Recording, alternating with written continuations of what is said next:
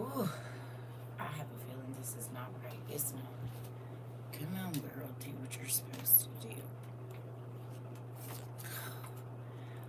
I'm grateful though. Let me not say I'm surprised. Dang it. Well, that would be why I still ain't come home, Chad. I scooted it all the way back. Come on. There we go. Oh.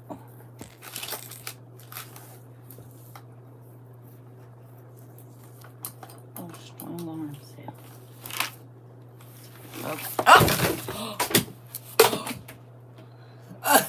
Y'all making me tear up stuff. Don't help me tear up my office, please and thank you. Good morning. Good morning, Auntie. Oh, did I break my glass? Oh, Lord Jesus, child. That's because my family keep on sending me stuff out here. They don't care. Don't got no space. They do not care. They just do whatever they want to do. Good morning, everybody. Not you about to sit down.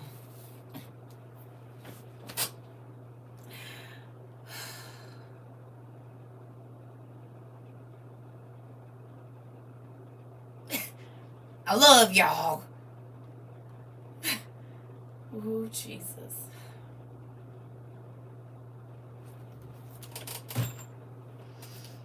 Looks like there's another shelf coming.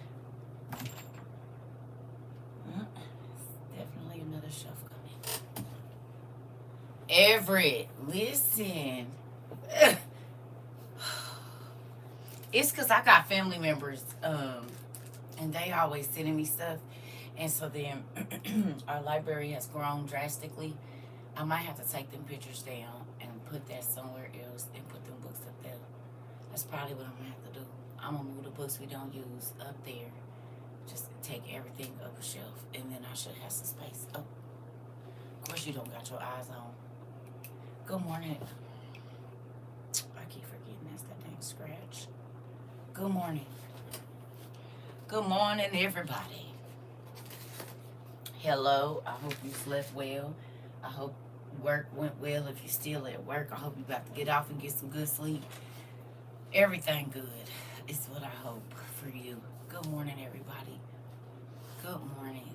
Good morning. So, who knows that our dad, he can do whatever he wants to. You said growing is a blessing. For sure. It is.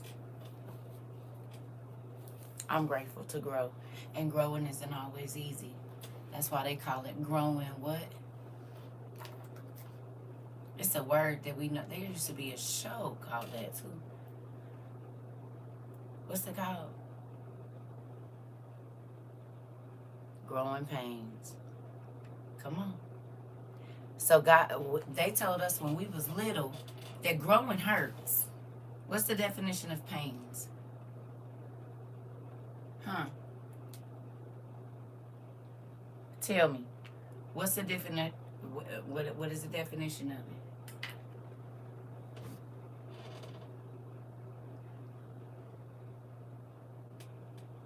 Let's get this out the way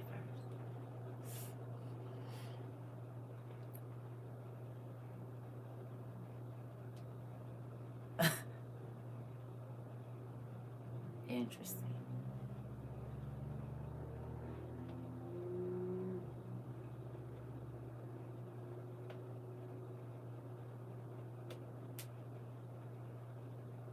AI is real messy. Physical suffering or discomfort caused by illness or injury. Thank you, Lolita. An unpleasant sensory or and emotional experience. Interesting.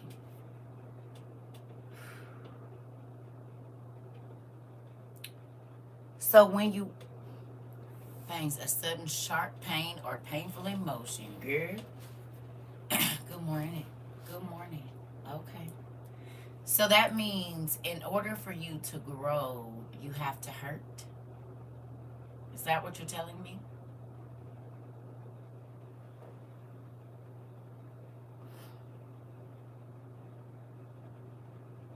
Is that what you're saying?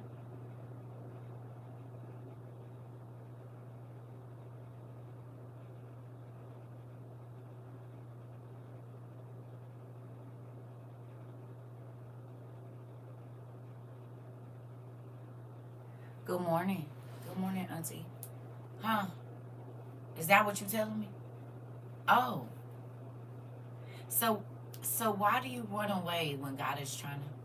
Yeah, stretching hurts at first, but it starts to feel good. Come on, do in every way. I believe you grow more mature after pain. You do. Even a baby grows through teething. Come on. Originally, it's described as aches experienced by growing children, but now it's used metaphorically for the pain. Hold on. Good morning, Mulberry. But now it's used metaphorically for the pain and effort that come with any process of change or development. Hello. Change or development. I say let's do it. Can anybody tell me what SEED stands for?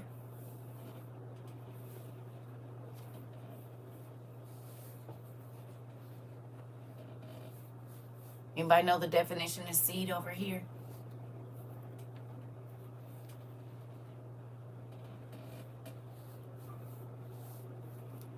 Hey, Lady SK. Oh, self-evaluation empowers development. Learning about what consists with the emotions, we go into flight or flight mode, and most of us choose to run. Come on. Self-evaluation empowers development. Now, how many of you heard that when you got over here and you wrote it down? If you wrote down SEED and what it means anywhere in your journal or notes, you did. Good job. You did. It's stuck. Come on, Rika. Come on, Auntie. Okay.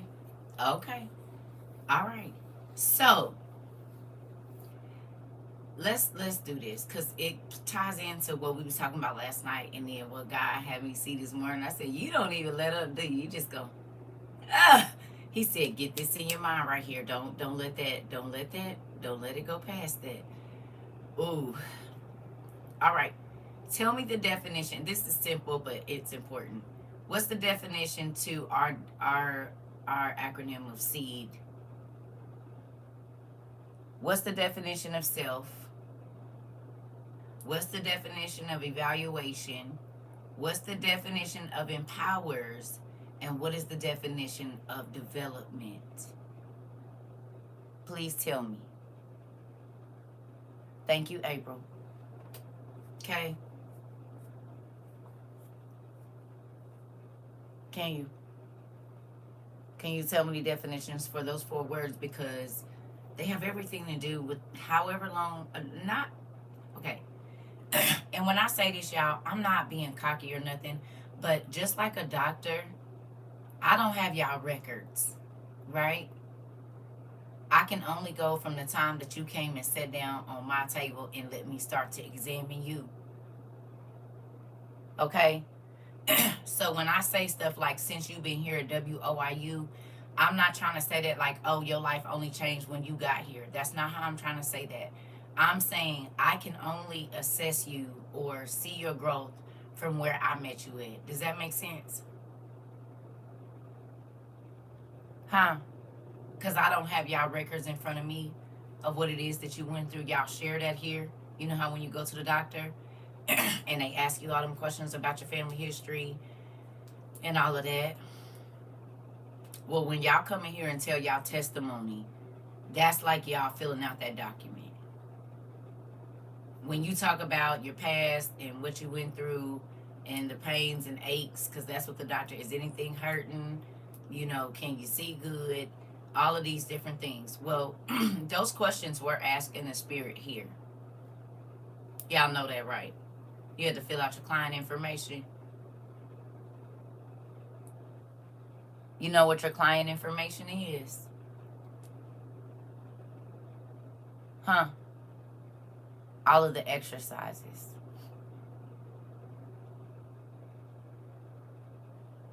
You hear me? Me asking you, can you write this down, go over it, that that is you assessing the pains and sicknesses that either you caused yourself or that came upon you. Man, you about to get out of my study this morning. Uh-oh, sorry. Well, let's see how far I can be at your house too, Rika, since y'all be at mine. Self is character. Evaluation is examination. Empowers is strengthens. And development is growth.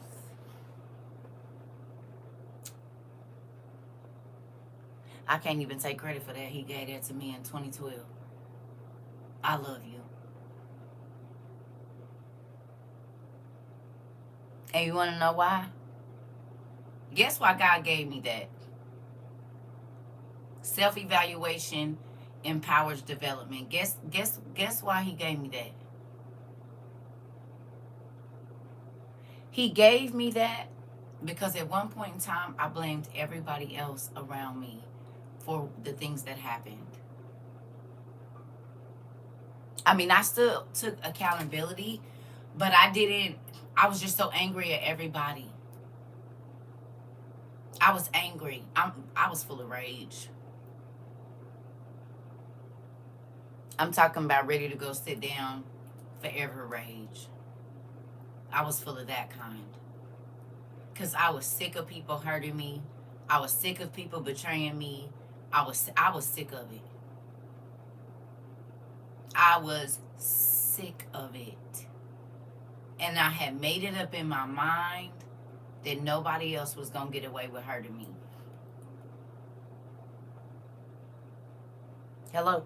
Who said that? CERCA said it. Is somebody in here? CERCA. You hear me? I was going to cut it short, babe. I had so much rage and so much anguish and so much bitterness from being treated crazy from since I could remember. Now, I didn't go out looking to hurt nobody. But damn sure wasn't about the, you gonna feel this thunder. I've been waiting to unleash some stupid stuff on somebody. So come on with it. Whether it's a tongue lashing or whatever, baby, I'm about to. I was just talking to Pops about, about that yesterday. You hear me? We right there together. I'm trying to tell you. Mm-hmm. But when I met my godmother, y'all, that woman,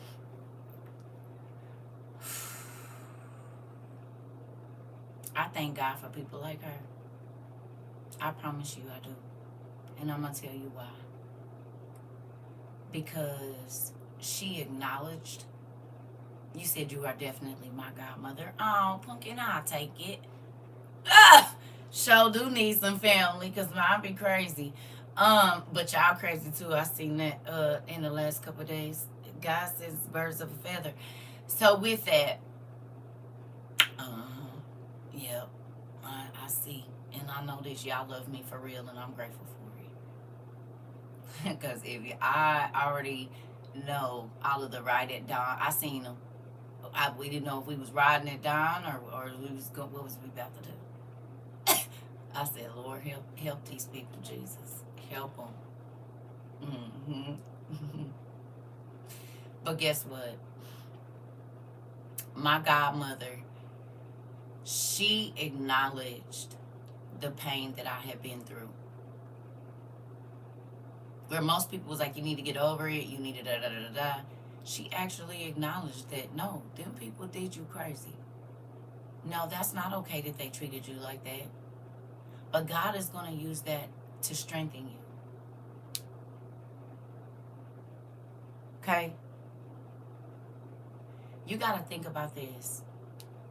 When you genuinely love, you are going to be hurt. Period. When you have unadulterated and you know, just pure love for people, you are going to be hurt. It's what it is. It's how you process that hurt that will change the direction of your life. You can sit in it, and I did. I would get up, but in your younger years, you just be whatever. Being hurt changed me, and I had to forgive myself. This part, right? You said every time, okay. You gotta learn how to just say, okay, this happened. What am I gonna take from it? This is why I try not to say trials and tribulations, because that seems so like, right? But if you call everything that you go through an experience, which it is, okay, you learn what not to do and what to do. So either way, you win it. You hear me? Either way, you win it. You don't lose if it's just an experience. You only learn. Exactly. Exactly. That takes the stress off. No, either I learn what not to do or I learn what to do. Either way it goes, I win. But I'm not about to stay right here. You hear me? I'm not about to do that.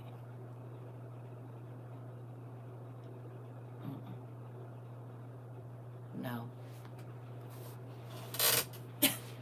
Mm-mm. It makes no sense. It makes no sense too. Do you hear me? So, who was in class last night? When I tell y'all our dad don't miss, he does not. Yes, I'm wiggling y'all because I got my foot on this desk. Ooh. Who was in class?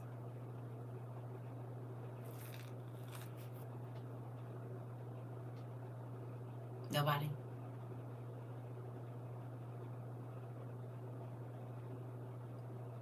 Okay, good. You said most of the time it's not as bad as you thought it was when you were going through. Right, that's why I'm not about to let it amplify. Okay, what was we talking about last night?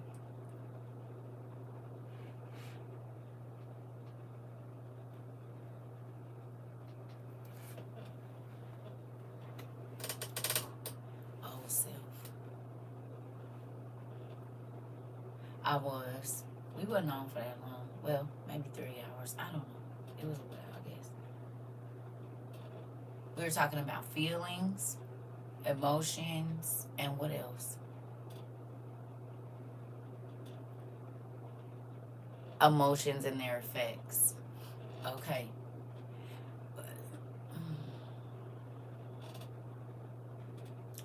I forgot that book in there.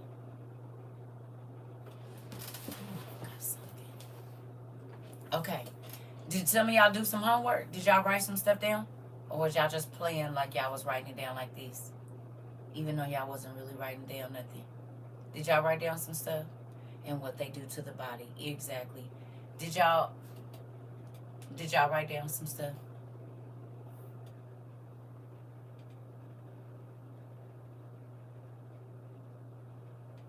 Did y'all do some of the homework? I know it was kind of late. You did, Nicola? A lot, and the gym working it out. Okay. Okay. You did it this morning. Okay. Good job. We still on task with some stuff, okay? So two things.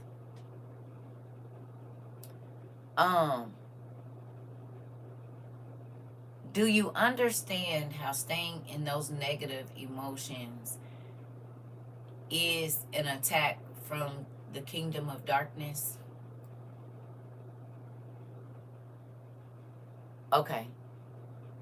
Okay, good job, Rika. Come on.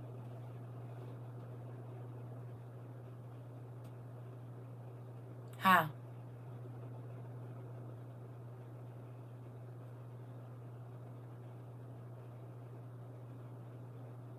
Those, you said I have to do a okay. Good morning. Okay. Good morning. About to have me ugly cry already. I just got here. I'm sorry, Pumpkin. You said very much. Okay, don't, well, sometimes we need to release, girl. The season is changing. And I'm okay with that. Baby, listen. I don't want it on me. You hear me? Just cause, listen. We gotta ask for what we need every day. Good morning, sister. Good morning. Listen.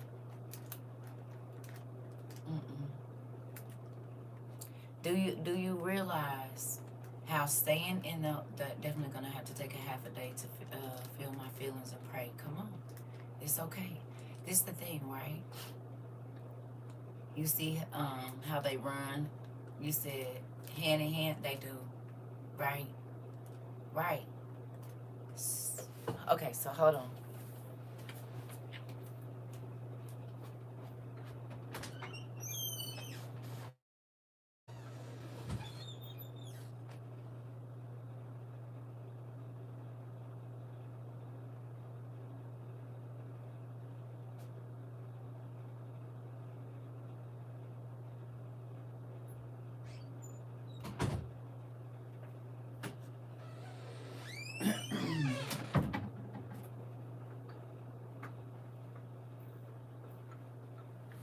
Who remembers this book?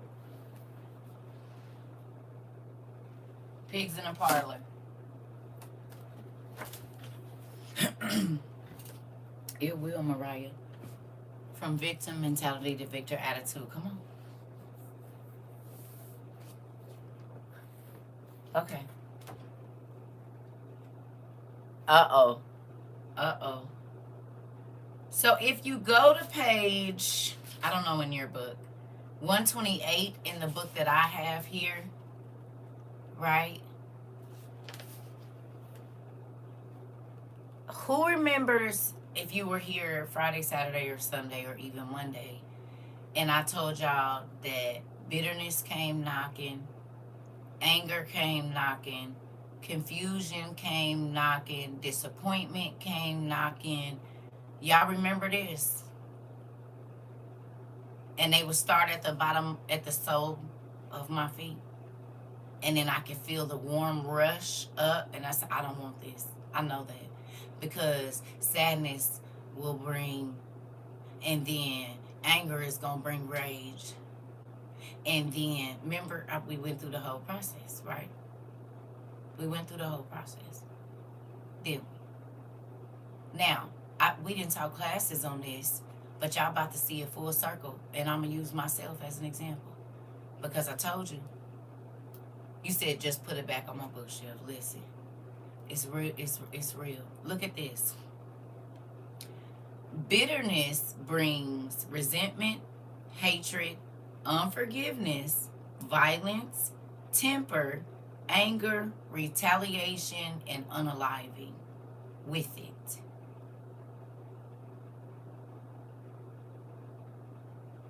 Tell me which one of those emotions ends well.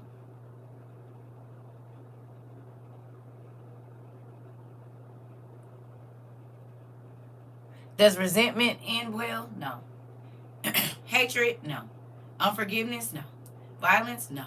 Temper? No. Anger? No. Retaliation? No. And unaliving, not ever is good. Okay.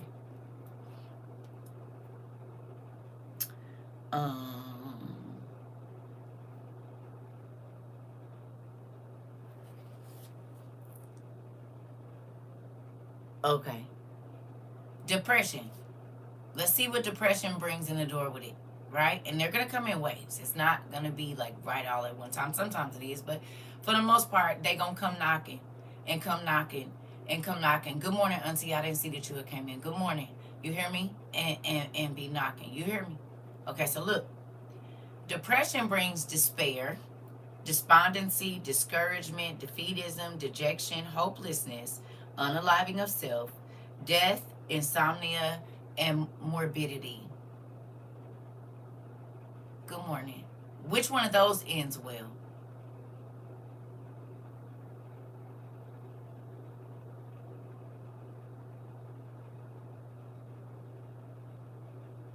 Hello.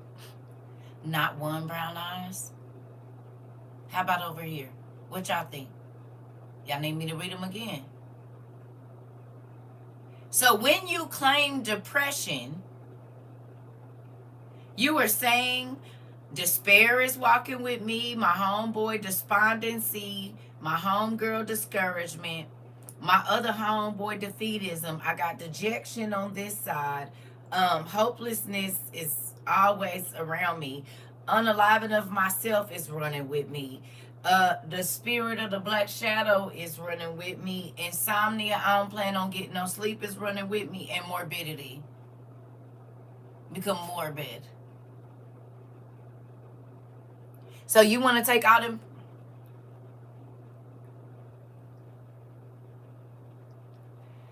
11 spirits. You want to carry them around.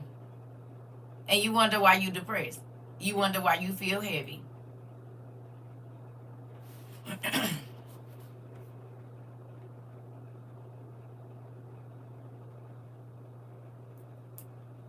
Hello. And depressed is an emotion, isn't it? 7 or more spirits come from one emotion. Yes. I never thought about what else is coming with it, just that one. Right. That's why we bought this book. And this isn't the only way they come, but it's real close. They don't ever ride alone. They don't.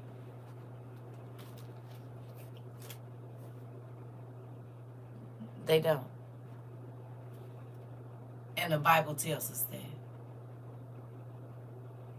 It's called Pigs in a Parlor by Fred and Ida Mae Hammond. Not the Fred Hammond that we love his music that gets us through trials and tribulations or experiences, but it's real good. It's a very useful tool in understanding people. Very useful tool. Yep. It is a lot to carry. And so when you allow yourself to stay in these emotions,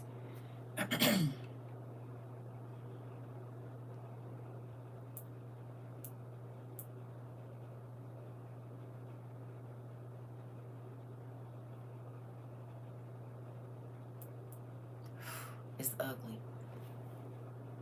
It's called Pigs in the Parlor by Fred and Ida Mae Hammond. Not the Fred Hammond we know, a different one. Maybe it's his great-great-grandpa or something. I don't know. But he's a white dude, but Fred Hammond is kind of light skinned, so it could be a thing. I don't know for sure. Let me not speak on things I don't know. But it's a very good book. It will definitely help you understand yourself and the other people around you.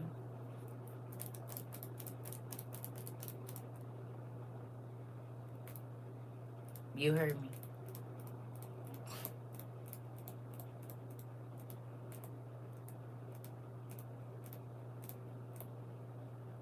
Get your tissues ready.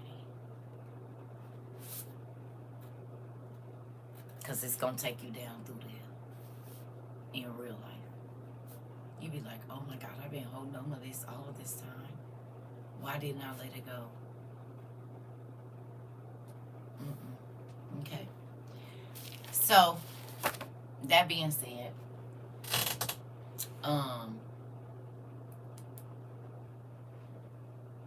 you need to reread it, definitely. So does it make sense? Because, okay, so we got emotions in the Bible, God telling you that when you hold on to that, to grief and all of that kind of stuff, it doesn't just come by itself. It always brings extras. Okay, boom, right? So we got emotions. We know what they do to the body. The negative emotions, we even know what the positive emotions do to the body, right or wrong. It's either adding or taking away, right? Or no?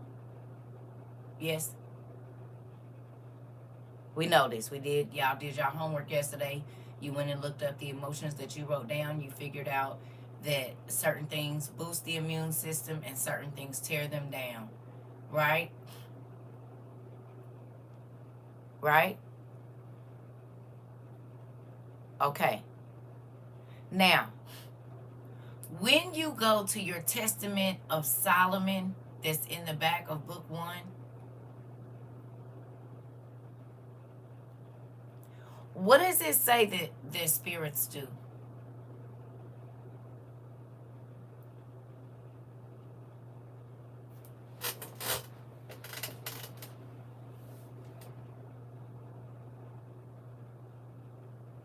What's it say?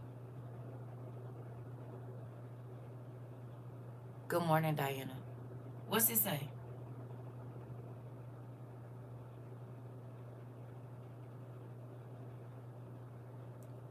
I'm looking for a specific thing.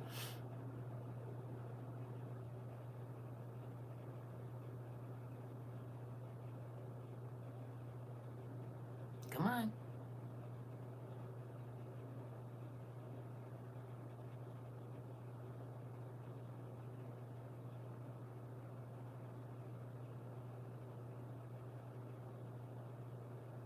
Y'all gonna embarrass me? Like we didn't read this a gazillion times. Huh? What happened when the spirit showed up in the Testament of Solomon? What were they talking about when they was talking? What was they talking about?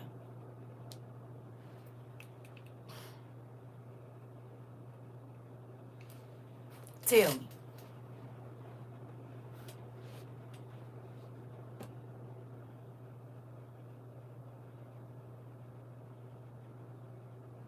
Right. The demons that when they came to Solomon, they was telling him what sicknesses and pain that they caused on people. Yes or no? Come on, M. Cannon. I attack the tendons. I attack the heart. I attack this. I attack that. I attack this. I attack that. Right.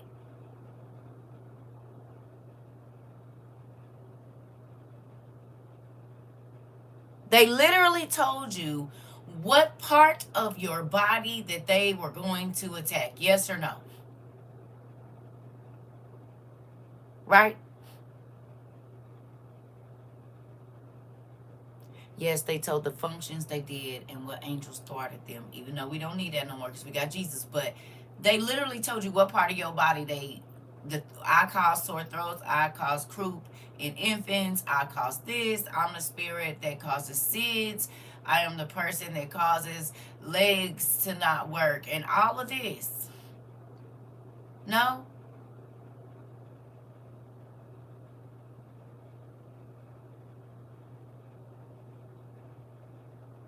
Good morning.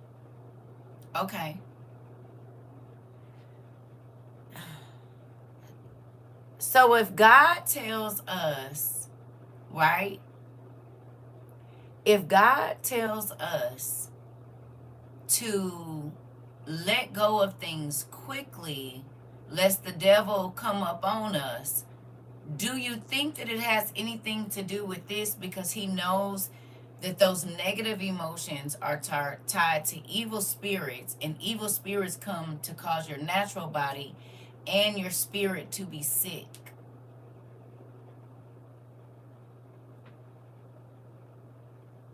Right?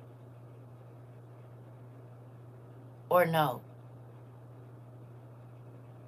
Then we can go to pigs in a parlor and see that they don't. So if each one of those spirits causes a different pain or sickness in your body and they never come by themselves,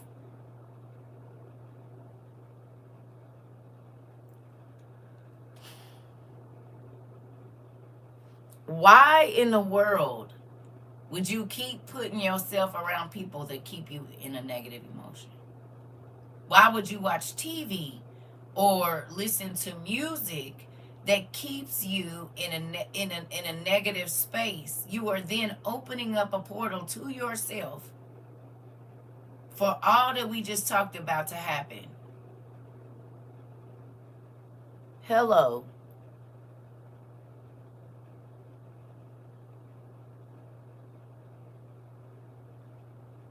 So every time that you go back to a bad situation that already caused you pain, they like, I'm bringing my homeboys. It's enough. We already know you going. It's like the woman or man that show up at your house and they always show up with extras. Like, damn, nigga, dang girl, do you go anywhere by yourself? You always gotta have a crowd of people with you, or tell people to meet. Don't. This ain't to meet us. No, don't do that over here.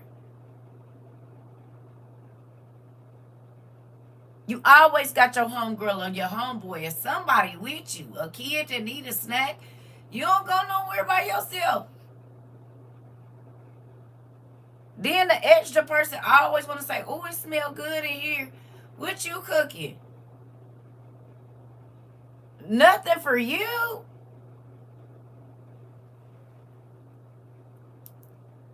Why you always gotta bring it?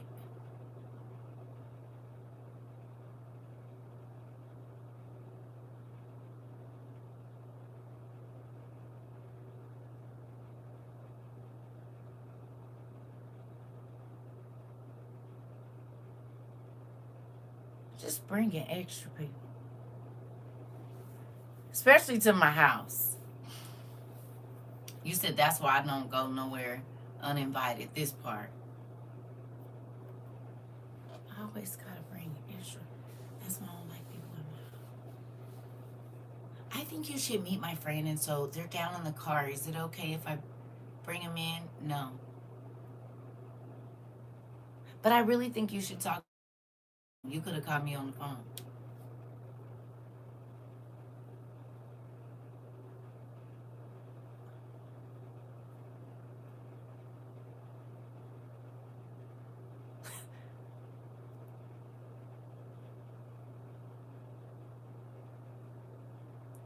No. Mm-mm.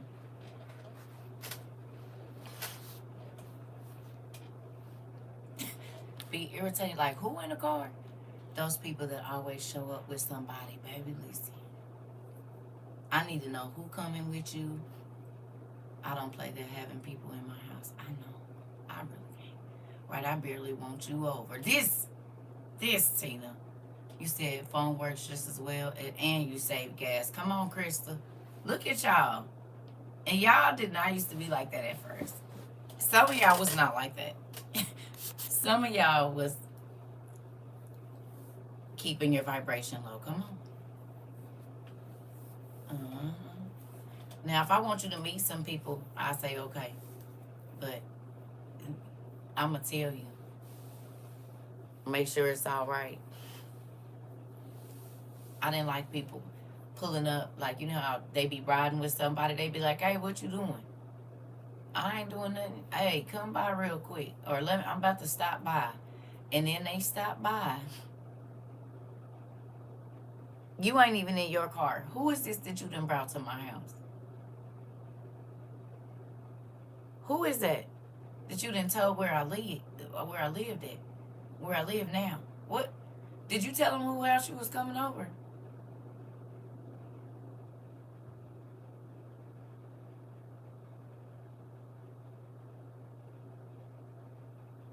And most times,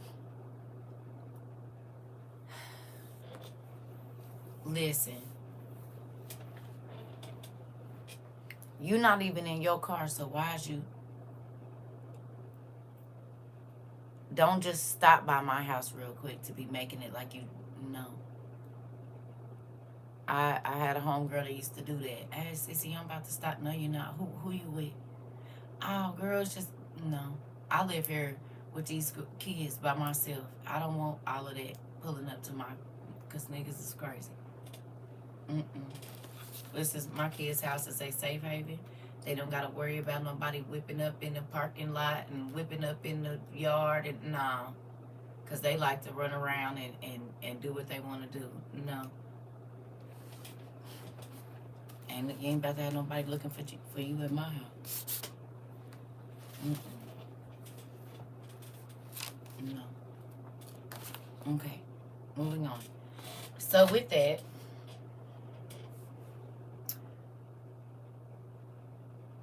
If you want to extend your research on this emotions and how they are tied to evil spirits, and just can't because you ain't doing nothing, they think it's a green light for them to take that time.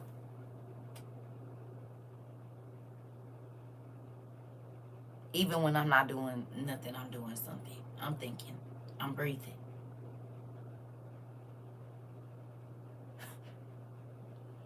When I say nothing, it don't really mean nothing. It means nothing I don't want to tell you about. Maybe nothing.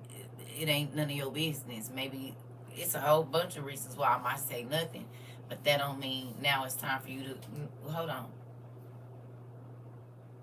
Cause nothing could be nothing just right now. I might be taking a boo boo or something, and I don't want to tell you.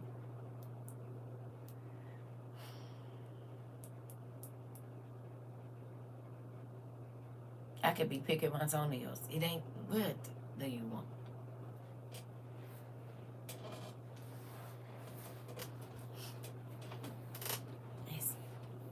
You said no for real. I might just be sitting around days just looking at everything. I don't know, but what do you want? And that's bad. I did used to answer the phone. What do you want? I did. There was times listen. I did. I used to answer the phone. What do you want? What do you want? Why you say that? Because you only call me when you want something. What do you want? That was mean, but I did it. What? I didn't say what.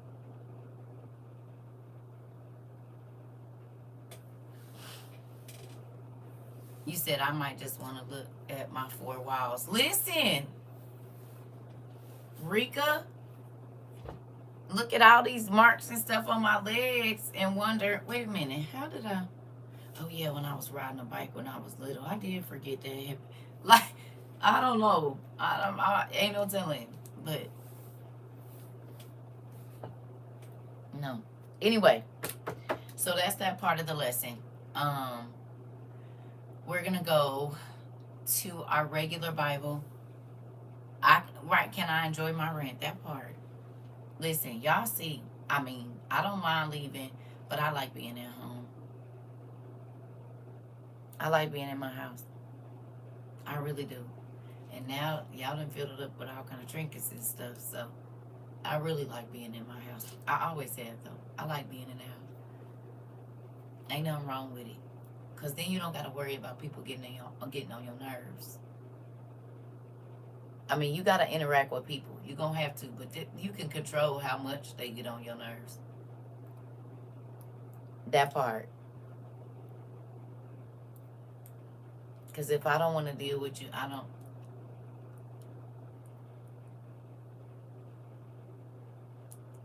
Girl, you can control how much.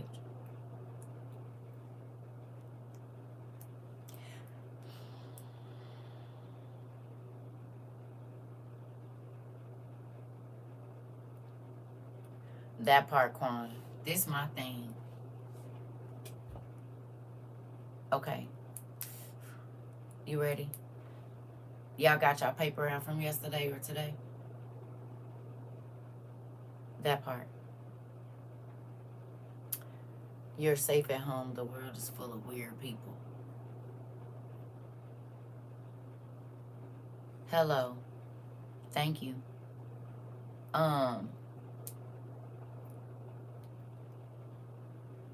All the emotions that you good morning. Good morning. All the emotions that you wrote down, and then you wrote down if Jesus experienced those, you found that, right? This is multifaceted. Now, did you write down the people in your life right now that make you feel that way?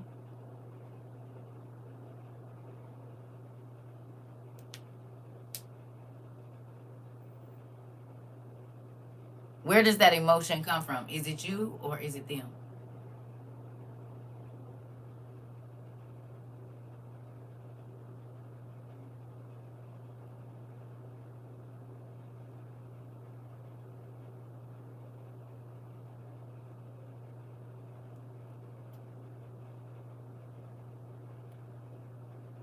Whatever your 5 or however many you wrote, I need you to figure out where that emotion comes from.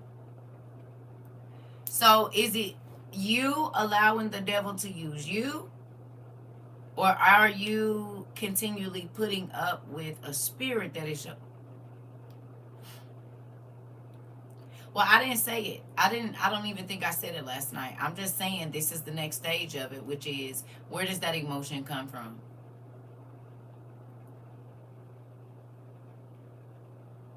Where does it come from? I'll have time today to go back and do it. All that I missed. It's okay. I'm just saying, because we assess the emotion. We assess what that emotion does to our body. We also tied it back to Jesus and him being human and feeling everything that we felt. We tied it to the Testament of Solomon and Pigs in a Parlor about how it's never just one thing. It's always, a package deal. Yes, Justice. Good morning. Okay. So then you have to figure out, okay, so remember I told y'all there were certain people in my life, in my family, that could send me into certain mental spaces, right? So then I had to learn to not deal with them at a certain time of the day or let certain conversations go away. I would have to cut it off and redirect the conversation. Or when I got off the phone with that person, I would feel drained. And I might have woke up feeling super happy, right? Super ready to go, super whatever else. But then that's when that evil communications, corrupt good manners, or whatever it says, good, whatever. Okay. What's wrong? Why you got all of them fake faces, Rika? What's going on? Good character. I'm sorry. Yeah. Thank you. Okay. So what is it? Why you got them faces?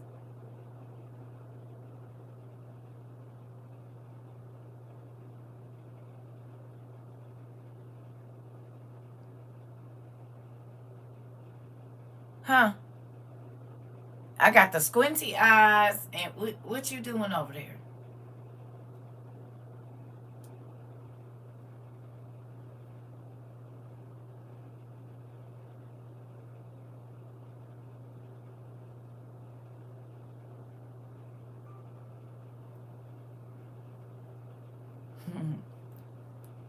At least I don't get fruit that much no more. I'm happy. This is a more civilized class in y'all senior year. The Lord whipped y'all in shape. I'm grateful for it.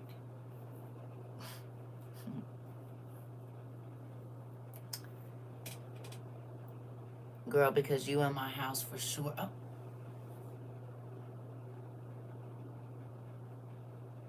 I said I'm about to go in your bathroom and look around. I'm going to just get on. I said that in the beginning of the class.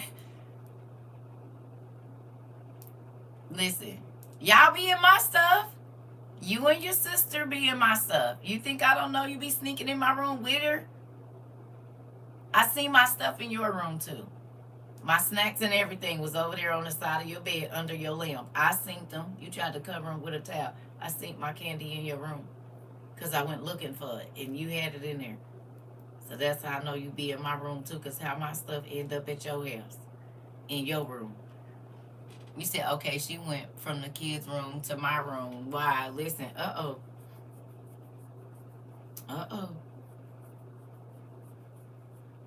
Be in my stuff. Y'all be in my space. We seniors good. I don't know about the juniors. No, they will. Everybody. Because not all of y'all seniors still be acting right. Some of y'all still got to get put in the corner. Man, picking up on people's energy in my house. I'm learning how to turn down conversations like, listen, I can't tell you what to do.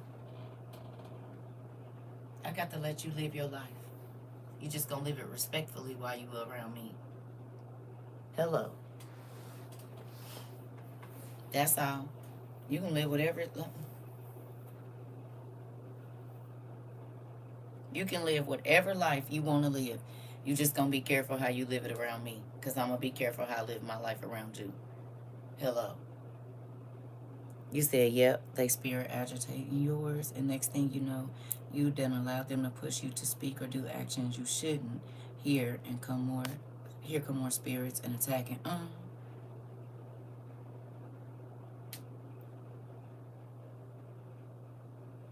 Girl.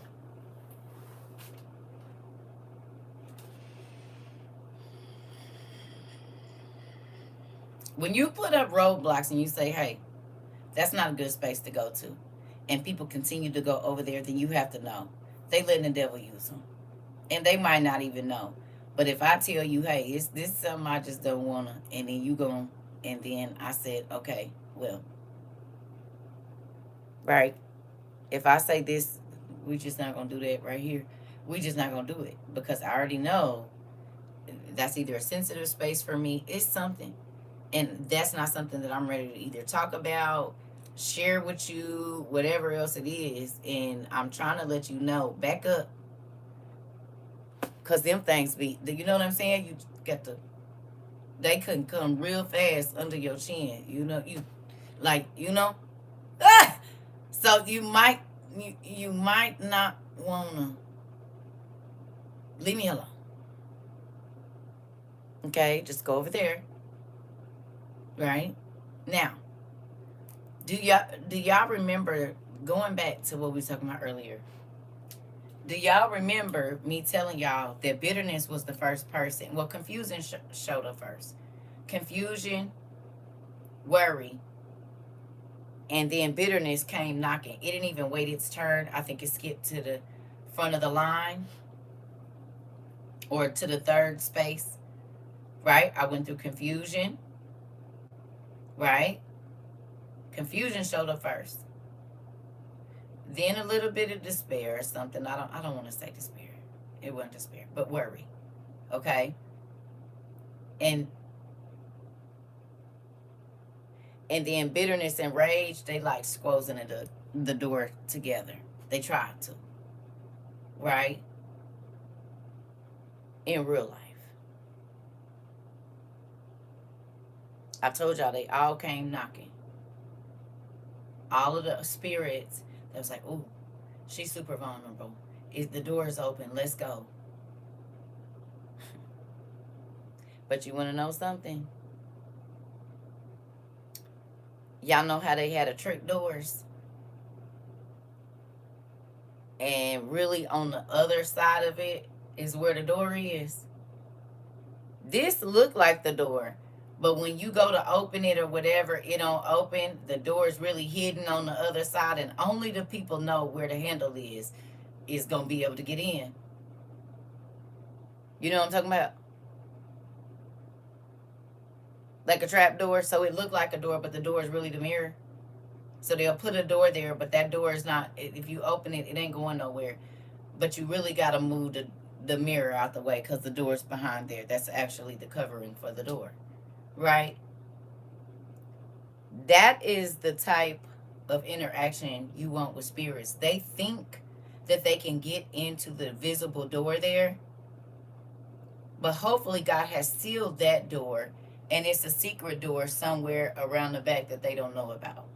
Because if God is hiding you in his secret place, if he's protecting you, that means that, folks, it ain't saying he ain't gonna allow nobody in, but if he does, it's for an experiment to see if you've learned or to teach you something new, to grow you. Right? But spirits shouldn't know where the door handle is. Okay?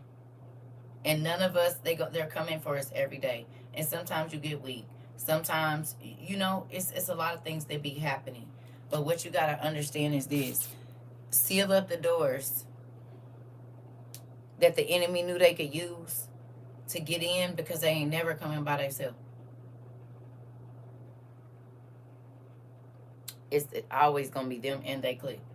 And they going to feed off of you. They going to feed off of you. If I say, okay, that's enough, then that's enough. Or tread lightly, this part.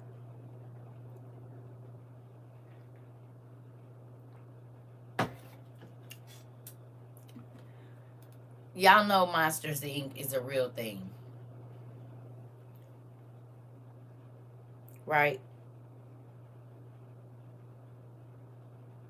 Huh? Do you know?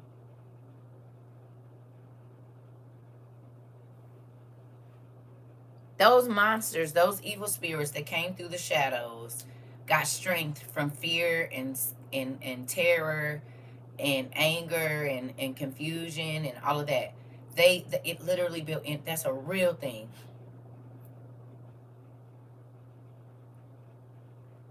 But did you see how joy and laughter gave more power? Why are you explaining the dream I had when you told me I couldn't go back?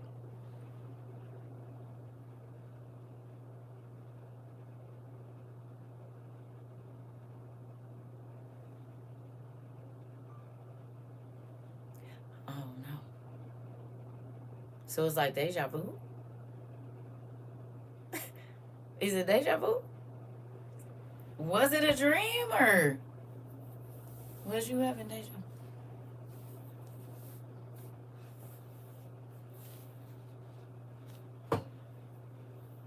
I had a I woke up and somebody was moving.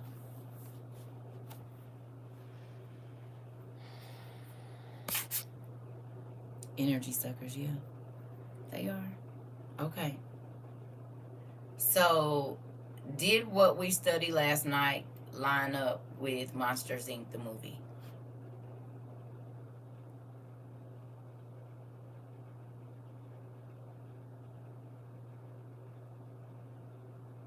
Huh?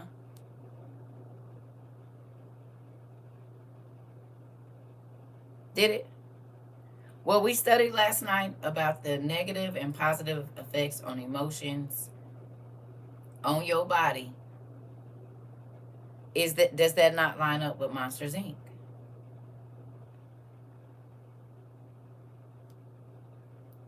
Huh?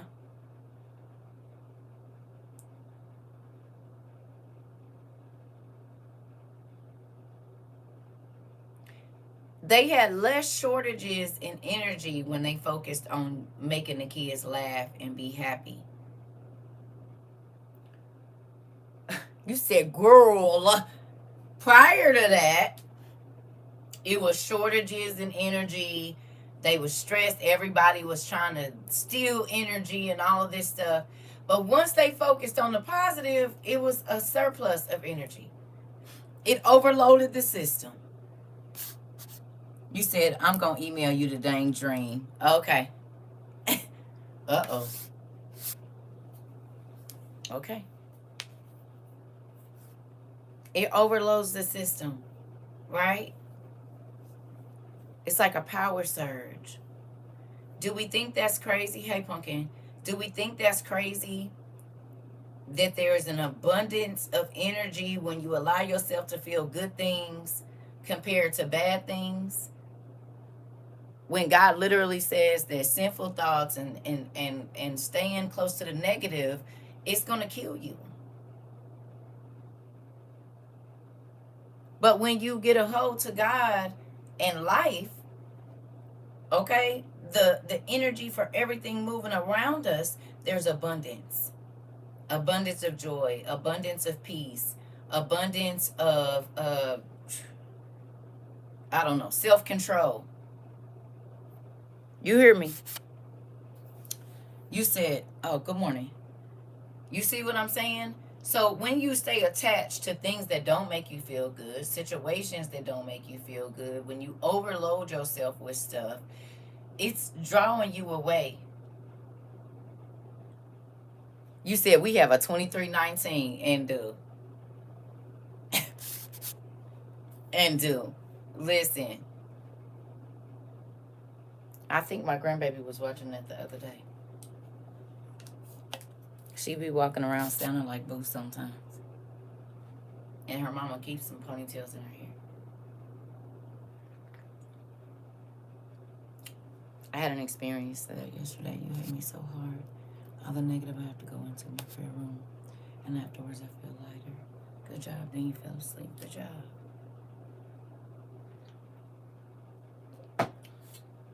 Good job.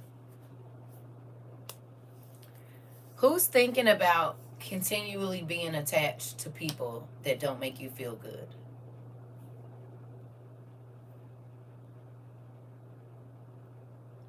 Are you realizing how much chaos? When you say, I'm just going to deal with it, it's fine.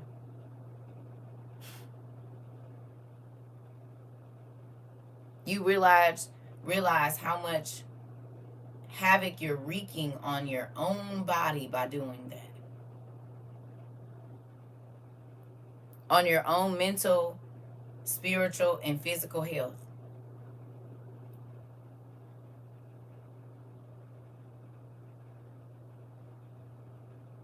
It's painful to let go, but it's even more painful to hold on. It's painful to think about that they hurt you, but it's even more painful to deal with it and they ain't around. And you got to keep reliving it. How many days? You said, I ain't gonna lie, I have. Okay. Well, I'm gonna give y'all a couple of minutes to write down the people that make you feel negative emotions. And I want you to ask God, okay? You said, I've noticed I have a lot of monitoring spirits and I don't even be doing nothing. KK. Baby. You. Me too. Crazy. I told you folks don't like me, but they be wanting to watch me.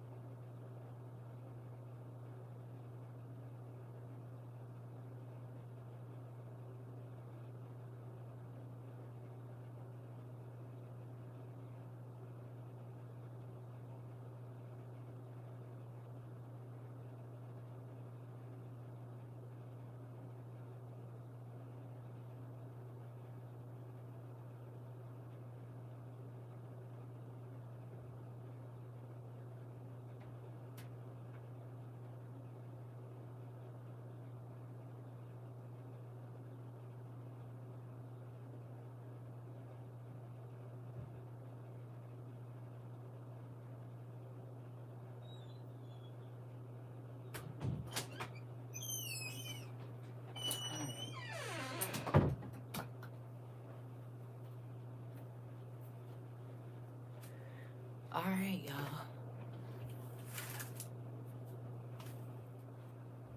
What if it's your doctor? It don't matter.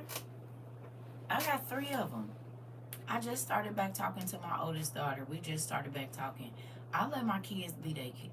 Listen, you gotta realize sometimes people be stressed out over their kids and their kids be stressing them out because you be trying to be God in their life. I do not be trying to be God in my kids' life. God can only be God in their life. And I give the advice I'm supposed to give, and I have to let the rest go. Now, I pop off every once in a while, but for the most part, I let my kids live their life. Because God is going to show them what they're supposed to be doing. Like, you don't know what road God is going to take your kids down. You have no idea. You just have to pray that they make it through whatever it is. You pray that God show them. But folks be stressing themselves out. Baby, my kids is grown. If they want me to know something, they'll call me. You hear me? If they don't, I won't know. I don't call them asking them what's going on in your life, and I don't ask them none of that. They tell me what they want me to know. I do not go prying because that'll have you stressed out. Some of it I don't need to know. Take it to God. I can't change it. I don't know what to tell you. What I'm going to do? You're welcome. Don't try to control your kids. Listen, you have to teach them and then let God, you sow the seeds and let God do what he going to do. Mine 46 and 42, and I don't be in their bed. No. If they call me and ask me, or if it's something like now, if I see something getting crazy, yeah, mama bear is coming. But for the most part, my kids got their own house. They all live on their own. They take care of themselves. I got grandkids. They handle their households. They do what they do. We talked. Y'all see they was in, two of them was in class. My youngest two was in class last night. Talking about, let me go live with y'all. No, because I don't know what you're going to say. They'll be in charge of, I got to watch my kids. I had to learn that the hard way. Let go and let God lead them. Yeah, you will stress yourself out. Okay, God is forever and will never leave you. One day I won't be here. Yeah, I got to teach you how to live without me. Yeah. Y'all know that's my motto. I say start teaching them early. You act like you just know the day you gonna go. You don't. So you not teaching them certain things, you doing your children a disservice. Don't do that. Do I let go and let God, even if they're still living in the same household, doing the most?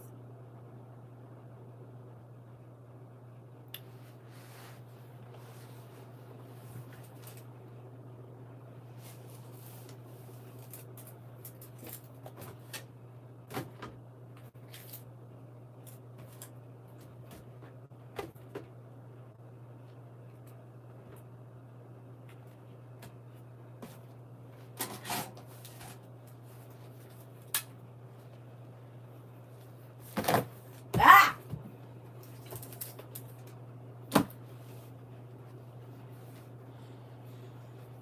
Hold on.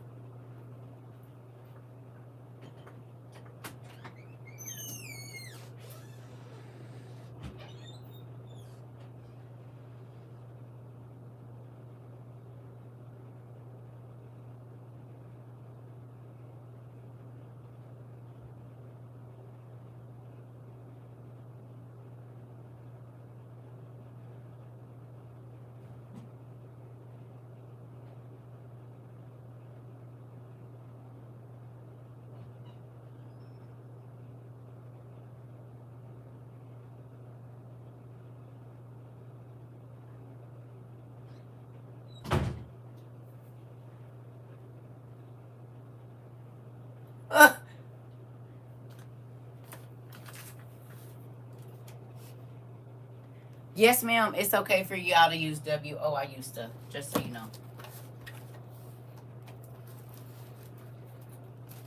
Just some of my let go and let God while I was living in the house. And y'all know these ain't even all my journals. These is only since 2016, and there's some of them here that's missing. Hello. This is what letting go and letting God looks like to CERCA. And y'all know this ain't all my journals. I done showed y'all the other ones. I got about 2012 until now. And it's a lot missing out of here. Some down there, some in my room. But I'm just, here we go.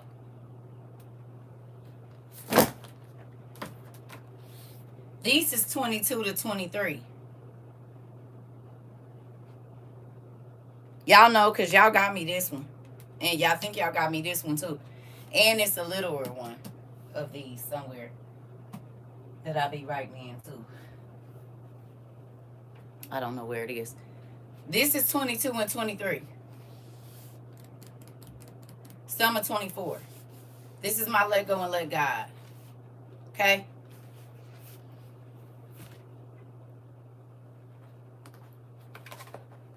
This is my new 2025 let go and let God.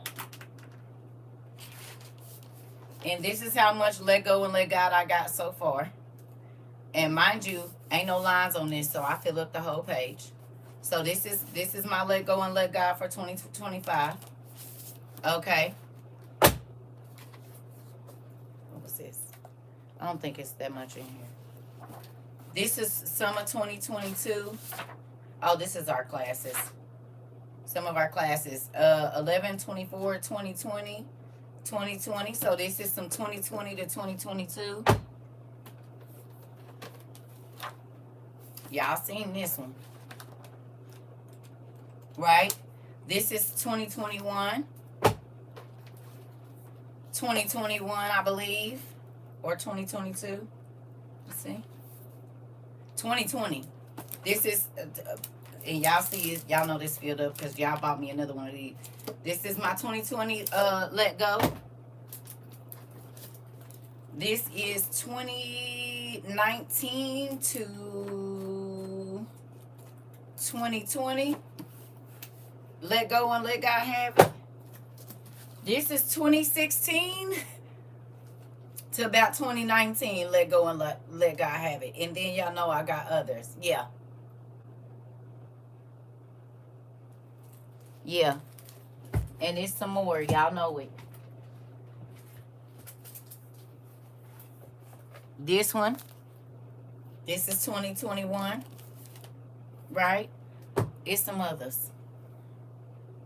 It's others. Okay? You hear me? It's nothing that you can do about it but pray and ask God to help you understand why it had to happen. And then ask Him to grow you from it. You have to interact with people. But if you talk to God about it, He'll change your view on why it happened. Or help you understand why you had to go through it.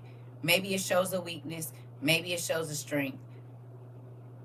The only reason we can go to the Bible and find solace and strength is because somebody else had to write down when they failed, when they conquered, when they didn't understand, when they had sorrow,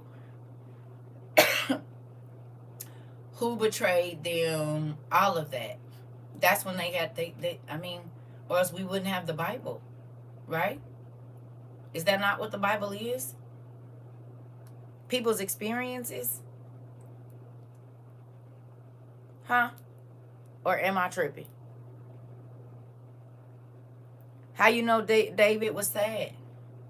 How you know Jesus wept? How you know Moses was scared? How do you know? How do you know Rahab was a real one? How do you know? You only know because somebody had to write it down.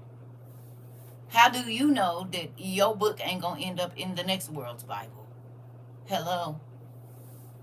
You don't. But if you don't write it, even though God got a copy, He got the real copy, not the edited version that we write.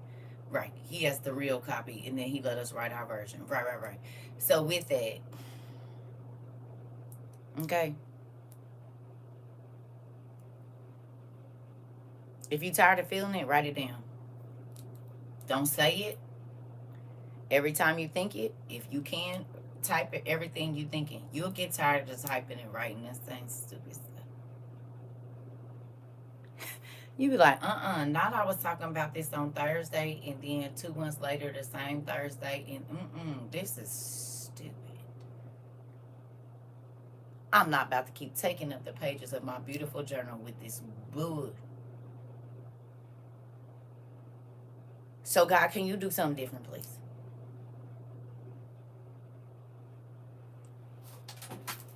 Continually thinking about this is not making me feel any better.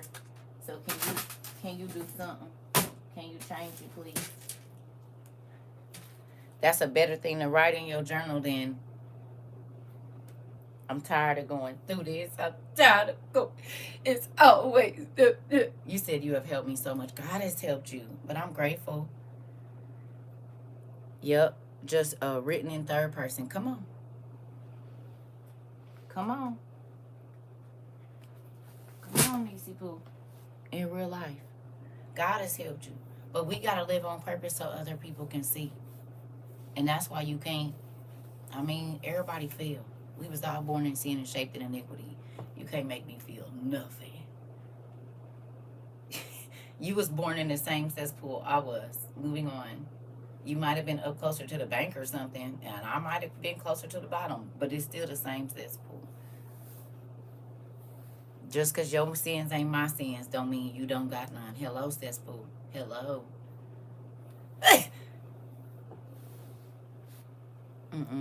Thank you so much for that, because I'm having trouble trying to journal.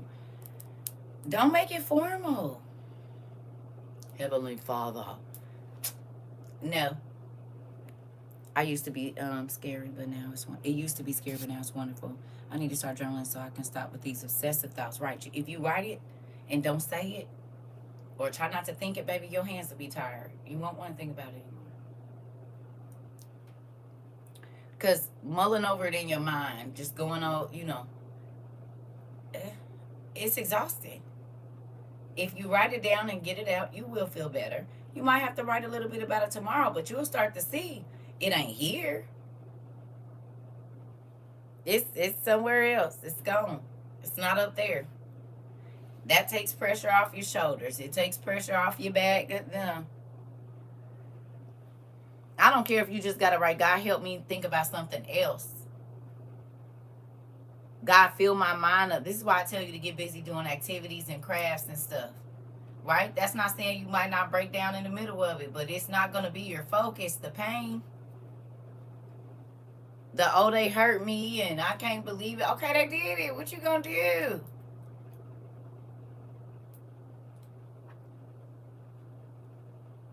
They did it a week ago. Can you go back and undo it? No. But you didn't let it take up all of your days for a week. What did it benefit you holding on to what they did to you on Friday? Nothing. You didn't miss several opportunities to use it as a blessing for somebody else, a testimony, whatever. Maybe if you talk about it to somebody, you'll feel better. Find a random stranger. I'm just saying. If you just got to talk to somebody, find a random stranger and talk to them. Get in an Uber and just go about 10 minutes if you know you got about 10 minutes of talking and be done with it. Leave it in the Uber. You said, I promise you'll feel better. I love journaling. Yes, that was the hard part for me, because it's like, what can you do? That part. You said, I be ranting in my journal. I definitely need to be writing about asking him to fix it. Girl, that's how it start. That's how it start. When I journal, it releases it from my mind, and I tell Dad and leave it alone. Come on. I know folks still upset for something done years ago and won't let it go. It's draining. Makes so much sense because it's already done, right? That's why the devil don't want you to write it down. God said, make a record of the things you want me to do. Okay. Well, fix problems. He's the ultimate fixer. And supernatural mean it don't gotta take a long time.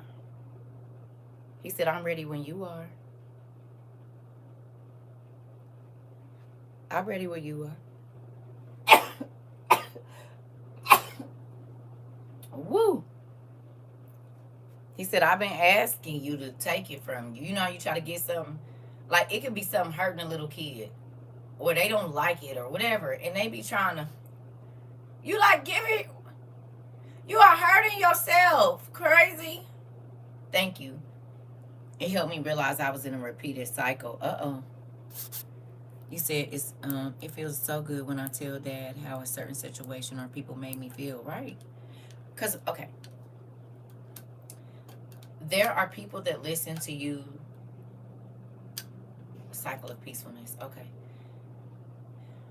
I'm sorry, you get peacefulness. You said, okay. There are people that get information from you to use it as a tool against you.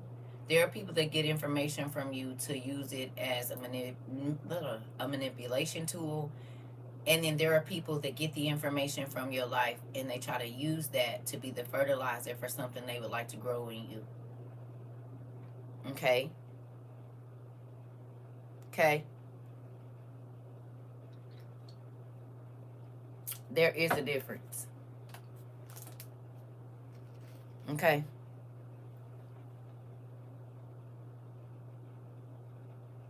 You just have to figure out where your safe space is. Good morning, Kevin. Where your safe space is and go there. Like, I'm grateful God gave me my godmother because she's my safe. My kids, for the most part, my daughters do be acting like geeses sometimes. But,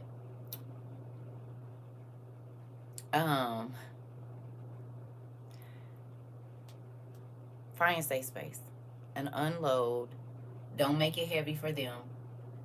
Get it out so you can move on to something else. Why y'all think I learned how to do so many little trinkety things? When I was frustrated, I would paint, I would create. I don't want to sit here in this. I'm going to do something that made me happy. Sometimes when you write it down, you get to see how unimportant or relevant it is, to take accountability and change your thought. That. Because you're like, this is really crazy that I'm even tripping over this. What am I tripping over? But the devil always makes it seem so big.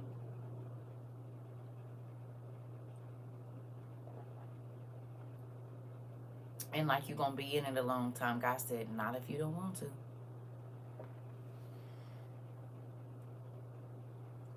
He said, I'm ready to heal you from anything that you are going through. How long do you want to stay in it?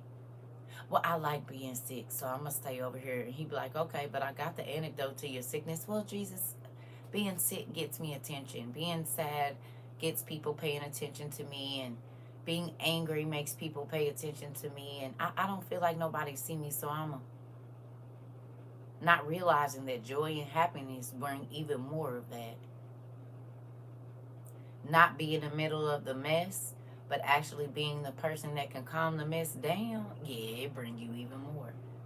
But because the negative comes so quickly, people would rather not wait for it. The negative, think about it. Positive things don't spread as fast as negative things do. If you ain't learned nothing else, that should show you right there.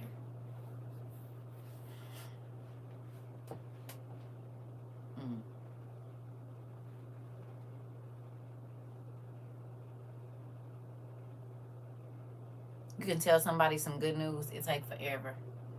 Tell somebody some bad news. Baby, it'll get back to you by the end of the night.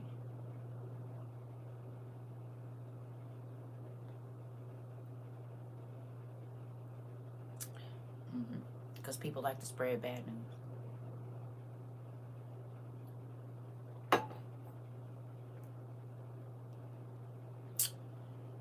Negative energy travels quick. Positive energy is more impactful, right? More efficient. It vitalizes rooms and areas, but people don't want that. That's not what they want because they don't see power in that. So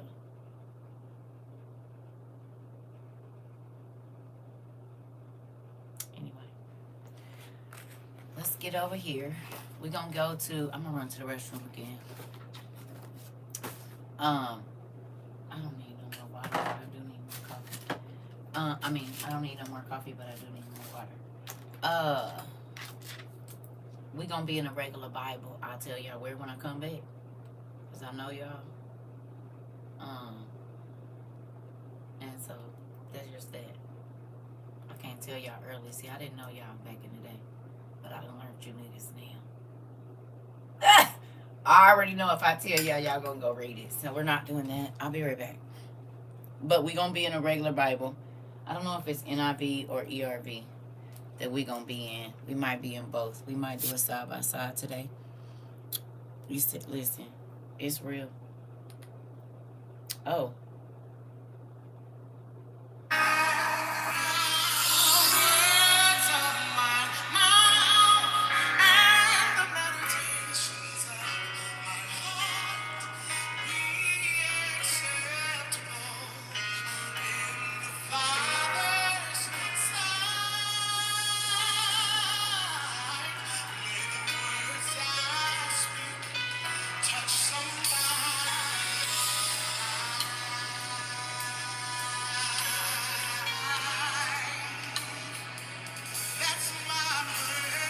That song is called Words. Now they do a lot of hollering, so turn it down.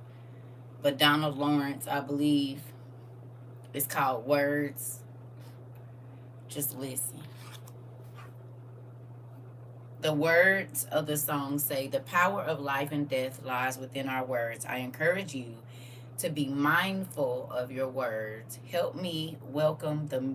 Oh, no. Da, da, da, da. Okay. Words. Our words. Realize the power of our words. Our words are words. The harm we can do with our words. So let the words of my mouth and the meditations of my heart be acceptable in the Father's sight. May the words I speak touch somebody's life. If we would if only we would realize the power of our words, the harm we can do with our words. So let the words of my mouth and the meditations of my heart be acceptable in the Father's sight. So I won't harm you with my words, but I'll encourage you with my words. I won't harm you, no, not with my words. Da da da da. Okay, so it's just like a repeat of all of that. And then it says, encourage you. I'll use my words. I'll encourage you. I'll encourage you. I won't harm you. Whatever is pleasant, whatever will help you, whatever will push you with my words, that's what I choose. Encourage you. That's what I choose. I'll choose my words to help heal you. With my words, I'll choose my words to build you up. I won't harm you. I'll use my words to push you forward. With my words, that's what I choose. I won't harm you. I won't damage you with the words I use. With my words, encourage you. Oh, blah, blah, blah. So just go look at that.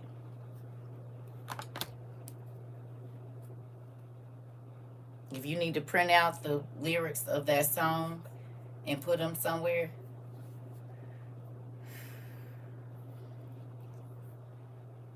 thank you so much. I appreciate you working on my project. You said for the challenge had me journaling in the midst because God was showing me to trust the process when it comes to restoration, girl. Not creating and creating. Come on, you see how they go together. I knew that honeycomb was gonna be something though, cause that's a yeah. I'm so excited to see what y'all doing. Listen, it make my toes wiggle. I am so excited to see the designs and stuff that y'all make. I'm serious. Folks was talking about going to the somewhere to get some metal, scrap metal place and all kinds of stuff. I said, ooh, it ain't no telling. Cause you got to think, we got people that write poetry. You know, we got people that do computer aided drafting. So they could ain't no telling what we about to see. I'm excited. I'm telling you, I am. My friend had borrowed a stuffed bee for me and her kids. He said, I said, drop my bee off. Hilarious. You said and did. Yeah, I know y'all about to get it cracking. I'm excited about it. I'm excited to see what y'all projects look like. Like we about to have our first like science and art fair for real. Yeah, and the theme is honeycomb. Come on in. You said the honeycomb art is going to be priceless. I think so. I really, really do. It just makes me feel like, and I get to go around with my little. I'm trying to not go buy anything using what I ran. Okay, that's gonna pull the create. I mean, you might have to get a couple things, but the creativity is gonna come from using what you already been through. Hold on now. Don't forget the process. God is using what broke you down, like the bees have to do the pollen, and then processed it to make something else that is a stronger structure that can hold stuff. So, yeah. I think folks know where to go. I think that it was the part of the assignment was using stuff you already got in your house to create the art, or a skill that you already have, and not going out and spending a lot of money to get other stuff. So I don't think it's about the money. That was one of the stipulations of the homework, is try to use like old material you got, papers, whatever, like, and paint and whatever you got, create something out of what you already have, because that's what a honeycomb is. It's created out of something that was had to be processed and formed and pushed and all kinds of stuff. And then it got to be strong enough to hold something, you know, for a long time. Sterile too. Right. So, I'll be right back. Yeah. I'm excited though. I'm excited to see what everybody do, because we got some talented people here. A lot of them. In so many different ways.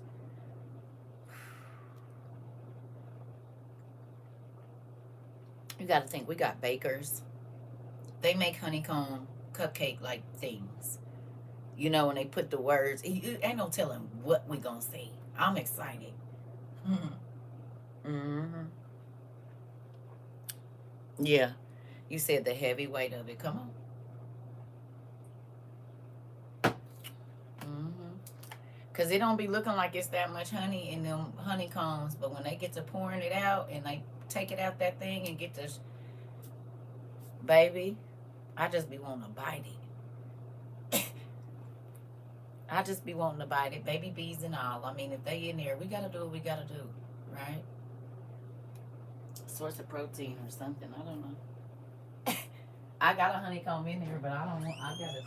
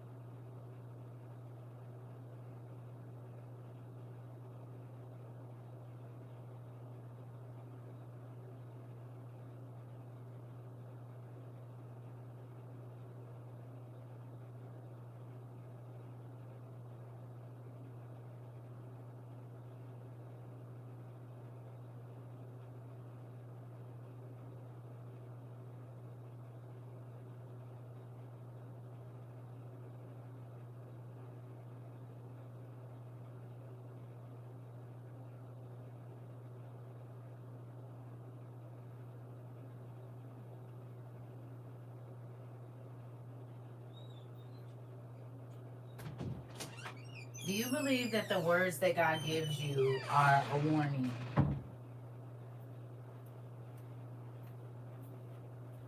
Do you believe that? Good morning, Yolanda.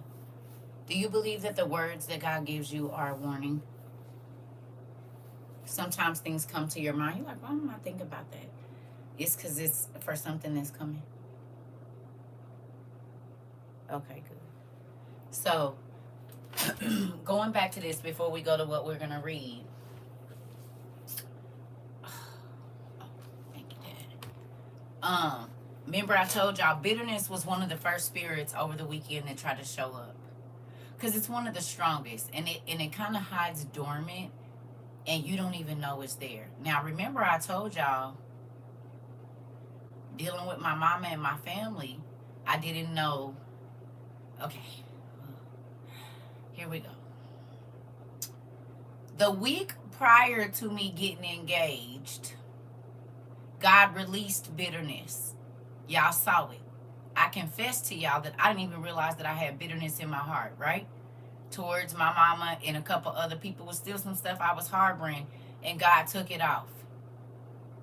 It literally happened online. Then 7 days from that day, I get engaged. No, I'm not engaged anymore.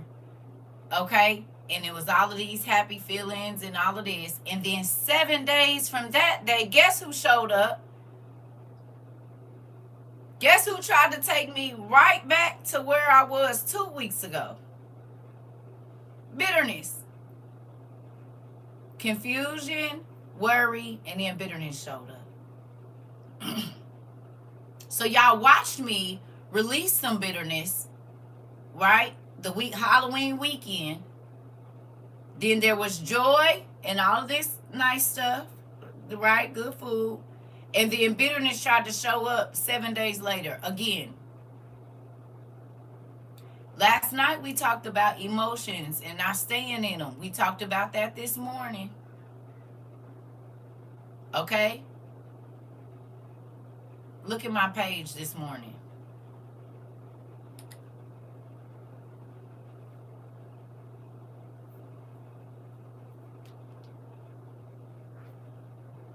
At 6:43 a.m. Yes, Danny. At 6:43 a.m. when I flipped my devotional open, this is what it said. That's how I told y'all. I told y'all bitterness was one of the first people that tried to show up. And I was like, no. No. Right? Today's love letter, bitterness.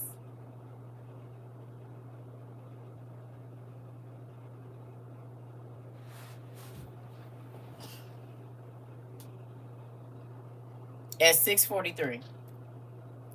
So, this could be God telling me that something else is going to happen because bitterness is mad that it couldn't get back in.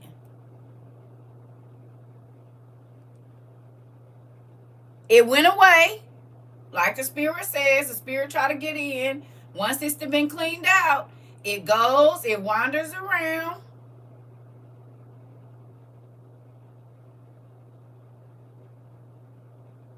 Okay? And then it come back. Bitterness was not happy that it got expelled out of his heart when I went to Arizona. It got expelled. It was evicted. Something I had been holding and didn't even realize. I knew that I had ill feelings towards certain things, but I didn't think it was bitterness. God said, it's a little seed in there. But I confessed it to y'all like, dang, I didn't even realize I was still kind of bitter about the situation, and God changed it, so I'm cool. Bitterness said, oh, but I need to get back in. You think you happy? You think that, oh, okay, good. I know exactly what to do. Okay? Look at this. My beloved daughter, I know how hard it is to react the right way when feelings of anger and disappointment hit your heart. Is this not relevant? I said, really, Dad?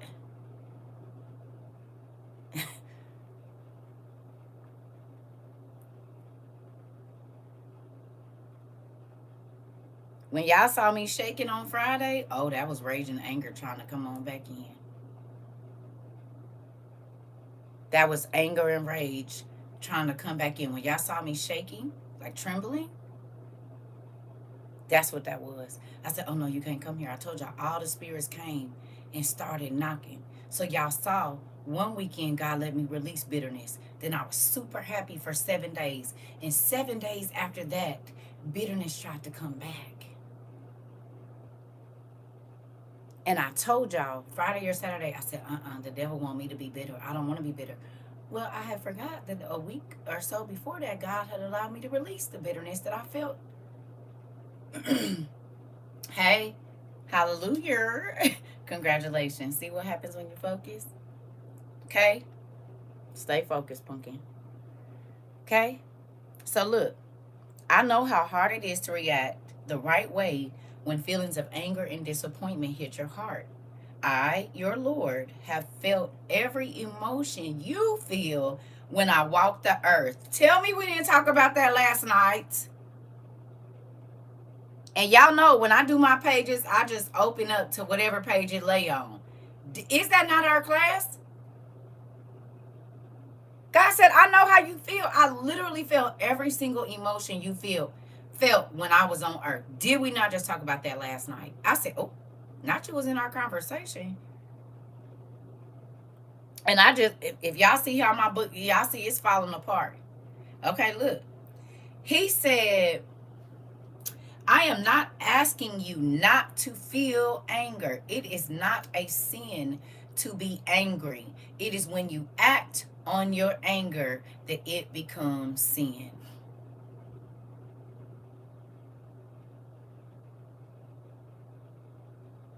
Hello. I'm going to say it again.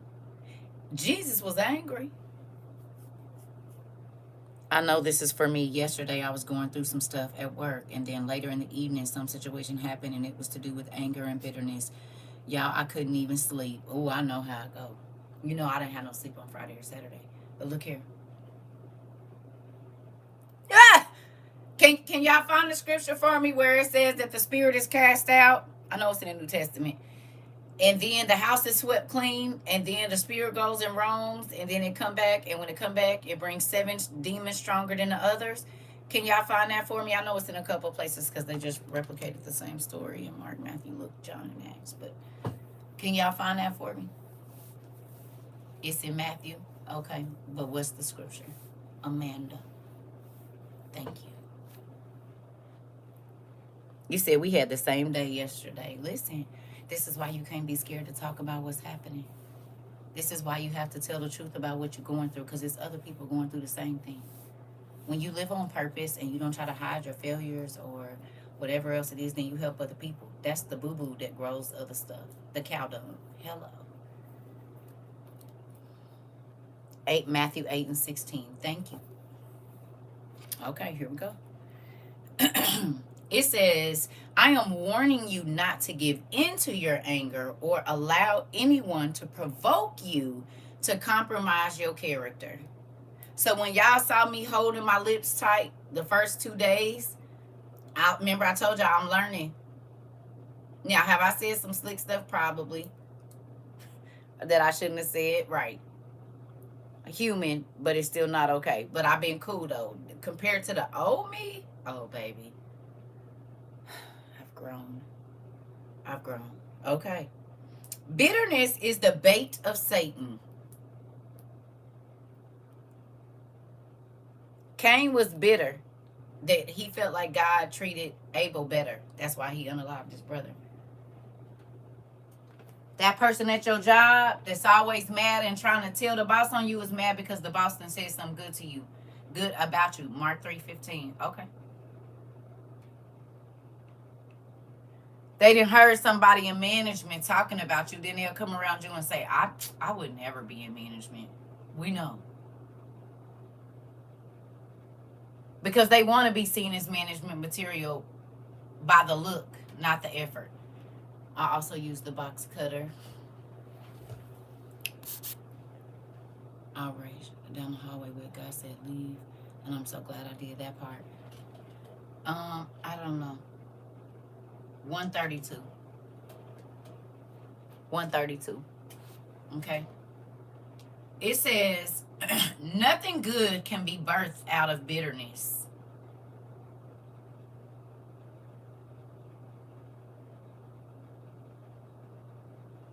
Girl, if you don't get out my office this morning, auntie, I'm sorry. I'm going to say that again. Nothing good can be birthed out of bitterness. This is why I don't want it around me. And if you keep trying to make me bitter, I got to get away from you. If you want me to be upset, if you want to hurt my feelings, I got to get away from you, because that don't grow nothing good in my life. And as much as it might hurt me to not talk to you or not see you or not be, y'all think I didn't miss seeing my mama? But my mama kept me bitter because she wasn't going to treat me the way I needed to be treated. So then I had to go away. I loved her, but she just couldn't. But dealing with her all the time kept me, listen, baby, rage was always right here. Always. It kept depression near me too. Confusion. Disappointment. And I'm not saying my mom is a bad person, just our relationship, because it started out tumultuous. The devil wanted me to stay in that. So that's when I told y'all, when I was 23, I just up and left. I was like, I got to get away from my family, not just my mama. And I love my mama, and now our relationship is better. But like even me and my daughter, I just told y'all, me and my oldest daughter, we didn't talk for almost 2 years. That don't mean we won't. She going through her things, I'm going through my things. And you have to learn not to pry. If a person don't want to talk to you, don't want to be around you, leave them alone. They might be going through something that you can't even comprehend, and you going to make it worse. Trying to force yourself into a situation. If a person don't want your help, they not going to take it. You can counsel them and do, if they're not listening, they not listening. You could be talking to somebody that's actually going to take the advice. I got homegirls, I told you, when they used to call me, I said, do you want the real or you want me to? Because if you don't want to answer and you want to find somebody to argue with just so you can vent, no. Because you call me to vent, and then when I say, okay, well, have you thought about this? You know what? Baby, this ain't even my problem. You're not about to pop off on me. This ain't even my problem. This is not even, I'm trying to help you, but honey, no. You didn't even have to call me with it. Call somebody else that's going to tell you what you want to hear or whatever else it is. Because I don't got that in me. When you ready to solve the problem, then we can talk. Until then, it ain't nothing we got to talk about. Because remember, it's too important, right? Some people feel important when they're always in the middle of drama. They only know how to get negative attention. And so then they stay upset. They stay in the middle of mess because that's the only way that they stay relevant. Look at the stars. If they feel like they're starting to fall off, they create beef, don't they? With a person that ain't even thinking about them. I don't only want to be relevant in a negative context, right? I don't want that to be the only thing people, when they're talking about me, it's all negative stuff. They start a conversation with a complaint or say negative things about others. Come on now. Come on.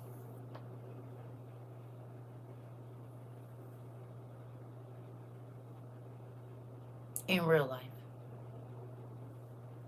And if you try to say anything positive, it makes them angry. Because they want to view that person in the same light that they want to view them in. And that's it. All right. So it says, come to me, your daddy in heaven, and pour out your angry heart. Only I can turn your anger into amazing grace for those who have caused you pain. Love, your heavenly Father. And then it says, look after each other so that none of you fails to receive the grace of God. Watch out that no poisonous root of bitterness grows up to trouble you, corrupting many. Hebrews 12:15. It says, starting today, I will tend to the wounds in my heart with God's help so that they heal cleanly. I will forgive Bless and release those who have hurt me, because I am too valuable to allow a bitter root to grow up within me. I will no longer give in to my anger. Instead, I will cry out to my God to calm my spirit.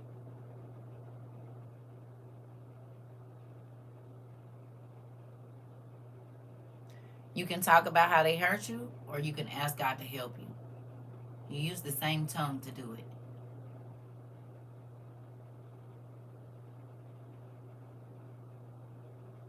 Which will you choose?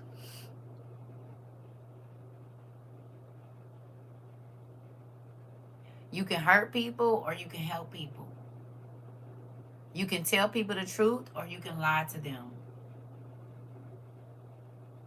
It's up to you. But your words and your actions and how they affect other people, you will have to deal with it. I'll take the help circa for 1,000. That part. Help me be better. I don't want to be bitter. It's been a lot of ugly things done to me, and I just be like, it is what it is. And like I told you, I've had to pray for people that like literally set out to hurt me. It's like, you are crazy. I had to pray for people that literally set out to take the smile off my face and everything.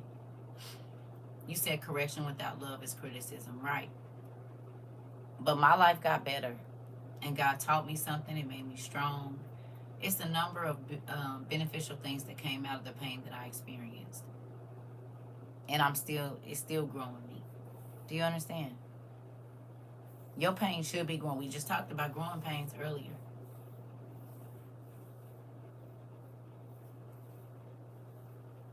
You can focus on how it hurt, or you can focus on what it grew in you. Which one do you want to do?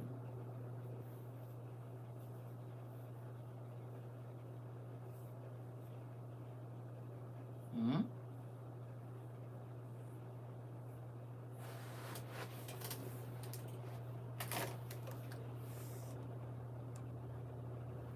It looked like it might be cold. It is cold outside. That's why I woke up with this achy body. Why y'all so quiet over there? What's that? Y'all thinking? Y'all need a moment?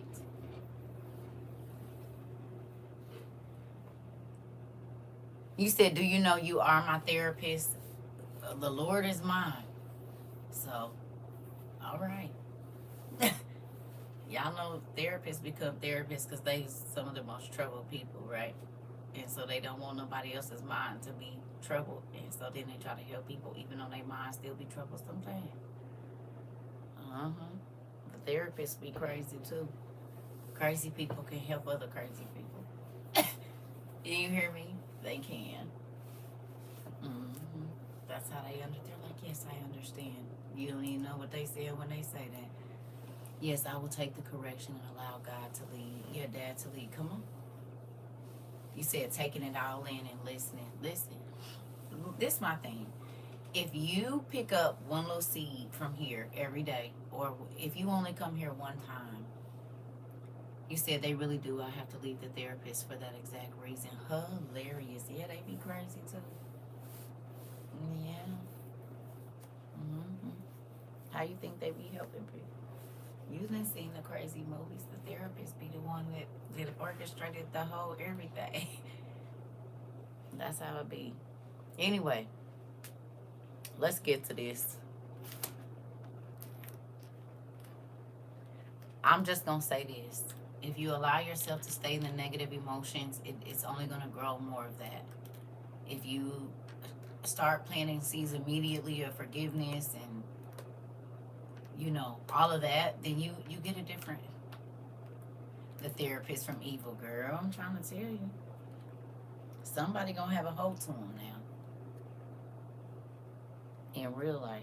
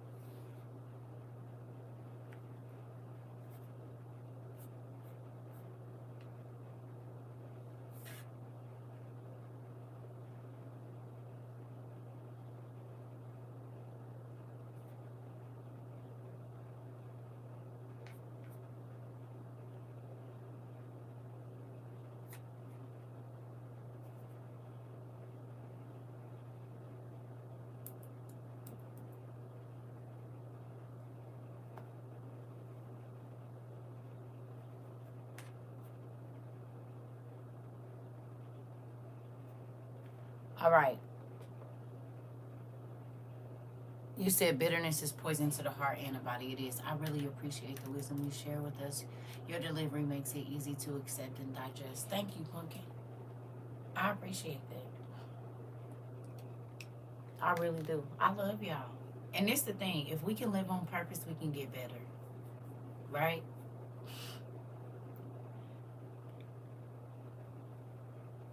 We all going through stuff. And God said we would into the last day. You're going to run into all kind of situations. It's not, it's how you react to them.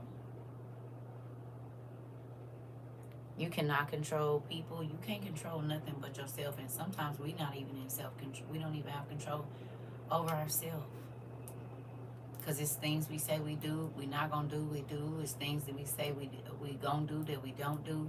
So, thank you, Pumpkin. You just have to realize that life is about just every day. Right? We looking at an eternal goal. But in real life, it's about, I need to quit doing this because I got oil on my hair and it's going to be and broke my face out.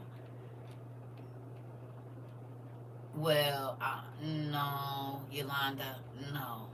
Jesus is the CEO. God is the CEO of my life. I don't want to be the chief executive officer. That's too much responsibility on my shoulders. No, I'm not the CEO. I tried that and I kept losing everything. I don't want to do that. I just let him do it. Ah! I don't drive the car. It's a self-driving car because the Lord is over there driving. Okay? I don't want to do it. I don't want to take up that responsibility. I just let him tell me, put it in the GPS, Dad, where you want me to go. That way I don't got to be trying to figure it out and keep getting lost.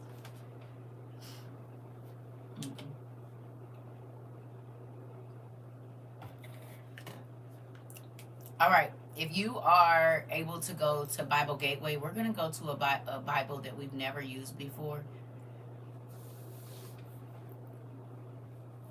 Okay. Y'all ready?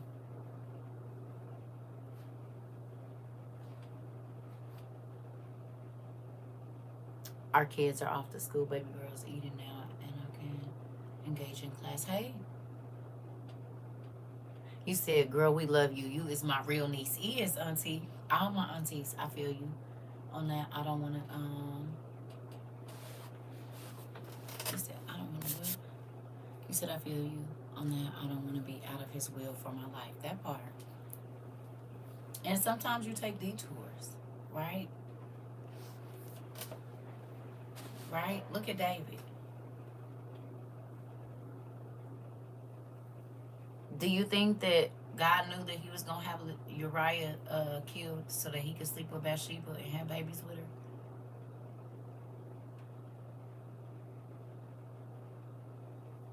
Do you think he knew?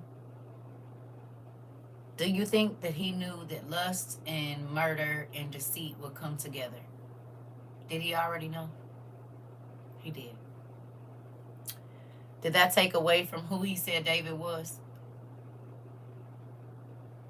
Did that take away from the heart that David had when God told him to go do something? He knew he messed up.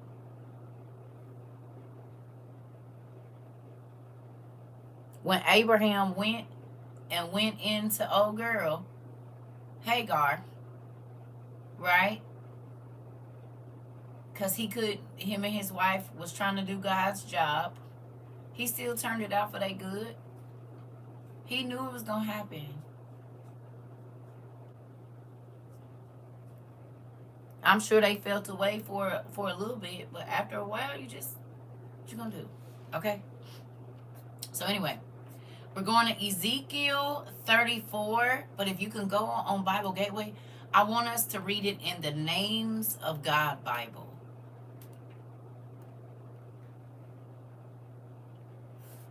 So it's the NOG.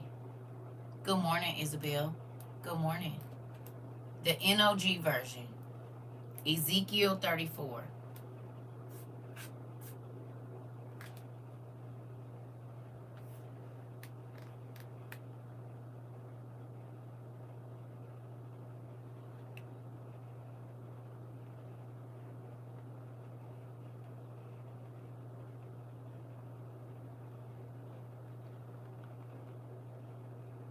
Let me know when you over there.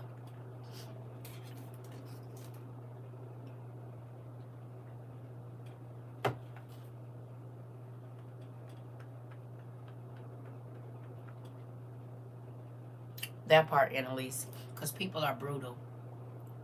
Y'all over there? Okay. All right, here we go. The word of the Lord came to me. Son of man, prophesy against the shepherds of Israel.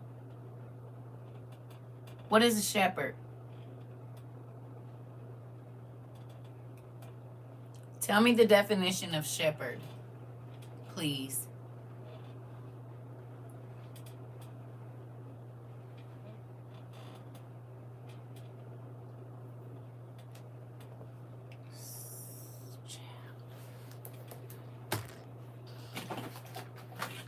When I tell you my hands be oily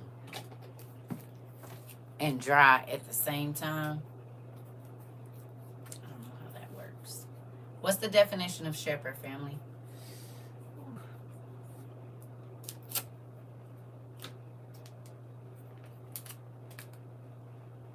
What we got? Y'all know I can't see nothing just right now. Give me a second. Did y'all find it?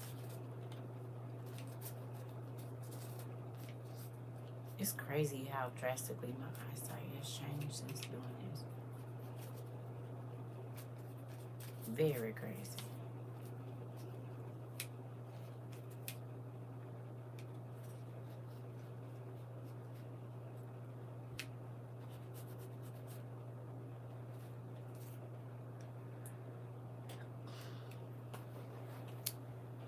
One who leads and oversees, someone who tends to, protects, and guides the sheep. Yours don't say that? The Name of God Bible? A person who tends and rears sheep, guide or direct in a particular direction. Outside of that, it's a leader or protector, someone who cares for a group of people. Thank you. Right. Okay.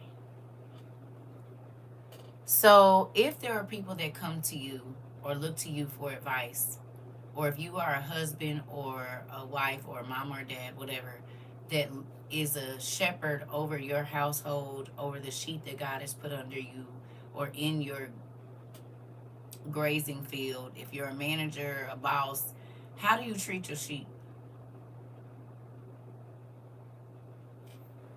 If you're in ministry, how do you treat the people under you? A person who tends or rears the sheep. How do you treat them? Do you treat them like they are your slaves?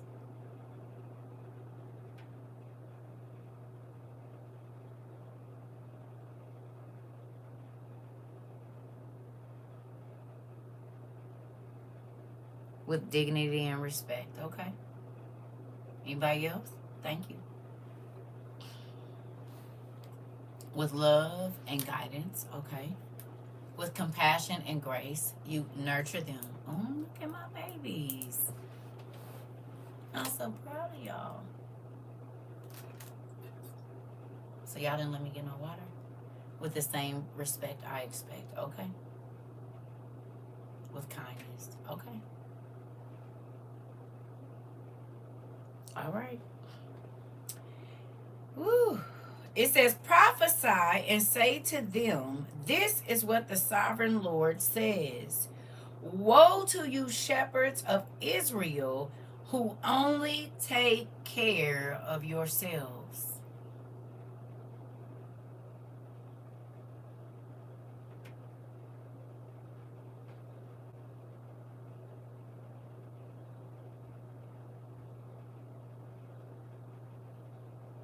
Is a pastor a shepherd?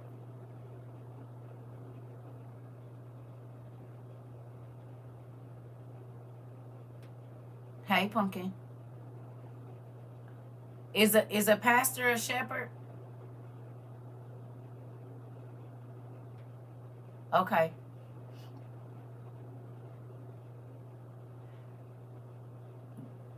Do you have a story,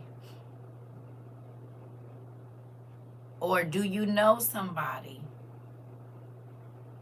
that the pastor lives very well, but their parishioners are struggling.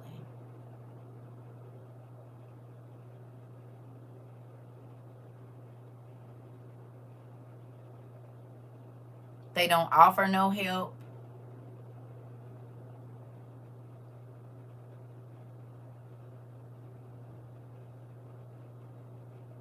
Have you ever tried to go to a church and get help and you couldn't?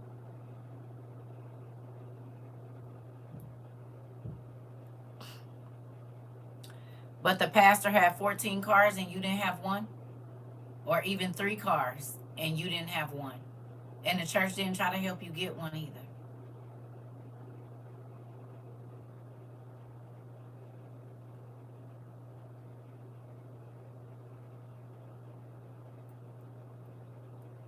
Huh? Okay. Did it look like the pastor was missing any meals or going without anything at these places? Pastor come in smelling good. Pastor wife come in smelling real good. They got the best of the best of the best of the best of the best, sir.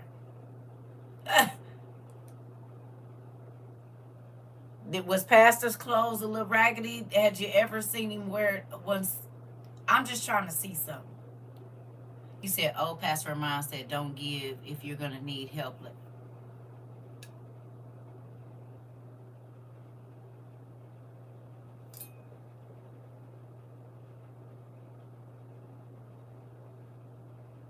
Do he know that the church is a storehouse?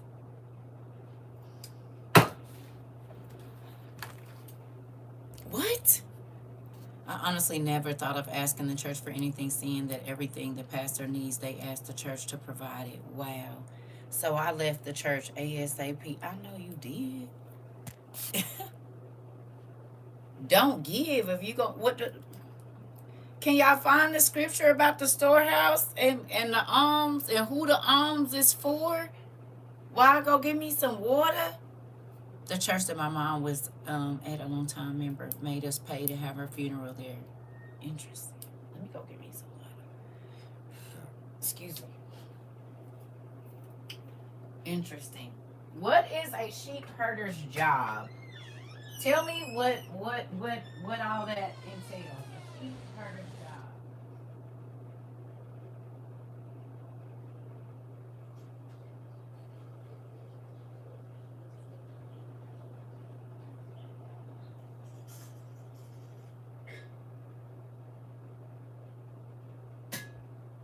That's crazy. Don't give if you're going to need help later. Lord Jesus. You said, remember that lady who exposed the churches on TikTok wouldn't help her give the formula for her fake baby. This is how it really is. Oh, I know. Right, like I said before, my pastor husband is wearing red bottoms, but I couldn't get a job or a loan. Ooh. I visited a church that asked for money to secure my spot in heaven.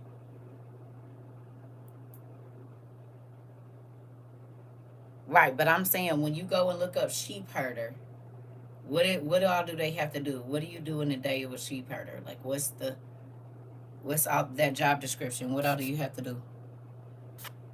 And that church is in Baton Rouge, which I'm ashamed of it. I live in Baton Rouge.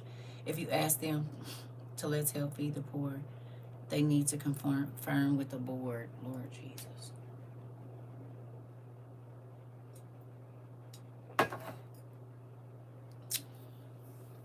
They get caught up in worldly possessions and self-righteousness. That's so crazy to me. Not they charge an admission fee to heaven. That's crazy. Yeah. To take care of the sheep, protect them, and make sure they're fed. So make sure they have a safe place to sleep. Make sure they eat. And make sure they can get some water to drink. Right? And that predators cannot come and just attack them. Right? Or no? That's the job of a sheep herder. Right? Y'all ever seen Babe? If you haven't, you should watch it. That's That's my mom. Right, Diana. He called that lady a witch because she exposed them. Interesting. I've been to a home church in more. I haven't been to a home church in more than 10 years. This was when my mom passed, and there was no charge. Interesting. Girl, I still watching. No charge while having her wake. Okay. Some churches don't charge. Some churches do. It just depends. Okay. They don't even want to do a Bible study for free. Right. Interesting. Wow. Wow, wow, wow. Well,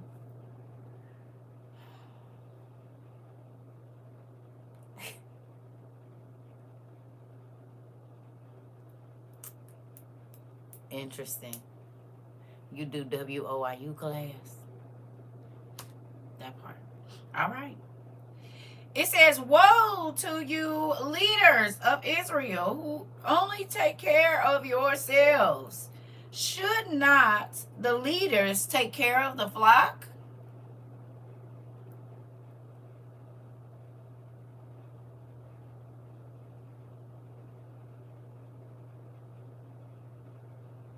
Hello. It said the shepherd is supposed to be taking care of the flock. Can't find an ATM, no problem. We got one right outside. Go on and get my money to church. Lord Jesus. You eat the curds, clothe yourselves with the wool, and slaughter the choice animals, but you do not take care of the flock.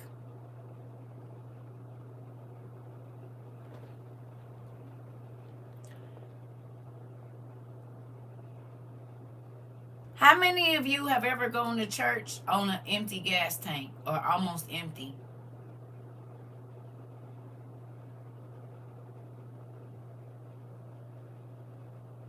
All because you was worried about them saying you was a backslider. So you took a risk of putting you and your children at risk of running out on the thing.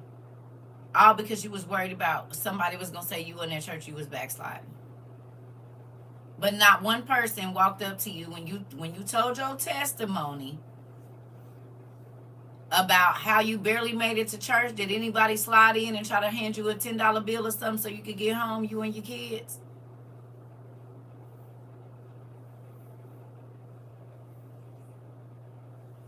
Malachi, the whole tithe into the storehouse, that there may be food in my house. Test me. In this I say the Lord Almighty, and see if I will not throw open the floodgates of heaven and pour out so much blessings that there will not be room enough to hold it all. Receive it. Okay. Okay. To store it. Come on. Okay. All right. You have not strengthened the weak or healed the sick or bound up the injured. Wow. Okay, let's go over that. You have not strengthened the weak. What does that mean?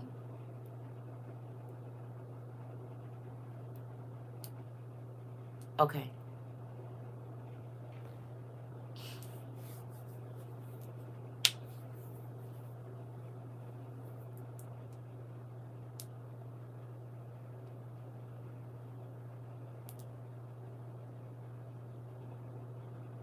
Okay. How many of you haven't encouraged the people, or at least given them the tools to get strong? If you look at a pastor, you could look at them like a physical trainer. I still remember when Dad told me to give that lady at the church all the money in my purse, and the first lady asking why I didn't put it in the basket. Wow. Auntie, listen. Do shepherds don't give proper nutrition for the sheep to grow? Help them with their sin. Come on. Come on. Okay. Are y'all ready to be vulnerable? Anybody ready? Raise your hand if you're ready to be vulnerable for the world to see.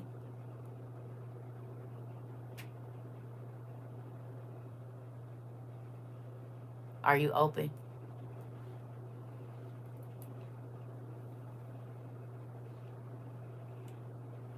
Okay.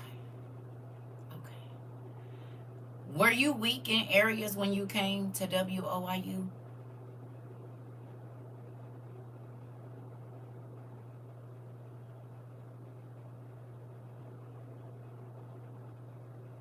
You said slowly raise his hand because I don't know what she about to say.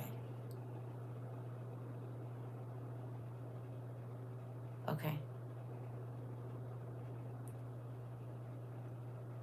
Can you do me a favor? Weak as wet grass. Auntie! Auntie said I was weak as wet grass, baby. Was. Look here. So can you write down a couple of the areas that you were weak in when you first came here, whatever year you came?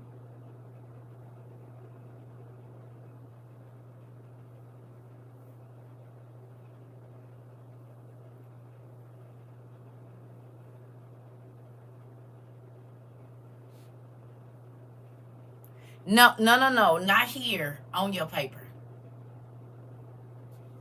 Don't write it here. This is just for you. Okay?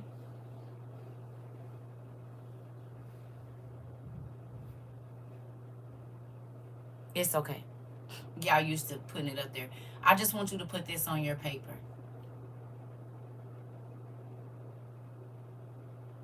Because sometimes we don't realize how far we come, y'all. Because it's just an everyday thing, and it's, there's today's problems for today and tomorrow's problems for tomorrow. But sometimes you have to go back and look at, I used to be way weaker than this. I didn't even realize how strong that I got because I'm just going on every day. Right? So just jot down a couple things that you were weak in.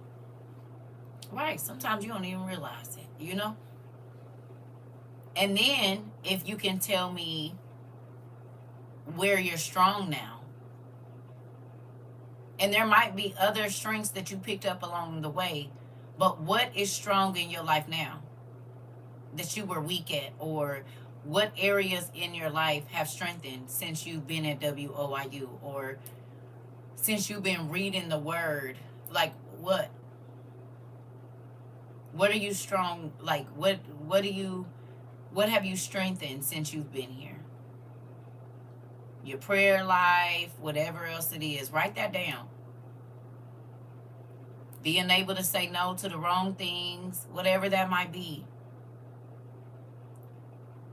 Have your thoughts, your positive thoughts strengthened?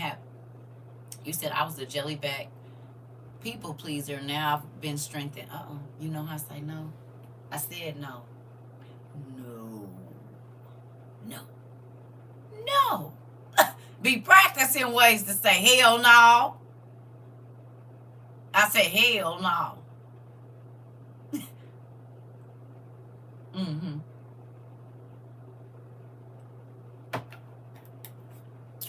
Because when you understand that the devil wants you to feel guilty, overwhelmed, overextended, angry, irritable, all of that, then you start to peep the people or the situations or even your own actions that bring more of that to you.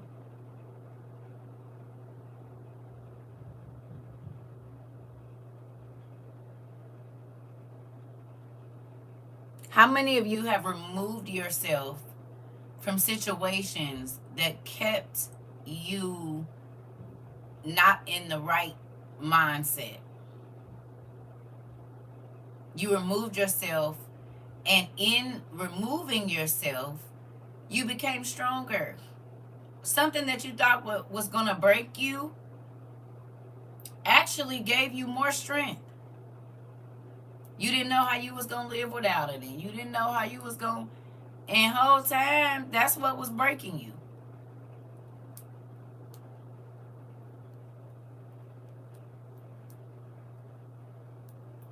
It's tiring trying to do tug of war with something that God is trying to take away from you, and using all your might to hold on to it. You gonna wear out.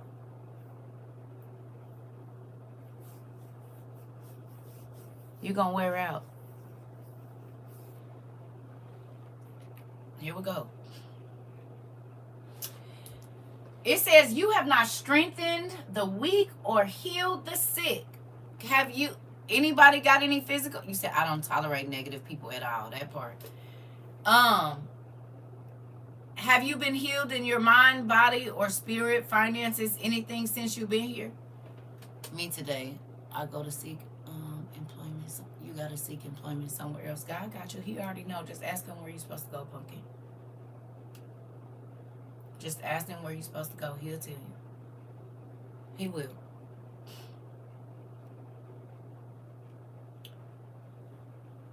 Anybody? Your health got better since you've been over here? We in Ezekiel 34, but we're in the Names of God version.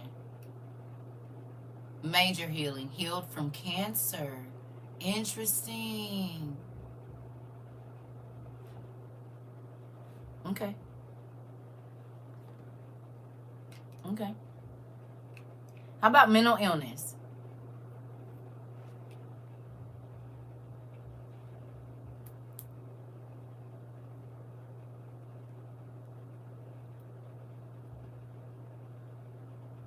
Anybody? Okay. All right. Or bound up the injured. You have not brought back the strays or searched for the lost. Girl, these knees letting me drop it like it's hot again. Come on, Dad. Okay, Auntie. Come on. Not the knees is working. Come on. I need to start strengthening mine because baby, they is not as strong as I thought. Go on, listen. They'll pop out. And whenever they feel like it. Okay. So, how many of you had church hurt? How many of you got to WOIU because of church hurt?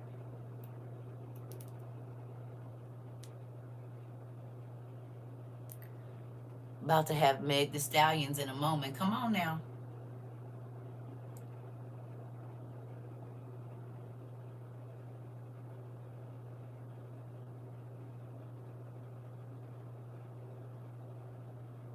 When you left the church, did your pastor call on you and say, hey, what's going on? Not just when the money wasn't showing up.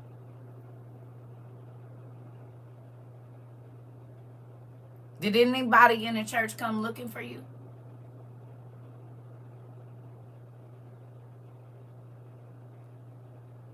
Good morning, Pumpkin.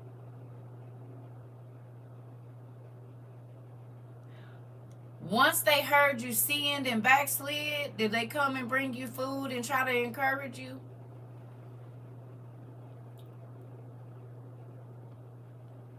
You said not me personally, but a friend of mine stopped going to church and they came knocking on her door. Oh, okay, so that might be the one church that do it. I ain't saying ain't none. It's some. I'm just trying to see what the majority is doing.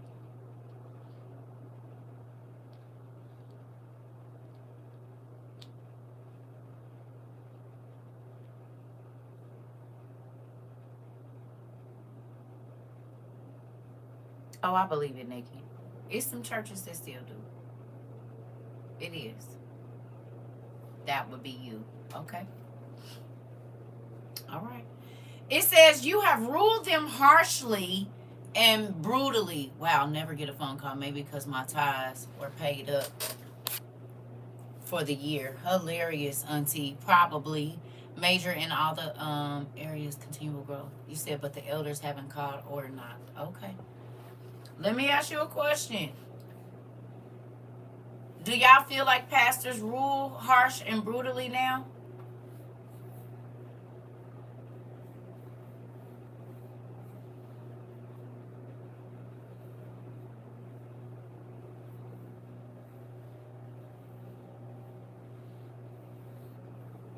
You don't?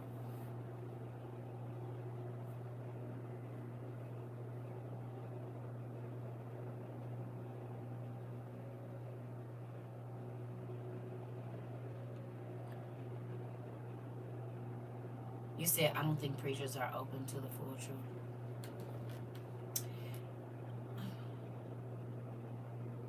You said, I'm about to feel some type of way. Uh-oh, auntie. They don't listen to their congregation's needs.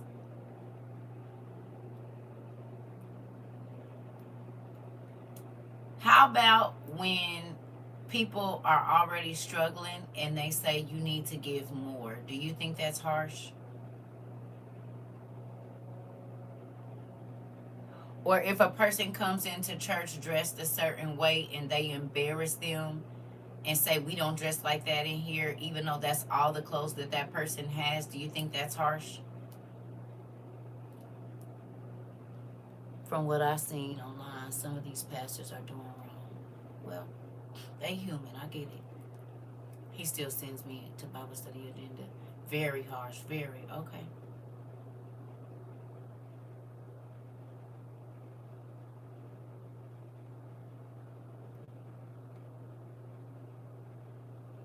You said all they care about is that guap. So harsh and wrong, but they do that. Interesting. Okay. So they are scattered because there was no shepherd. And when they were scattered, they became food for all the wild animals. I'm sorry, y'all, but my liquids are liquiding. Can I ask you a question? When you left the church, what did you do?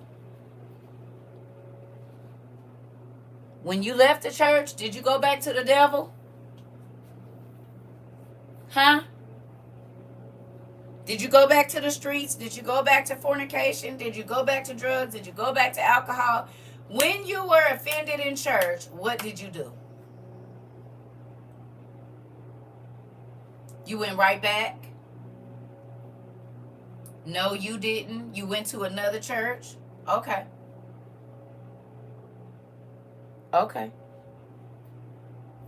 Some of y'all didn't. Some of y'all did. Uh-oh. Hold on.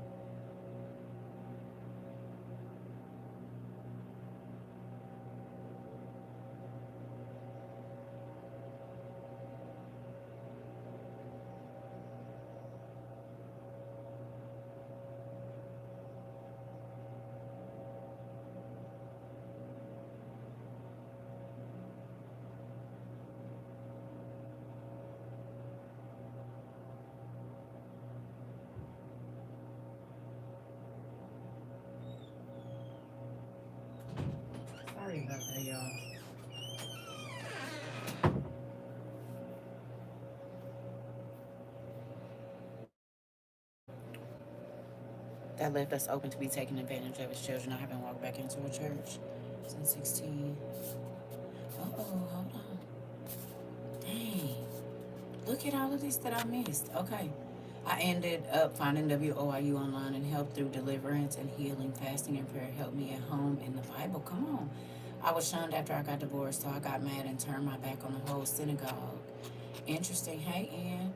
You was cold-blooded. I was drowning in anger, resentment, and lost faith in everything and everyone. I never went back, and I got even closer to God. No, I went to another church. Hell, I was doing that while I was on church. So, yeah, I doubled up. Then I was introduced to WOIU, and my stone-cold heart was softened. And I found my forever home church right here in WOIU. I realized how much deliverance I needed after I left church. I was in adultery.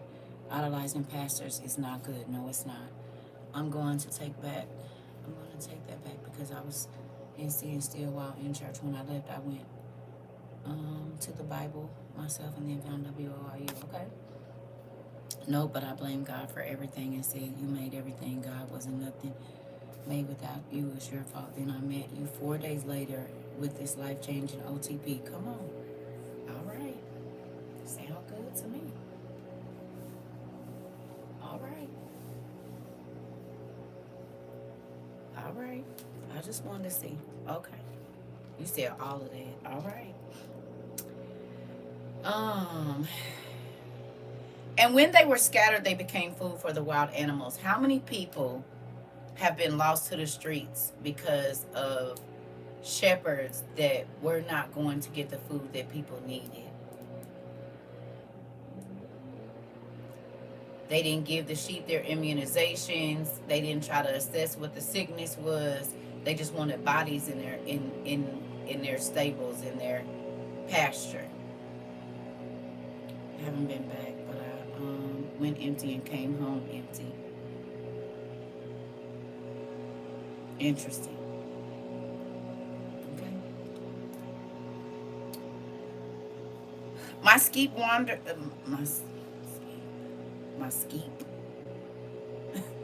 My sheep wandered all over. I don't even. Is there even a skeep? What is a skeep? My sheep wandered all over the mountains and on every high hill. They were scattered over the whole earth, and no one searched or looked for them. If we equate that to what's going on now, how many church people, ministers, pastors drive by people that are drug addicted on the streets, doing bad, and do nothing?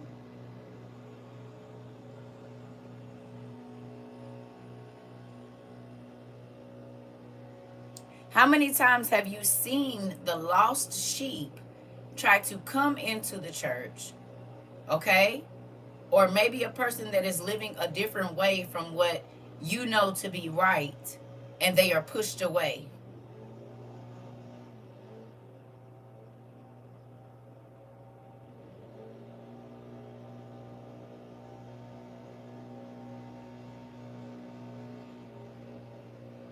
Do you think that equates to what we just read?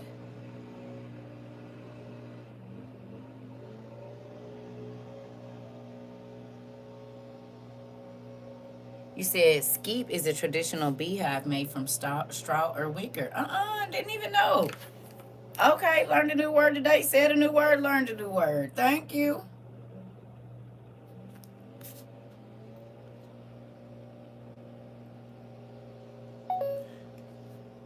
Now that's weird. Because what is our assignment?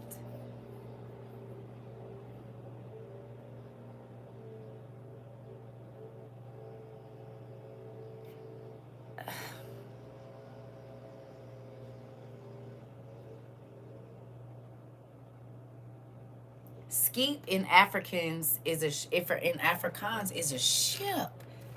Come on in then. Take a journey with me.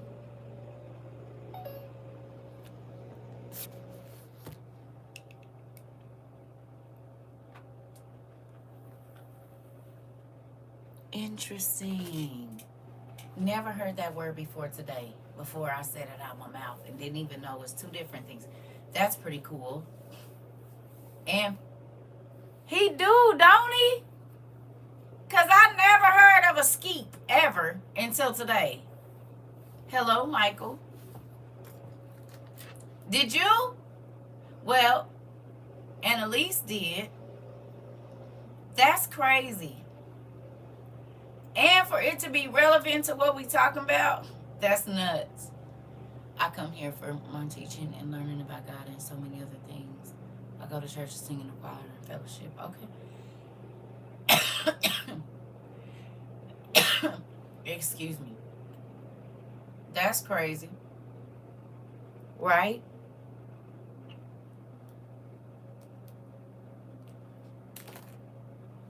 Interesting. Interesting. A woven basket, which means it can hold some stuff, right? Because if things are woven together, right, most times there's strength in that. Just like the beehive, we just talked about that. It's the same thing. Tell me that's not crazy.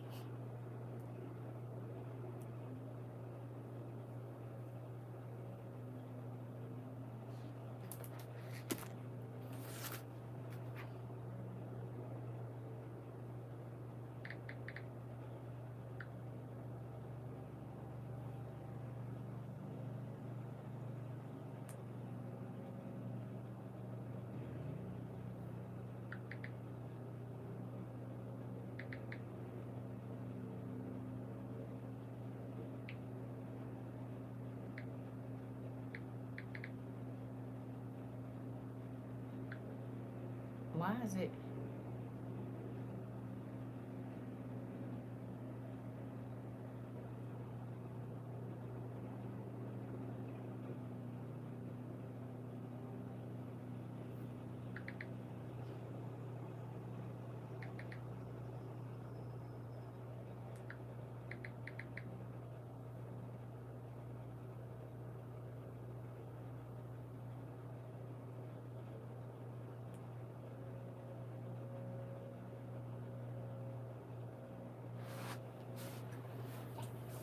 Hi, Steph.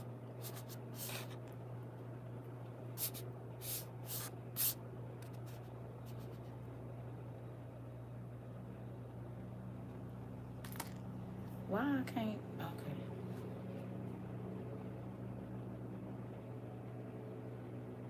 So it's a wicker basket. Interesting. And I like wicker baskets too. Okay.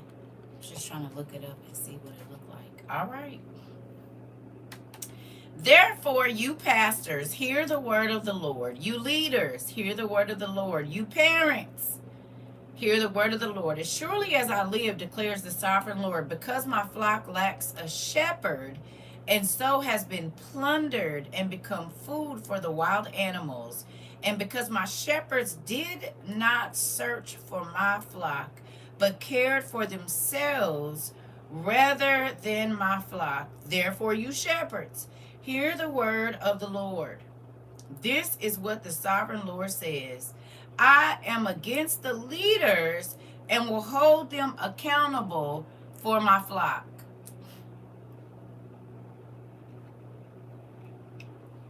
It's a lot of folks that think they're getting away with treating God's people bad or doing whatever they want because they were put up in front of a platform or in front of a church. And they don't care what happened to the people.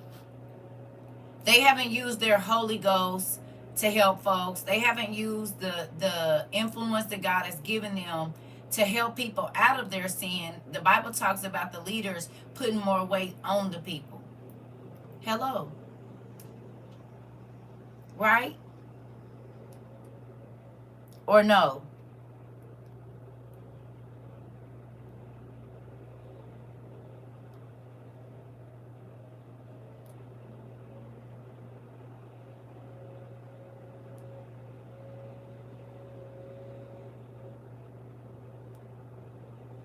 How many rules were put on people that made them leave church? They weren't free in God. Who will admit that when you was in church all the time, you wasn't free? And I'm not knocking church. I can only speak for myself. I felt like I was never going to get to God when I was going to church. I felt like I was never going to be sanctified enough. I felt like I was never going to please him. I felt a whole bunch of stuff that once I started reading the word, I'm like, this stuff don't even got nothing to do with God. How he think or nothing. These are all man-made rules. Crazy, right?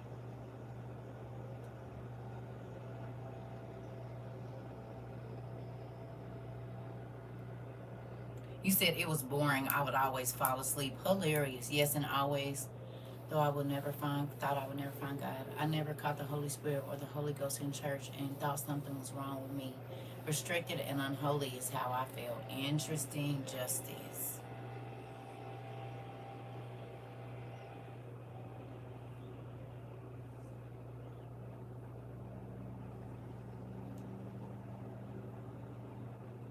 Now that you worship at home, how do you feel?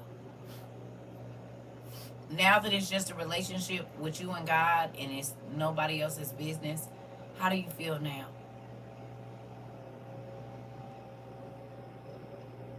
You said I never felt clean enough or good enough for God. Interesting. You feel relief, so much better, free.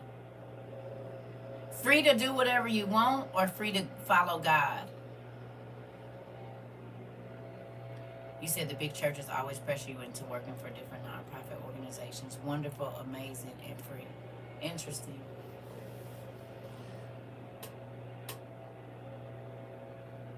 Closer to him than I ever felt. Come on, sister. You said it's a lot better, more peace for sure. Interesting. Do you feel free to let his will be done? Free to follow God. Good job, family.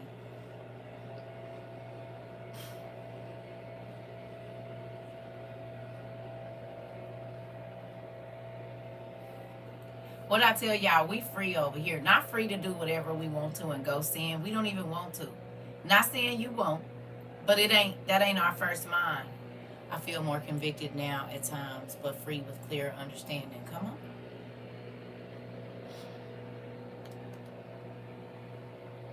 Free to live for God. You said really free to Bible and compare with the OTP and other books. I question God and he answers in different ways, but before I was made to think that questioning him was bad. Now I see he wants us to question him, not in a disrespectful way, but in a way as an unsure child. This part, at church I felt lost and confused. Now that I'm not there, I'm free from confusion and not understanding his word. Myself relaxed, comfortable, peaceful, closer to him.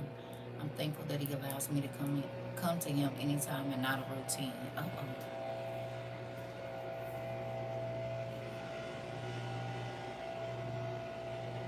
Interesting.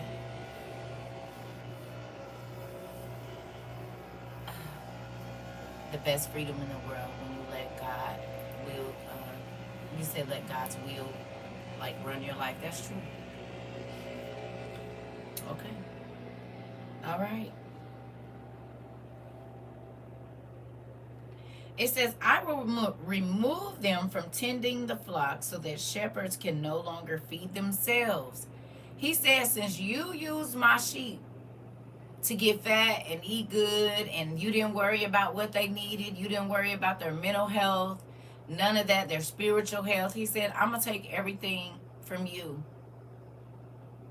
Now you're not going to eat off the fat of the sheep that I gave you. Now you won't be able to benefit because you started to only think about yourself and your wealth and your mansion and your everything. The land I gave you, you didn't try to share it with nobody else. You wanted everybody to see how blessed you were.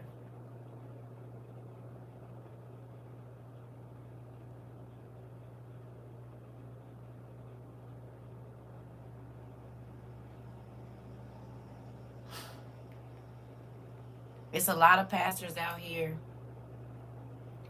and leaders, even in business owners and stuff. They only be thinking about themselves. And God don't just bless you for you to be blessed. He bless you so you can bless others too. All in God's will and ways. No 15-minute preaching. All of that. Always felt hungry. Come on. It's a little chilly. I think the temperature might have done dropped a little bit. It's got a little chilly in here.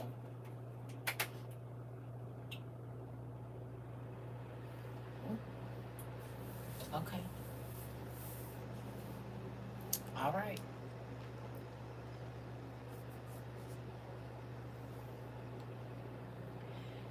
It says, "For this is what the sovereign Lord says: I myself will search for my sheep and look after them. As a shepherd looks after his scattered flock when he is with them, so I will look after my sheep." Did God come looking for you?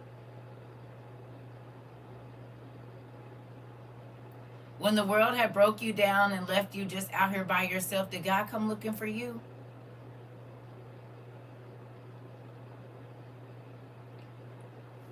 When nobody else cared if you had something to eat and you prayed, did he feed you? Did he clothe you? Did he fix your situation? So true, the pastor only reads 2 sentences of the scripture, and then it's all ad-lib. Honestly, I appreciate WOIU for the freedom to learn and worship. Come on. It's like the movie Healer. Okay. He sure did. Oh, Pumpkin. Come on. Yes, I was lost sheep, it's true, and he found me. Ain't it? Don't it feel good to be found?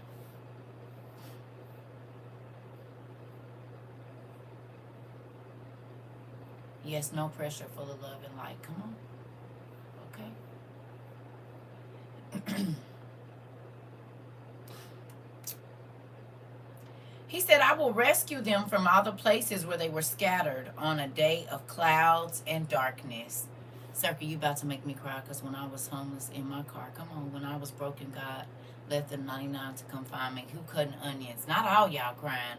Found indeed by the lovely family WOIU. Okay, absolutely did, and I would not be here. I prayed for the truth. Thank you, Lord, for your grace and mercy on today. Come on.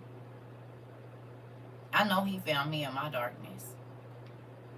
In all the dark spaces I allowed myself to go, whether that be in my mind or in reality. So thankful that he led me to you. I'm grateful we all found each other. You hear me? You said and he be sending help in the most unexpected ways, and people too. Show do. That's a warm hug from Dad. It is. He said, "What you doing over here by yourself?" "Well, I just been over here." He said, "No, you don't gotta." "Well, where you going?" You said, "I don't know." He said, I know the way. You want to walk with me? You don't got to worry about being hungry or left out or nothing. You hear me? For real. "I will bring them out from the nations and gather them from the countries, and I will bring them into their own land." Do y'all feel like WOIU is our own land?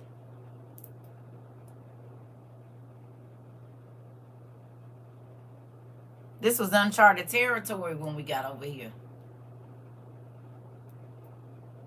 None of us knew how God was going to cultivate it or what was going to be built here. But he pulled us out from our families, relationships, moves, jobs, everything. We had never been over here before.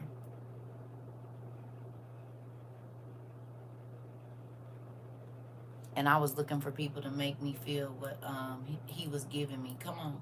You said yes. Right?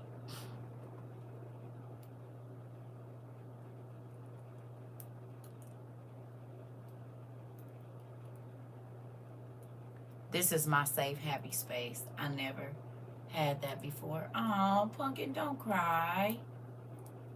I'm happy, y'all. Y'all have given me something I never experienced either. Support.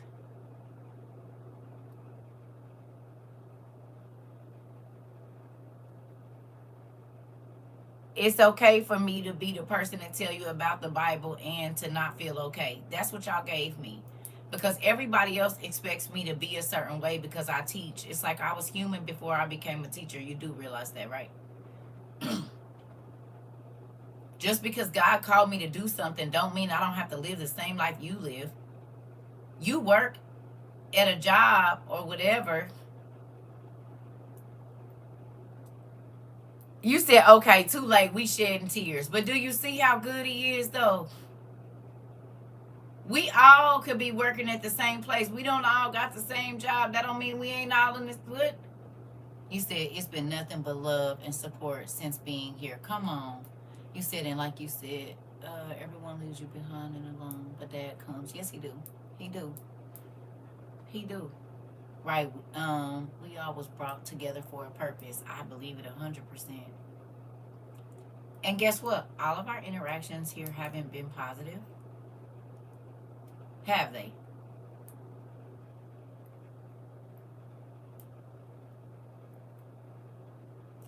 Some of y'all swiped so fast off of my stuff and was mad that I kept coming up on y'all FYP. Who is this crazy lady talking about the Giants and the extra boost of the Bible? What is she on? Some of y'all interactions with me wasn't good. I wasn't the nicest person in 2022.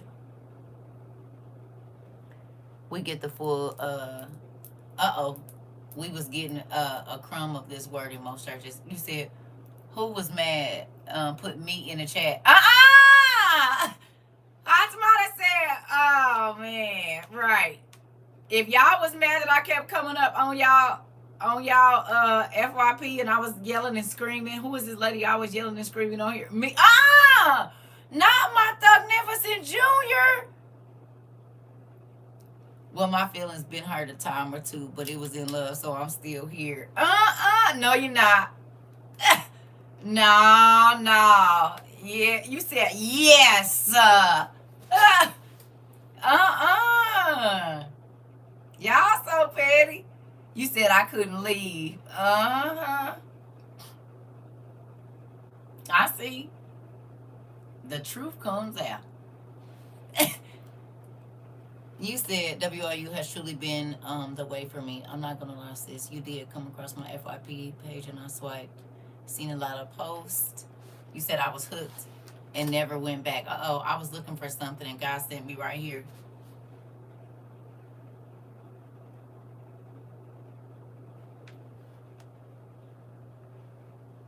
You said, you know we love you. I never swipe. You were talking directly to me when I saw you. Okay, I love y'all. But I'm saying every single day here has not been fluffy, has it? It hasn't been. There are some days you left this class questioning your whole existence. I know I have. Like, do I even want to do this more? You said no, there's been plenty of beatings. Be cool, you know AI is over here. Right?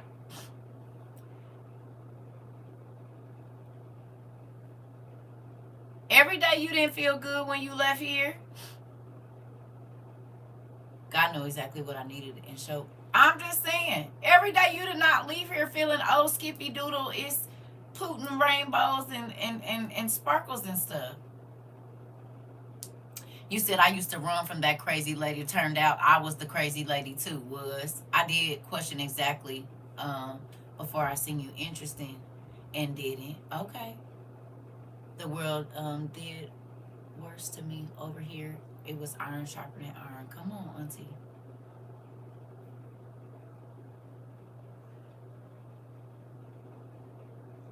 Okay, thank you. All right, I'll have to look into it. Thank you. You said right, it was all worth it, and we still came back the next day hungry. Listen, we left black and blue and bruised and battered after class. You said no, I just rolled my eyes. Not rolled your eyes now. Wait a minute. You said no, I just rolled my eyes and came back. Laugh out loud. Been here since COVID. That part, I remember the conversation that changed my whole way of thinking, and it made me feel bad, but it made me stop giving my body away. Did. You said, babe, I knew I was supposed to be here. You snapped at me 2 times. I shut up and watched for a long time and learned. You know what, Miss Moore, you ain't gotta say it like that. I remember saying, geez, we are not done with this second Baruch. You said, when he sent me to Tennessee to put back together, I never looked back. When he sent you to Tennessee to put you back together, you never looked back. Come on. You said, I love that you sent us on a hunt for stuff. Come on. You said I'm with Miss Moore. You know what? These classes have given me much to think about. Come on. But in understanding, right? Everything was worth it. I just wanted to join a group that has the same views as me. I know I'm not crazy. Me too. I just shut up and watch. Y'all not gonna keep coming for me now. You can talk. You can stop. It's fine. You can do that. It's okay. It's all right. You can talk. Just use your words carefully. Y'all be trying to give me a hard time, but y'all already told me last night that everything that you learn here, you take it out into your regular life, and it's made your life better. So the rules that we have, they work, and they don't just work for class. They work for your job, your marriage, parenting, interacting with crazy folks, and everything. You said we crazy together. Is we're a bag of nuts. You said, but the whooping was good. We are a bag of nuts. You said, I've been here and never left. Whole class went off, and I came back the next day like nothing happened. I don't care. I've been stuck since 2022. Yeah, we was all crazy. We was all rough around the edges. I must really be crazy because I was looking for you after the first video came across my FYP, but couldn't remember your name, but God sent you back to me. Come on. Yes, we is a whole bag of nuts. He is, and I'm grateful for it. Because you got to be crazy to step out on faith, do you not? Huh? You got to be crazy to step out on faith. You said it's a full bag of knowledge. It is. It is. But you got to be crazy to step out on faith and say, I do not know, but I'm about to find out. You said a good mixed bag, too. Like the ones Auntie be sending me. You said, yeah, we need a t-shirt stuck since 2022. Hilarious. Some of them been stuck since 2023. Some of them been stuck since 2024. Listen, never thought about it like that. You said, well, call me crazy then. Right. You said I was kicked out and came back. How many of y'all got kicked out and told you don't never got to come back over here no more, and you just snuck in as user 24630? How many of y'all got blocked? Let's talk about it now. And a whole bunch of people ain't here no more because they hide me on the FYP. Don't nobody ever see my stuff. It is what it is. How many of y'all got blocked? And you came back as another person. Them people ain't gonna say nothing. They like, nope, I already know some of y'all. Or I just told you, please don't, like, I was hiding behind Rika and Queen. Never. No, never. I guess we all crazy then because we all out on this tightrope balancing together. You said, nah, you got blocked. T of y'all, did you ever get back over here? You got blocked on TikTok?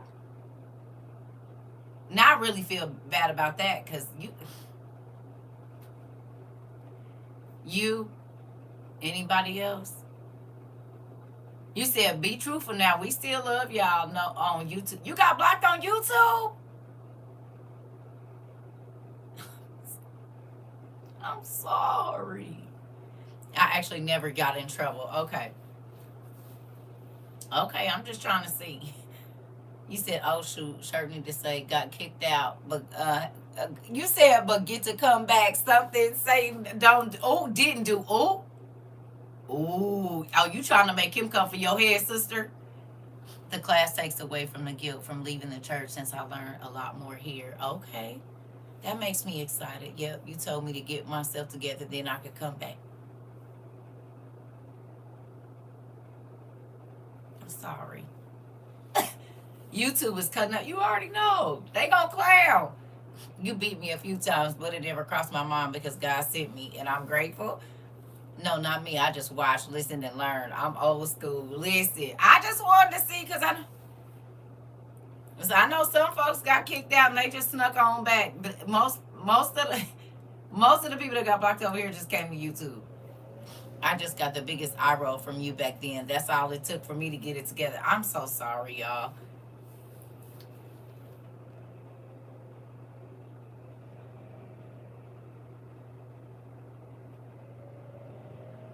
Long as you come in and act like you got some sense, we're gonna be all right. don't want to control nobody or nothing. I want everybody to have self-control. Never got kicked out. Almost wanted to leave because of your looks. Your eyes told it all.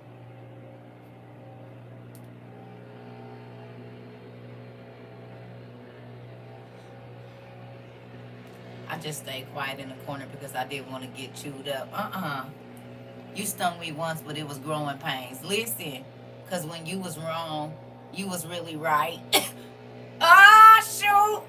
Yeah, because there's some people that I had to get on them, and then they came back and they was like, sis, you was right. You was right. I was cutting up. It was needed. I was a brat. Here go one right here. See?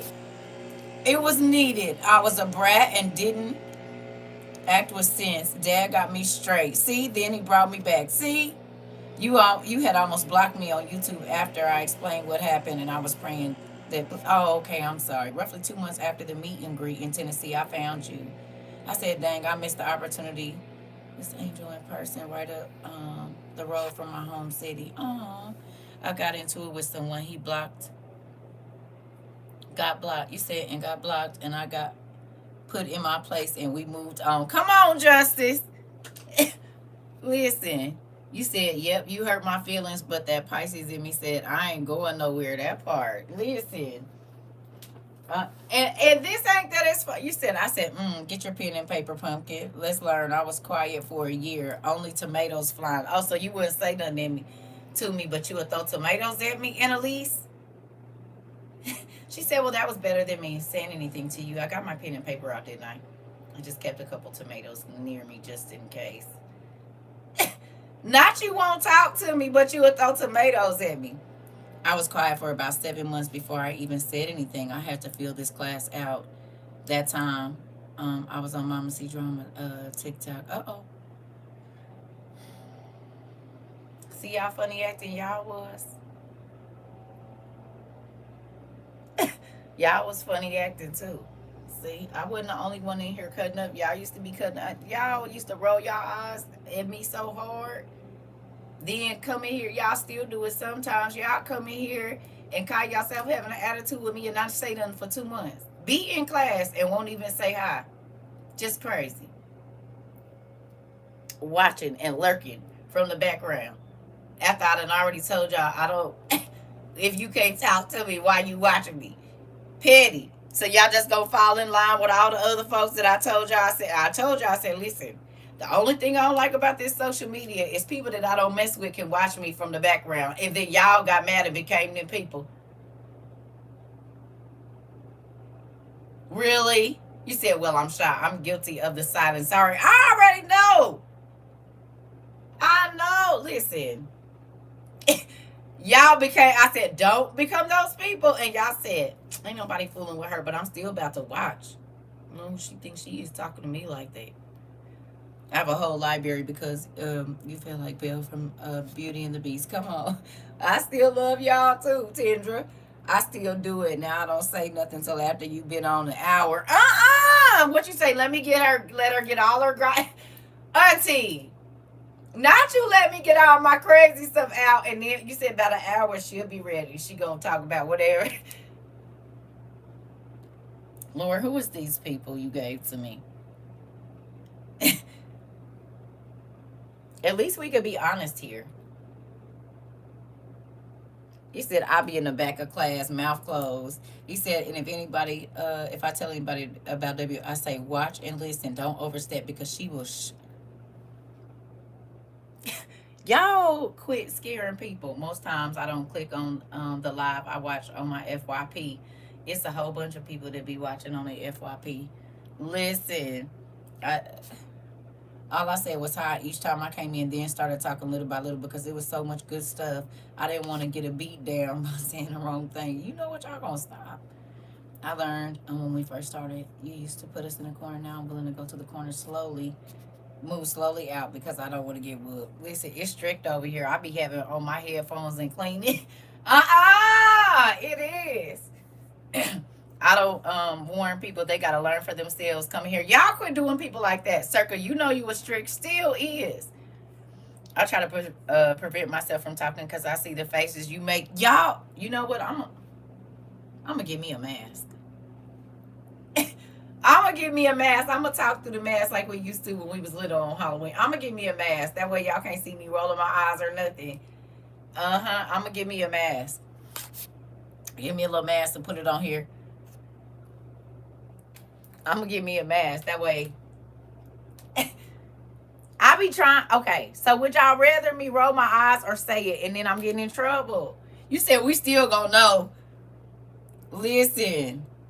Okay, but can I ask y'all a question? You said you just gotta know when we didn't enter. Uh-oh. Listen. You said when eyes when the eyes start, you said we know someone on TikTok said something. Or over here, it's the stare for me and you go silent. Do y'all know that's growth for me?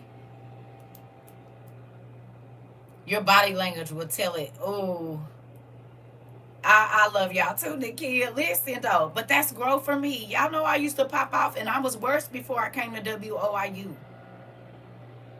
The old CERCA almost came out over this weekend, baby. I have to fight to keep that side of me dead. So when I go quiet, when I get up and leave, it's me trying to have self-control because I be wanting to pop off. I be wanting to tell a nigga where they can get off a heifer. It don't matter. Everybody can get it. But I don't get to do that no more. You said, yes, that strong silence says it. When something is up, I was quiet, quite scared of you because I knew your words were from God. I wouldn't dare talk back. Yeah, you could talk back, girl. I ain't nobody. You said no because we know it's that look when you give us. Listen, the self-control is evident. I understand that growing. Listen, I'm trying. Yeah, you was worse. Not leave her alone. Y'all, see, that's how you know we real family, because y'all don't hold back nothing.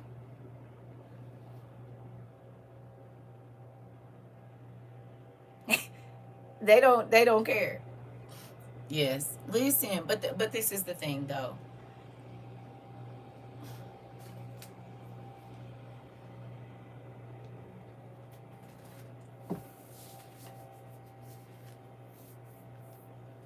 Do shepherds have these? Or a version of this?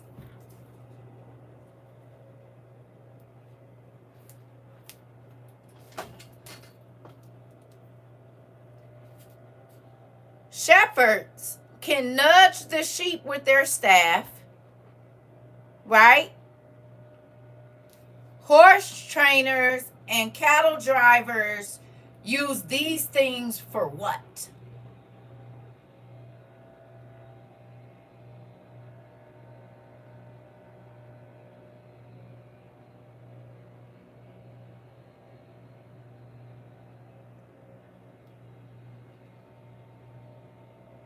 For directing,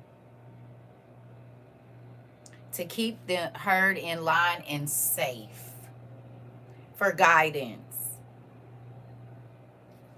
to guide the sheep, to keep them in order, to direct the path of the sheep. Hello.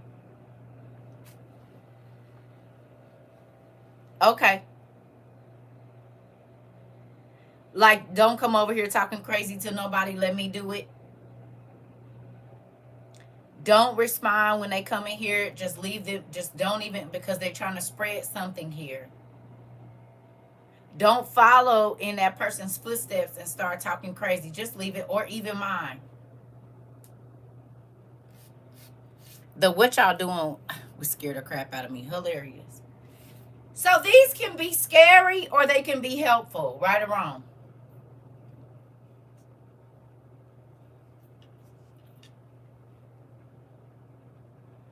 You said so the pop-ins are necessary. Yeah. Because you don't know you about to fall off a cliff. But I done been down this road, so I know the turns. And not all of them, but most of them I can remember. You said it depends on whose hand it's in. But a good shepherd is going to teach you the way first. And so then there might be a little pain in that. You might have to get bopped a couple of times. Okay? Hello. So spare the rod, spoil the child. Yeah. Right? A shepherd uses this for a number of things. To fight off what might be coming to get the sheep. To point and lead the sheep. or to nudge them to go another way. A horse trainer and a cattle trainer, they ain't trying to hurt them. But sometimes you're not listening. Sometimes you just wild and you need a little bit of wrangling in.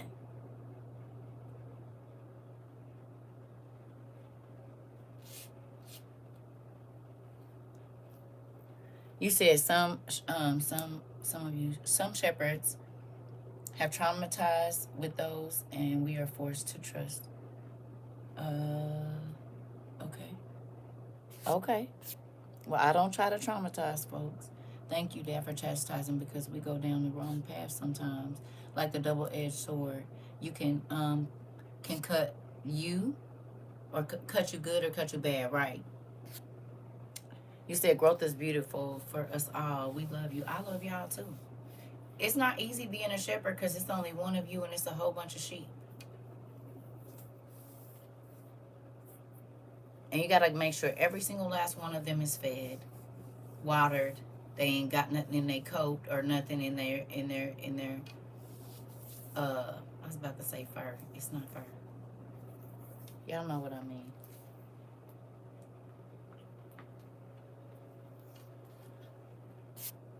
You said, yep, but a bit stubborn at times. You said, so when I get chastised, it's for my benefit. Yeah. You said, I appreciate every chokehold. You know what? What about a nudge or a little pop?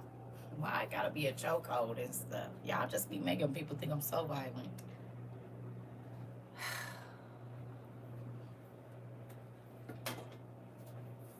Y'all want people to think I'm violent. I'm not violent. Well, I can be, but that's not what we're going for right now. Right.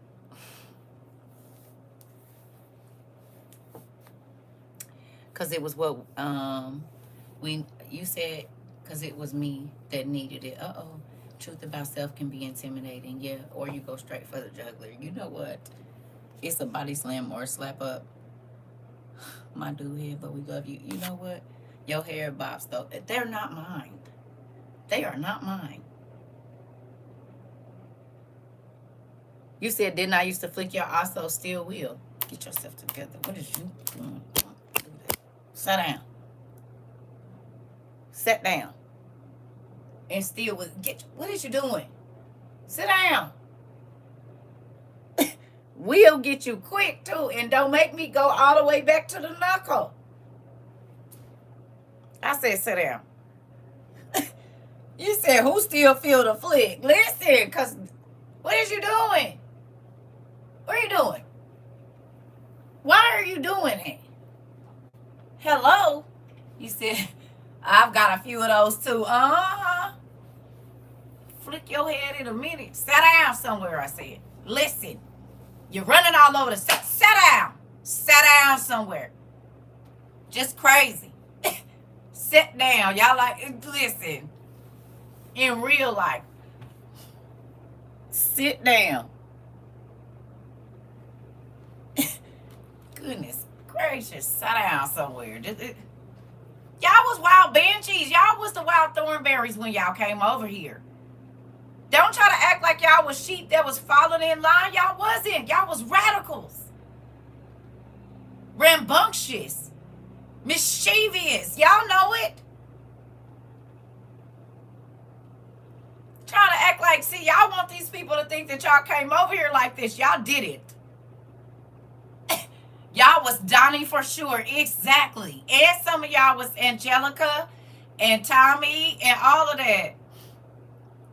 That part, you said before university established. I can listen. You said I'm innocent, not. No. No. Y'all was the wild thornberries when y'all came over here. I drifted to the side more than once. I ain't gonna lie. Exactly. Unhinged. Come on. Y'all was. I'm about to. You said threw a few tomatoes in my younger days. Right. And houses and cars and everything else.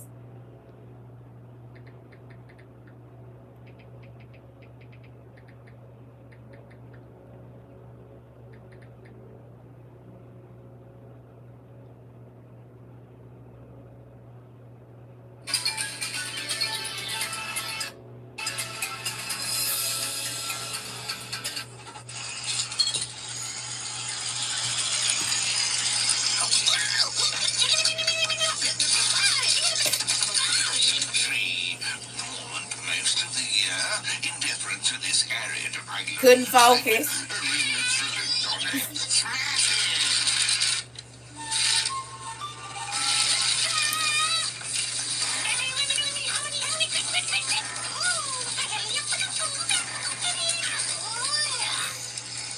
This was y'all.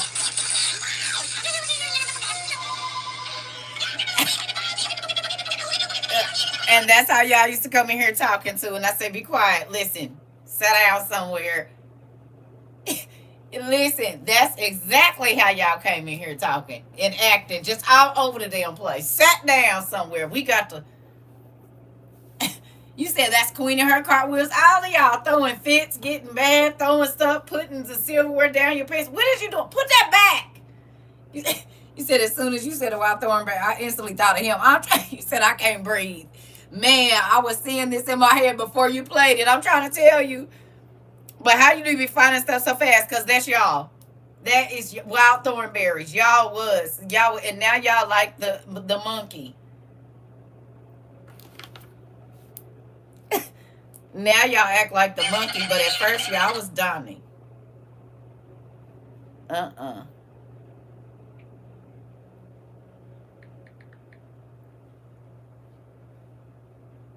Mm-hmm.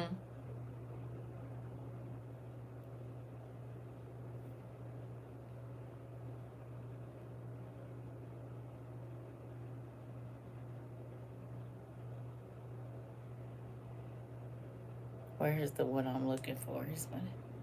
Hold on.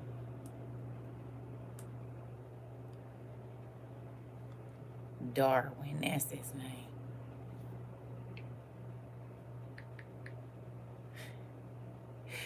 Ooh wee.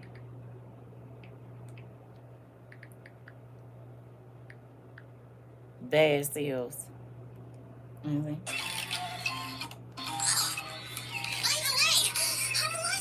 My name is... but my friends call me...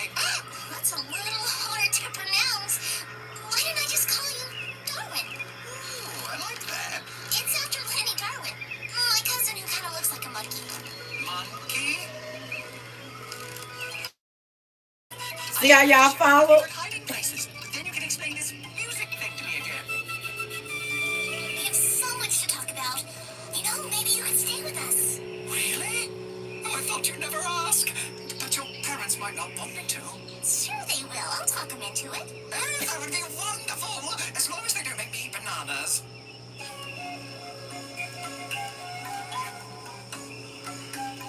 Mm-hmm. You said what you got over here? I'm about to follow you. What you said? You didn't wait long as you don't treat me like they used to treat me in church. Then you got all civilized, put some spiritual clothes on and stuff, and now y'all all civilized and stuff. Got your books out and reading and stuff. Y'all started out as Donnies and now y'all Darwins. Come on in. See? See? He said, really? I said, the Giants was real. Y'all said, really? Yeah. Darwin. He said his name was something else. He said, but listen. Yeah. Y'all was dark. You started out as Donnies and now you're Darwins. Look it. You said I love it here. It's for real. Now y'all civilized and stuff. Y'all don't just be trying to shove the word down nobody's throat or nothing. You just be like, do you want it or not? Because y'all know by the end of the Thornberries, he used to be so irritated with everybody. You said that is too funny. Right. Y'all started out as Donnies. Just crazy. You said I couldn't stop crying. Listen, because y'all, that's how y'all was. Think about it. He was throwing stuff and everything. Y'all was throwing all kind of food and everything at me. And now look at you. Just refined. Good job. Like good oil. Mm-hmm. Listen, laugh till we pee and do. I told y'all when my godmother, I said, Mama, sometimes I have to say cuss words to them because they're wild. If I came in here acting like a church person, nothing would get done. It's like a substitute teacher. I gotta come in here and crack the whip. Gotta let them know I'm just as tough as them. Listen, it ain't about to do me like they be doing to other people on here. How, nigga. Okay. All right. Listen, that's what I love about us. You said we talk about everything honestly, laugh and cry, family. We do. You said, I'm sorry. Auntie, I don't know. Nah, I love y'all. You said swords was flying for real. Got whole library started out with 0 books to over 100. Come on, Hot Tomato, and do. Do you see? I said iron sharpers on. You did. Wop, wop, wop. Kick, slap, combo. She been giving us. And you know what? I'm about to be tickled the rest of the day. Right. Love y'all too. Y'all love it. Look. And look how it, listen, it worked out for us. Right? And I'm not calling myself a good shepherd because Jesus is the only good shepherd. But I am grateful for the techniques that he gave me to help people, though. Right? And they're not always comfortable. I didn't come in here lying to y'all saying, oh, this is about to be the easiest thing. I said, this is going to be the hardest thing you ever had to do in your life. I told y'all the truth. I told y'all the journey we was going to have to go on. It was going to be dangerous. It was going to be lonely. It was going to be dark. But once you start to see the light, you will not go back and turn around just because you're scared. You're not going to go back to that. I didn't front for y'all. I told y'all the truth. I said, this ain't church. You can't fake in front over here. It's going to be what it really is. And if you fake, you'll leave. If what you say you want ain't genuine, you ain't going to be able to stomach WOIU. It's a lot of people that sit and listen to Jesus and his prophets and stuff, and they turn back. Because it was easier to go back to what they was used to. It was easier to go back to their old person. They was used to the darkness. They was used to hurting people or whatever it was. Hurting themselves. Because I used to be a person that used to hurt myself on purpose. Just crazy. Go do some stuff I know gonna hurt my feelings. And you did ask if they ready to leave everything behind. Yeah. You said, well, I was doing a late shift today and 3 hours ago, Dad said I'm tired. I can now stay only 35 minutes left. Thank you. You're welcome, Pumpkin. I'm happy you're going to get to go home. You hear me? I did not front for y'all and say, oh, this is going to be peaches and cream. I said, put your bootstraps up. Because, baby, this is what I learned almost took me out the game. It'll change your life, but it almost took me out the game. Do you want some? You want some of this on your plate? You want some? First, I need you to start writing the recipes for your change. What's the recipes for your change? Tell me.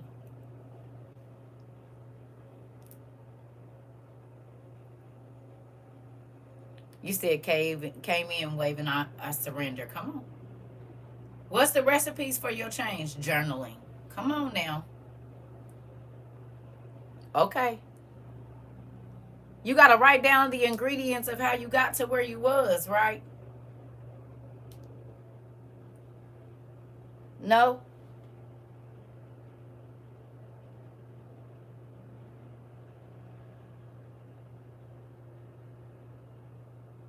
You ever made something and it wasn't that it was bad and you just knew it needed something else?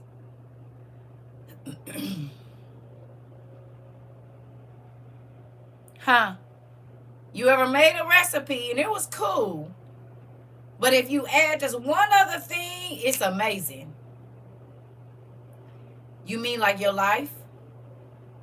Your life wasn't, it might not have been that good, but add the love of God and the word of God and faith to your life and see if it don't take it up 50 notches. Something so simple, which is acknowledging your sin, asking God to help you, forgiving those people that have hurt you, praying for them, writing everything down, even the tiny pieces of paper. Yeah. The solution, putting God first so you have the fullness of all the ingredients. Come on. This part.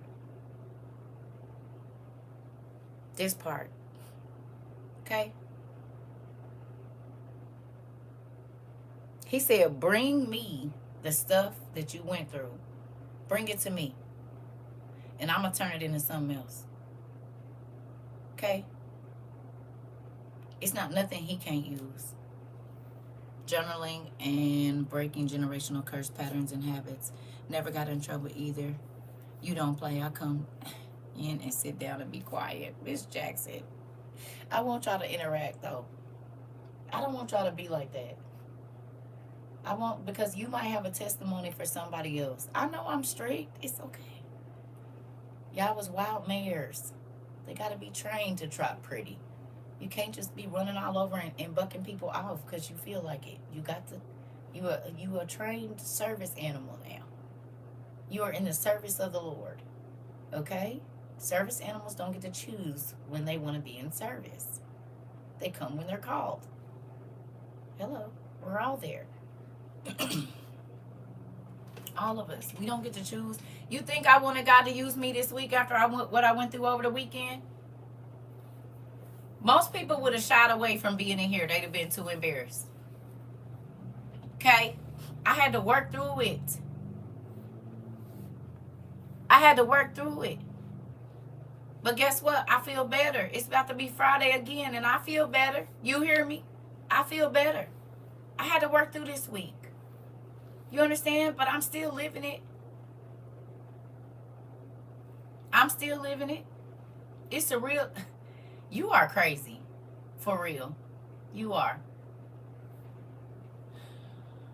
Crazy. For no reason. Just crazy. Sorry. Real crazy. Yeah, I had to work through it. I didn't want to work this week. Thank you for your transparency. Y'all better be transparent with me too. Crazy. Crazy. You said speak your truth. That's all I got. That's all I got.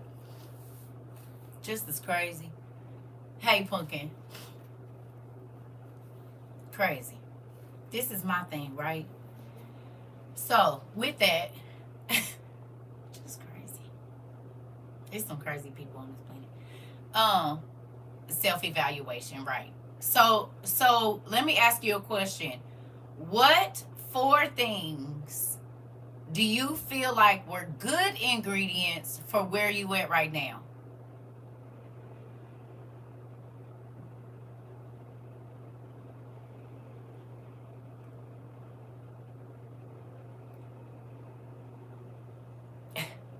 You said you don't have to be transparent because you already be knowing, like the call out the class the other day. Uh-oh. Uh-oh. This the thing, though. Okay, look. If I didn't tell y'all about what I go through in real life, do you think it would be effective? I just get up here and be repeating the word. But because y'all can see the emotion, because y'all know it's real, that changes things. I've said things here. You said that my mama don't know. I know y'all come here to... I told my brother that. I told my brother, I said, boy, if you ever want to come to class, just don't say your name in here. You can come over here and tell all your business. They don't care. They gonna tell you, hey, cousin, tomorrow.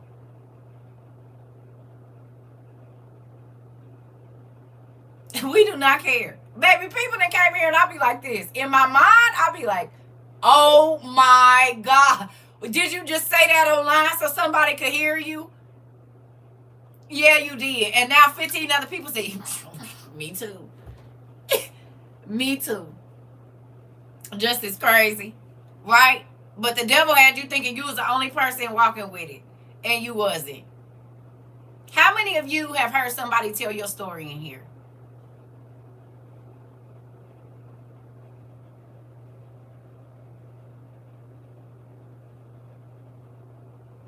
And not because they was, you didn't saw your story. A lot of them. It's refreshing to get it out. It is. You said, yes, I've been able to release a lot here and wasn't judged me. And I was crying on the other side. Come on. Come on. Did you think you was the only one going through it? Be honest. Even with molestation, all those things, we know it happens, But did you think so many people's story was so close to your own? How many people have parent issues? Me and Annalise share a story. She all the way in South Africa. So when she came in here one day talking about her situation, I'm like, nigga, is you in my house?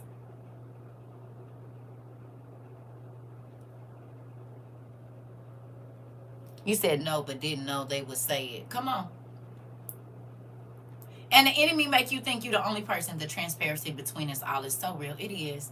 That's what opened the floodgates for me. I wasn't alone. It leads to shame and guilt when you don't release. It sure does. I remember that convo. You taught me to let go and let God. Come on. Come on. Do you feel so shameful when you come here? Like, and tell your business? Nope, but scared to tell for being judged. But it's free now. I'm telling you, Auntie. You said, wow, that's why it's best to communicate, right? Can anybody use your past against you to hurt you like they used to be able to? I'm glad we could be absolutely real here. Me too. To come to a place knowing that I can say my secrets and not be judged and feel so good. That's why I love it here. No shame because it's safe here. It sure is. It's very, very safe. Yeah. You said absolutely not. Okay. Have you become a safe place for other people outside of this place?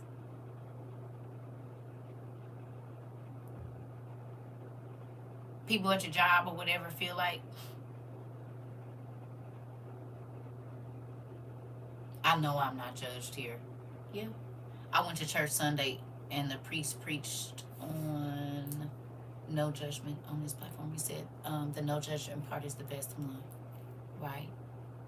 Made me feel like people care. So you do feel love here. You said, I'm just happy that you're doing the work. You said, and being walking example for us to experience through you. I'm glad to be here. And I experience through y'all too. Because sometimes when y'all be telling me, I'll be like, God, please, I love them. Don't let them feel that. Y'all, because sometimes, at first it was emotional. Because y'all used to lay a lot down in here.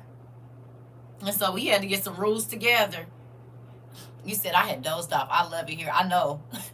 I definitely felt free being able to tell my story. It gave me confidence to share with others and help them too. Come on, baby girl. So much love here. It is. You said we all have so much in common. We do.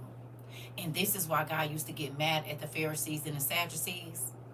Because they was always pointing their finger like, oh, they're sinners. They're this. He said, hello. Look. Jesus think, hey, hold on. Where is he? Somewhere it ain't supposed to be. Over here somewhere. Oh, man. Okay, so we just gonna use this. We gotta improvise. They was sitting there like, Jesus, look at your disciples. He said, tap, tap, tap. No. You see the sin running down your forehead into your eyes? Huh?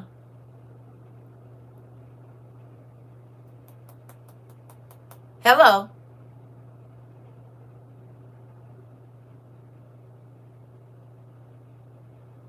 No, this nigga didn't. Jesus probably was like, are you seriously saying this right now?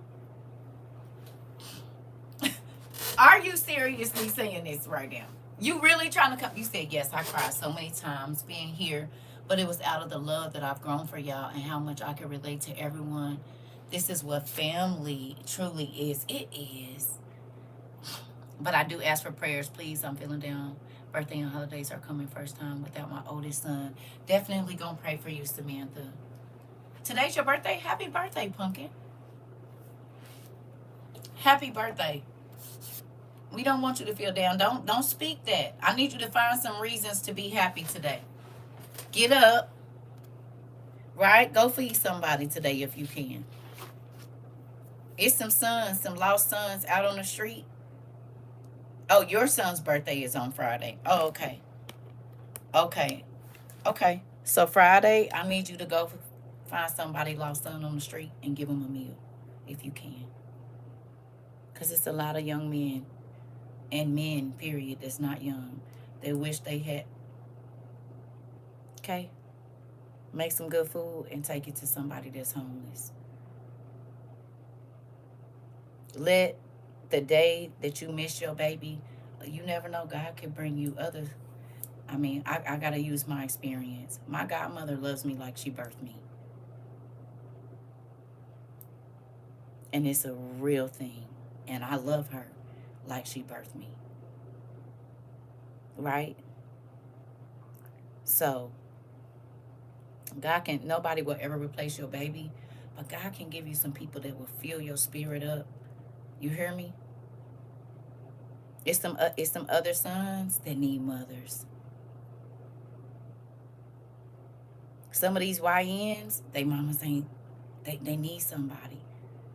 So God allowed you to have your baby for a little. All the hair on my body is standing up. God allowed you to, you gonna run, ooh, baby. And look, I got long socks on. And I got long socks on. They go all the way up to my thighs, baby. The little bit that you got chills as well, me too. Yeah, it's some people that need a new mama.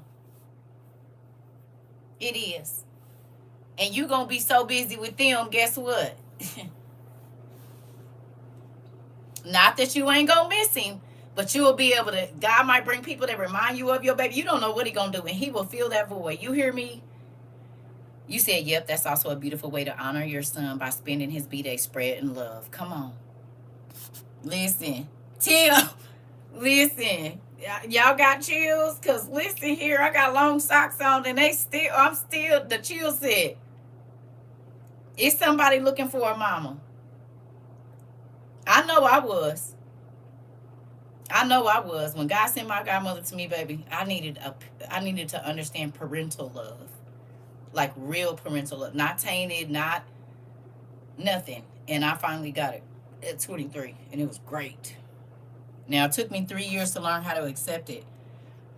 It took me 3 years because I didn't trust. I didn't trust authority. I didn't trust pastors. I didn't trust nobody in the church. I just didn't trust adults. I had been done wrong by the adults in the streets and out of the streets, both. And so I didn't trust nobody. But God sent that woman to me, and slowly but surely, honey, she took all of them walls down. I love her. She makes me very happy. She do. She made me very happy. She do.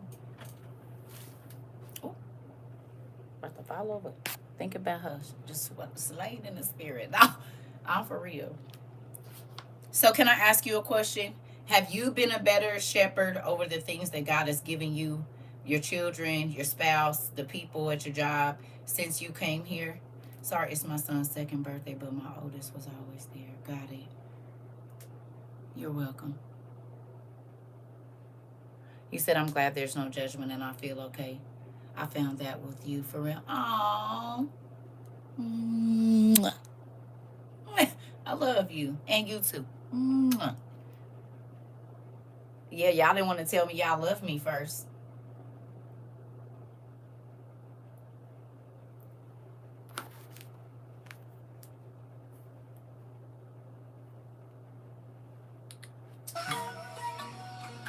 Wow, thornberries. Y'all was wild thornberries. I love y'all too.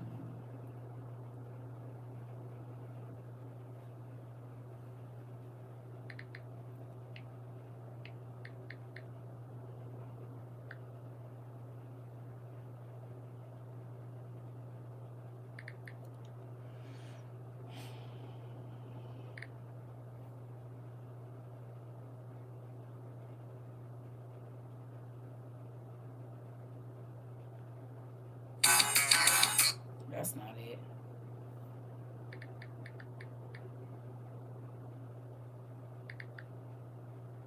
What the? There we go. This.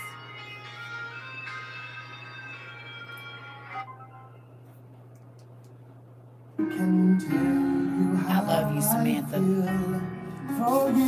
I'll be right back, y'all. And all the things that I could do to show you that love I have is true.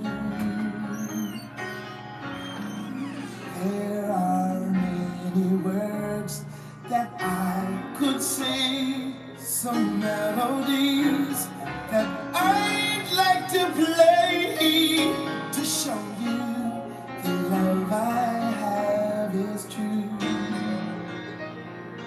But my thoughts may change and my words they'll pass, and only what I do is gonna last. And this will show you the love I have is true. The lonely runaway that has no place for his head to lay,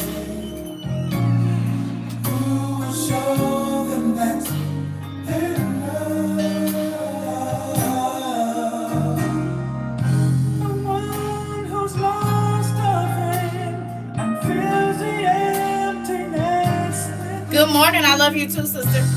The pain they feel should be mine, so I gotta take the time to let my light shine, and show the love of Jesus Christ. Love isn't love till you've given it away. It's just where You said I come in and you got one of my soothing songs on. Yes. Hi, Pumpkin. Cause we talking about how much love is over here at WOIU, and how much support, and how God has changed our lives. And we talked about how y'all used to be Donnies and now y'all Darwins. And how I done had to pull out the whip, not to beat you, just to train you. Right? So if you get time, that's by commissions. It's called Love Isn't Love. Please listen to it.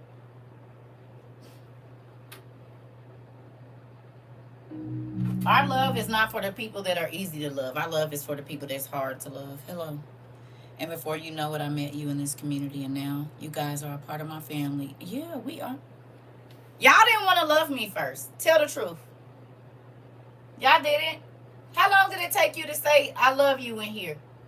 Or I love y'all? How long? Y'all didn't want my love either. Y'all thought it was fake. Because it didn't feel like the fake stuff you used to. You said a while. How about y'all? You said, uh-huh. How long? 2 years? Really? It feels good to be seen. That makes me excited. Months. I was skeptical, had to test the spirit. Hilarious. A few months. Had to feel it out. Not all of y'all had to feel it out. I just started saying this 3 years ago. Interesting. You said, I love it rough. So I loved you when you fussed at me. Well, what happened was I had trust issues, right? Do y'all believe I love y'all now? A month or so? I said mine's right off the bat. And dear Rika, you said I think it was a few months for me. Do y'all know I love y'all for real now?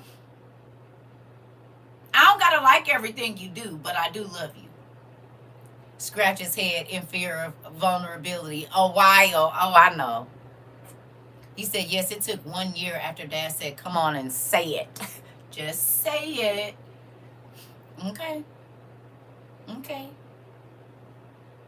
Real love don't feel like other stuff. He said, yes, had to make sure you were like me first. Then I said, yep, I love this woman. I love y'all too. It was a few months for me too, right at the beginning. Okay. You said I was scared, a little scared. But my friend sent me your way and being here. Quan, I'm so happy you came. Tell your friend, if y'all still friends, I said thank you. Because you know a lot of people, they friends and family sent them here, and then the friends and family left.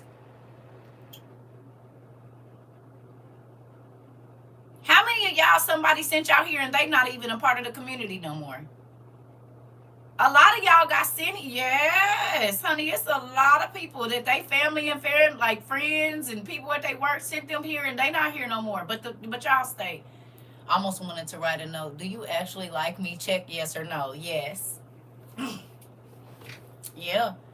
He said I was a little suspicious, but learned to be vulnerable. Come on. Dad said, I'm going to make you love a family you have not met or seen in person, but love them more than your own family. Yeah. How much do it cost to ship stuff to South Africa? Do you know? Do it cost a lot?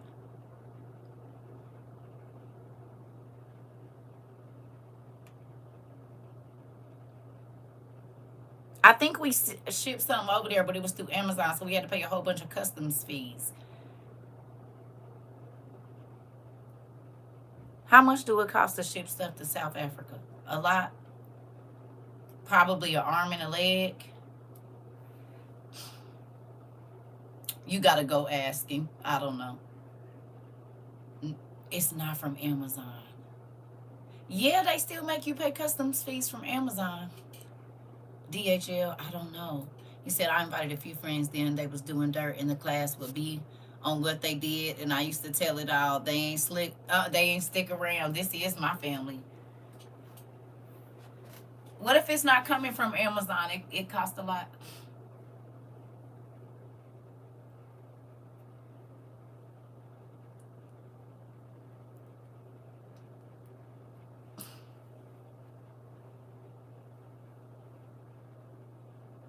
$25 cheapest, slowest to over 150. Okay.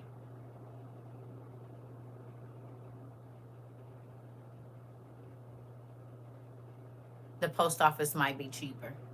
No, not really if you use the proper shipping. Okay. Can you send me your address? The whole thing, how y'all write it all out. Because some other people from other countries sent me stuff and I couldn't. It was like, how do these, what is all of this? I'm trying to find that out too because my cousin in Africa, I want to send stuff to, but she got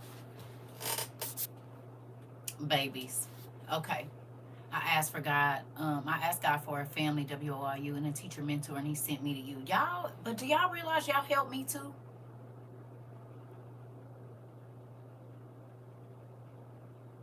Y'all do realize y'all helped me, right? Y'all helped me through one of the hardest times in my life. A couple of them, actually. Some of it I couldn't talk to y'all about, but there was so many days where I just needed somebody to listen or didn't want to be in this apartment by myself. Okay? Thank you, Princess Vanna. And God would let me get on here and we would have a class. Y'all would know because them be the days I'll be fighting back tears. Y'all could tell. But I still push through. But if I didn't have y'all, I would have, maybe it wouldn't have been the same. We are stuck like Chuck. You hear me? It could have been different for me. You hear me? Like, it's a lot of stuff y'all brought me through. Y'all don't even know. That's how I got, look. Y'all realize most of this is y'all, right? Y'all realize that? These two books is 22 and 23. Who y'all think in here? What prayers do you think is in here? You know how many times I cried to God and told Him I was thankful for y'all? How many times I tell y'all that you all, things that I prayed for years ago that I had forgot I had even prayed for, y'all sent to me. Things I remember I told y'all when I was married, I asked my ex-husband to buy this very journal for me for Christmas. And he didn't. And then I asked him the next year and he didn't. And the next year and he didn't. And the next year I just kept trying to see if he was going to just get what I asked because it ain't about the journal like I'm going to write in whatever. But I just want to see if you pay attention to what's important to me. Right? I think I showed y'all a version of it, and the next day one of y'all sent it to me. And not just one. Y'all sent me green ones and blue ones, so much so that I done gave them out to people. Right? Some of the ones y'all sent, and I asked y'all, is it okay? Because y'all was sending me tons of them. But I would just want journals that were leather bound and handcrafted paper. You said, and did. Are you the one that sent a hot tomato? Look, she said, and did. Now I got every kind of journal you can think of. Okay? But y'all in here. Y'all prayers, they're not maybe everybody by name. Okay? But when I tell you y'all in here, y'all babies is in here, y'all mamas, y'all daddies, y'all husbands, y'all wives, they in here. Yes, I sent the big one for your big personality. See? And I filled it up too. I used it. I used it, and then I used this one. And then there's some other ones in here that I used too. See? At least you know your gifts was not just sitting up on the shelf not being used. Even Harry Potter journal, never ending journal. Yep, I got them up there right there. And do. And my what you call it? What's his name? Indiana Jones journal. Y'all didn't send, look. At least y'all know I use the stuff y'all send. I eat the snacks. Everything. Folks sent me some medicine boxes. I use them too.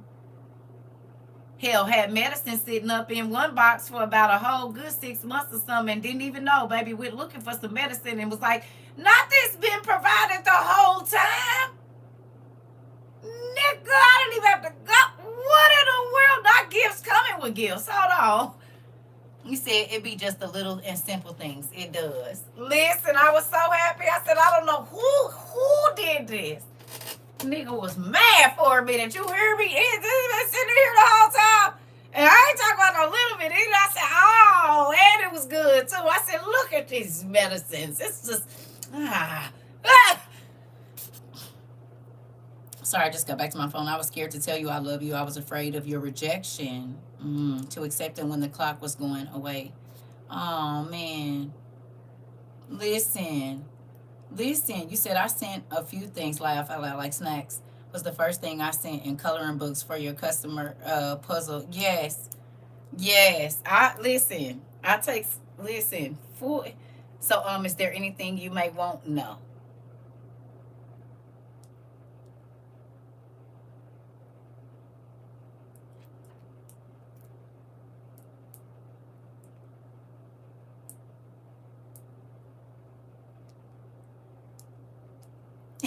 You know what? Yeah, it is. Some candle tins, because I'm about to make some candles. The little round ones. Because I only got 15. And I plan on making some candles. So if you want to send me something, I ain't going to say no to it. You can send me some candle tins. The ones with the little lids, like I'm going to show you. Because they got the pretty color ones. Y'all know I'm making them to send out too. Y'all know, it's like I'm like the grandma. Every year I'm going to have something I'm going to send out. It ain't going to be a lot of them, just a few.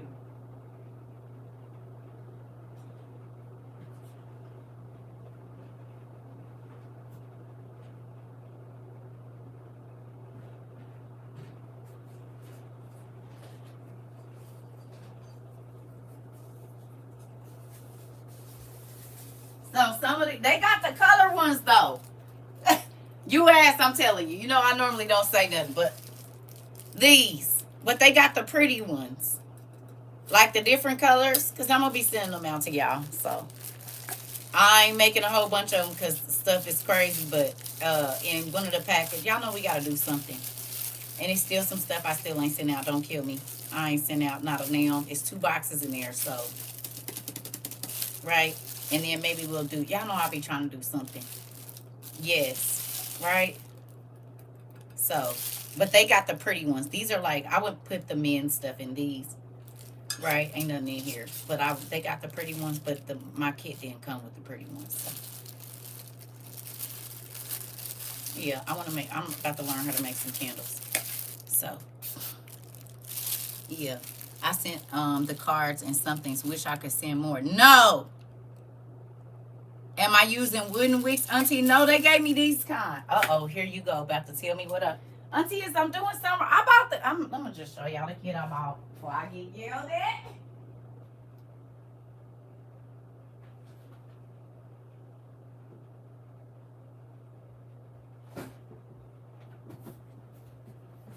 This is the kit I got. It's a 15 opaque candle jars, 15 candles. of soy wax and essential oils. 12 colors, 4 packs. This is what I got. Now, I was just wondering. I've been seeing wooden wicks. So when I was out of town, when I was in the Airbnbs, I got candles, and one of them had a wooden wick. I did not like it. It kept going out. The one with the plastic wick, it went, or whatever the other normal wicks is. Did I buy a book on how to make candles? No, this. Mm-mm. I like to just jump right in.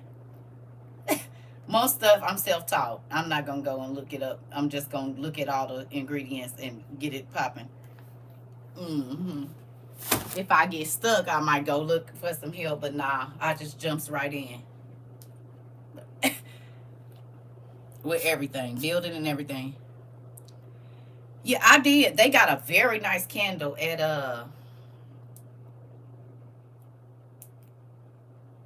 I think it's Walgreens. I cannot think of the name of that candle, but baby, it smells so good. It's like $10, but it smells good. I feel guilty for not paying my tithes and offerings. Please, can I send them to you? If you want, we just send them back out to people that need it. Yes, ma'am. That's nice. Do you need some fragrance? I got the hookup on candle oils that smell like cologne and perfume. Yes. What you got? Let me see what you got now.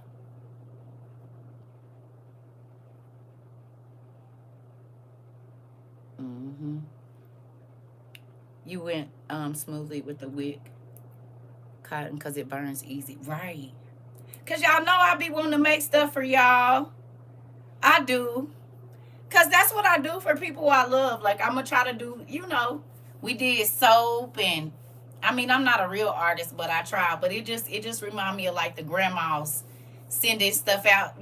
Grandmas always being made something. You don't know they made it. You be like, Grandma, what is this? And then you be like, oh. You're trying to make your own body oil. Definitely did. Definitely did.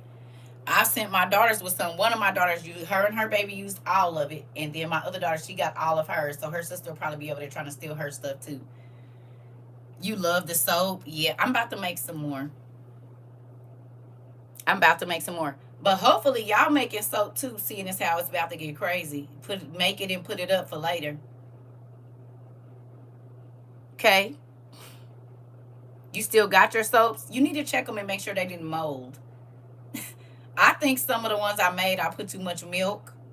Because, I put real goat milk in there. And I think some of them started to mold. I don't know. So you might want to check them. You might want to check them because I think some of them eat the oil or something. I don't know what was going on. I said, I don't know if that's mold or sugar or what. So you might want to check them. I use my pink lemonade one. I use that on, check them. Yeah. You said, yeah, look it up so you can learn how to make them. Oh, yeah. Oh, you going to look it up. Yeah. I got that pink one in my bathroom right now. That pink lemonade or pink. It wasn't pink lemonade. It was pink. It was making my mouth water. Just the smell of that pink one was real nice. So is it weird that I want to buy those large size of smoked meats I see hanging in the butcher shop, even if I'm smoking my own meats? No. No, because they can hang down in your nice, cool basement for a long time, Auntie. I saw that big old leg ham thing. I just see Auntie, we family, because they were showing it. I guess the ham that you can leave on the counter. I said, baby, I'll be so fat. I guess they got it at Sam's or somewhere, and you put it on, but you got to keep it in a cool place. And they say you just cut, and you could just cut on it as you want to eat it. Baby, I have ham and everything, Auntie. You hear me? It'll be here. I don't even got no counter space because of y'all, but I'm just saying, y'all seen it? Candle Bay has good candles. She make them too. Okay, I'm about to make my own, girl. You love this soap. Costco, here I come. You seen them, Auntie? Yeah, because you got that basement. Even if you had to like hang something up or something, you could be hanging meat because you got, yeah. Ham and Hawaiian rolls, baby. I just be, I seen they said you got to slice it real thin. I'm going to do it a little thick. And I'm keeping the fat on because I like it when it get burned in the pan. Yeah, I like it when it get burned in the pan. I do. Yeah, I like that. You said building a smokehouse. Oh, come on, Auntie. Oh, my uncles in the South keep a smokehouse. And they just keep their meat out there. Oh, man. I know that's going to be real nice. You know, I got me a smoker. I ain't got nowhere to hang it, though. I don't got no basement. I wish I did have one. A garage or something. Ham and cheese, onions and eggs. Listen, all of it. I'll be putting ham in everything. Listen, they'll be like, is that tuna salad with a slice of ham? My little smoker is good, but a smokehouse is better. Yes, they are. They definitely are, Auntie. Yep, my uncles, they always built their own. And then they'll go get them a hog and a cow or whatever they gonna do, smoke their chickens and everything. Put that in the freezer. Yeah. You see, I got me a little, yes, with pineapple. Ooh, yeah. Listen.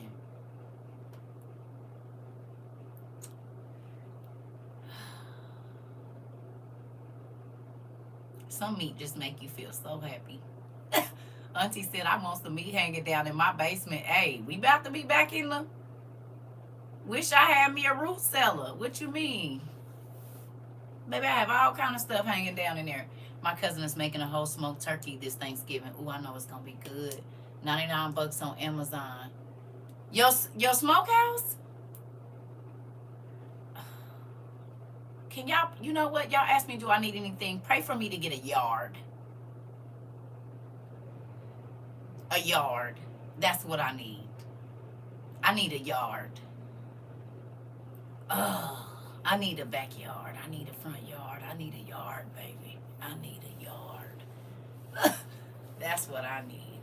If you want to pray anything, pray that I get a yard. Because, baby, food ain't never going to be not mentioned here. You said it ain't goody. I need a yard. Can y'all pray for that? CERCA needs a backyard and a front yard. A yard. That's what I need. And so if you send one up for me, I need me a backyard. Because, Auntie, I'll be happy. Listen. Thank you. You praying for my acres. Thank you, Auntie, because I do need them. Because where am I, how my people's at? I'll pray that for you. Please pray the same for me. And is Niecy Pooh. You know we all ready for you to got your stuff, girl. We just waiting on the blessing to show up. That's what we want. You already got your go ahead, girl. Come on in. You told us about your blessing the other day. And is we just waiting because you know God done already picked it out. Deacon K might have picked it out. You said, would I move to Georgia if you had the land? Baby, I'm moving wherever the land is. Is it cheap? I like Georgia. Parts of it. But I want to be in a country part. I don't want to be in a city part. Now, I want to be able to go and get the food in the city part. I do. But I want to be in the country. Wherever I move to, I want to be away from the city. If it take me 30, 45 minutes to get there, I'm fine with that. Deacon K already has his demands. So, do you remember me telling you the story that when me and my kids were homeless or not in our own place? Listen, I would tell them to draw, right, what they want their rooms to look like and what they thought our house was going to look like. That would be an exercise to keep them hoping, right? And remember I told y'all every time we did that, one of my kids drew a room that was going to be in the new place that we moved to, and we didn't even know where we was moving. Every single time, one of them kids drew a room, a bathroom, the kitchen, the back, exactly how, I don't know how they used to do that. But God, and I wouldn't even know where we was going to move, where we was going to go. You remember? Get that pen and paper out, girl. Let him draw them acres and stuff for you. I'm going to have to get the grandkids now. The mamas and daddies, I don't know what they own. But I'm about to have to get my Emu and my granny's son, get them some, and Edna. Cabbage Patch can't do nothing much yet, but I'm going to have to get them together so they can draw some pictures. So how do you want to come to Grandma's house? You want to be able to ride an ATV where you got to draw a lot of grass? You want a big swing set? All right, you got to put more grass on the paper. For real. We have to believe and hope and have anticipation that God is going to do what he said he's going to do. Right? Because he will. He can do more than we ask. You said blue-headed island girl. Oh, sorry. I'm all in y'all business. Okay, let me go ask my youngest to draw something then. Yeah, y'all don't use the babies the way that y'all need to. He did not tell you to have faith like a little kid for a reason. Y'all don't tap into their faith? Oh, okay. You don't know where the funds is. The faith funds is with the kids. Because adults will sit up and tell you how it can't happen. Baby, I'll go right to the children. Excuse me. Can you pray for me? Well, I don't know how to pray. But I don't know. Okay, well, here, just say what I say. Can you lay your head, baby, y'all? The faith funds is in them kids. Because they'll go to God and pray hard. God, can you help my mommy and my daddy? And my daddy needs a job. Shoot, I'll be asking my baby to pray for me all the time. I'm trying to tell you, and it worked. See, most folks want to go to an adult. I'm going to the kid because they don't not believe that it's not gonna happen. They believe that it's gonna happen. I be asking my baby to pray for me. Yeah. Yes, your niece be praying for us. I be so proud of her, right? And you see it come to fruition too. Once I learned that, what I got to go ask a grumpy adult to pray for me for when I can go to my kid? And they gonna pray hard too.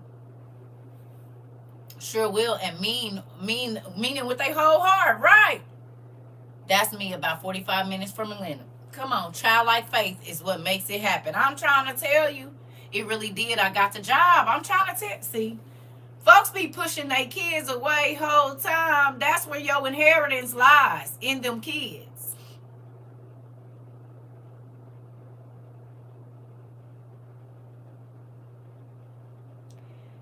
That's why you can't always tell your kids they don't know what they're talking about, because God talked to them too. My kids used to tell me when we was about to move, when we was about to get a house, all kinds of stuff, baby. You got to listen to them. Grumpy and telling. You said grumpy and telling the whole world they pray for you. This part. My son will come put his hand on me and go, God, please feel mama. God, please feel my mama better. Better, please don't let her be so sad. Oh, baby, my kids got me through some things. I'm telling you right now. Well, CERCA, your little niece around here asking God to send people down there. And I told her, you can't do that. So I don't know about her. Not sending everybody, you on your way to hell. You better. God said, don't discount the messenger, just the message. Come on. I taught her how we should go to God for everything, and that's exactly what we do. Pray about it. I'm trying to tell you. Folks be trying to push their kids away. You don't even know. God, lightweight, listen to them before he listen to you. I will have a kid pray for me in a minute. Come here. Come here. Put your hand on my knee right here and say, Grandma, get better. I got to pray for you when you sick, so you going to return the favor. You going to pray for me. Let's go. I prayed that your little butt got here safely. Now I'm coming to get my return on my investment. I told her, we're going to be sisters and said, God is our Father. He is. Babies are the best. They aren't jaded. Come on. You said, my granddaughter, who is 3 years old, always asking God to protect TT. And she's always asking me if you talk to her. Tell her I said, hi, I love her. Listen, it's true. My oldest told his sister, Mommy having a next baby. And so we had their brother. Ooh, thank God ain't nobody speaking no stuff like that over me. Ooh! No, I'm just playing. And have the biggest mountains of faith. They do. Heck yeah, me too, Jay. It was the kids in the school bus. I told her, no, don't do that. The kids are saints and no limit soldiers. My son will pray, but he will also lay hands in other ways. He like his auntie.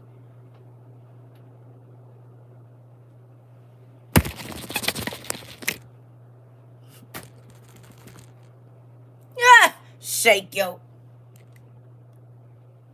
Come through.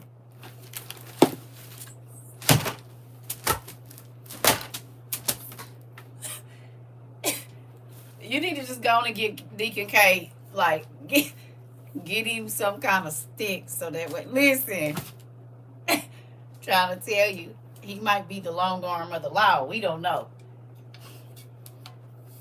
We don't know. We don't know. But you got to think, whatever it is that God called you to do, it's been in you since you were a little kid. Right. Whatever it is that God called you to do, you were born with it. I can't get him one of those. He might whoop me. Right. Never mind. You right. You right. Never mind. Don't. Never mind. Right.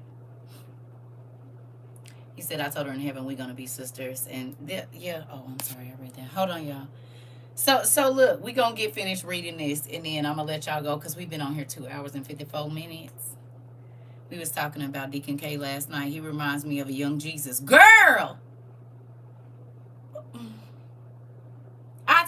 I ain't never even met this baby in person, and I told y'all he act like my granddaddy. Mind you, he came here when he was 18 months old. Listen, what 5-year-old you know waking up asking for devotion and Bible study? Hello? 5? And he just turned 5 in June. That ain't normal, honey. That is exceptional. Supernatural. You said he needs a prayer cloth to strike with, right? The Lord rebuke you, mother. No, I'm just playing. No, because he had been said that to his mama and got a whooping. We ain't encouraging him to get no whoopings.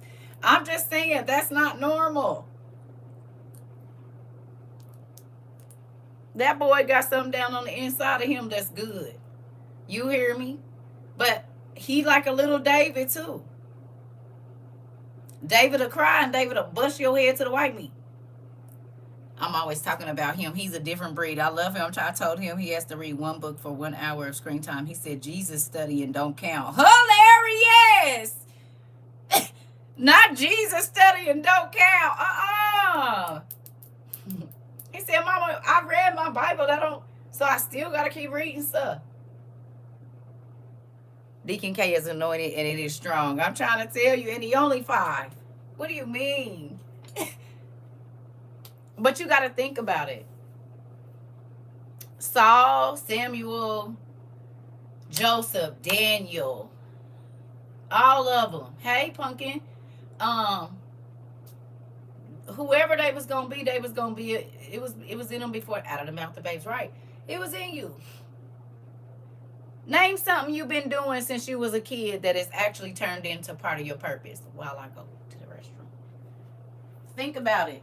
Something you've always done since you was a little kid, and now God uses that to bring the people you're supposed to be.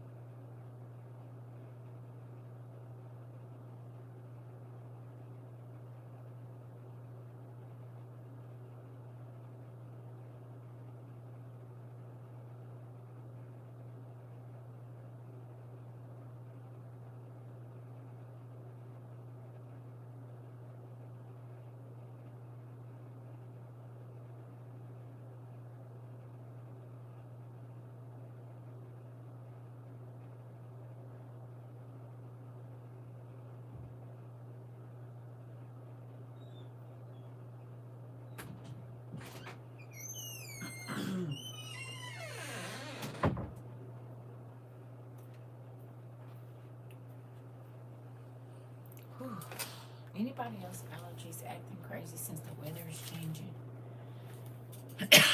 I've been waking up, and it's because I've been turning my heat on and off. So I'll turn my heat off because it's too stuffy, right? And then it be cold like it is. So I wake up because y'all know I sleep with my window open, and it's freezing in my room. So now I got all this gunk in my dang throat. I'm like, I wish this weather would stay in the season that it's in. For real. You hear me? I really do.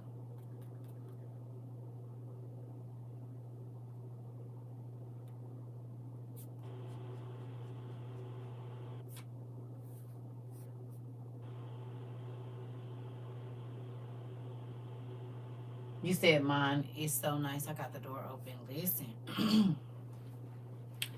Maybe I've been, I'm probably need to drink some more. Okay. Um, Verse 13. We in Ezekiel 34, and we're in the Name of God's Bible. I mean, that's not what it's called. Oh, that's why. Sorry, y'all. It's them got me out of there. I believe. Seriously, come on. It's the NOG. And y'all supposed to be summer here, but it lasts 2 weeks and it's been cold. Interesting. Why is it not taking me back to that? What the heck? Come on. The Names of God Bible. That's what it's called. NOG. Okay. And we are at verse.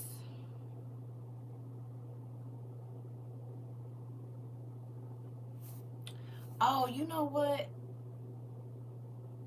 No, it had put me back into the NIV version. That's what happened. Sorry, y'all.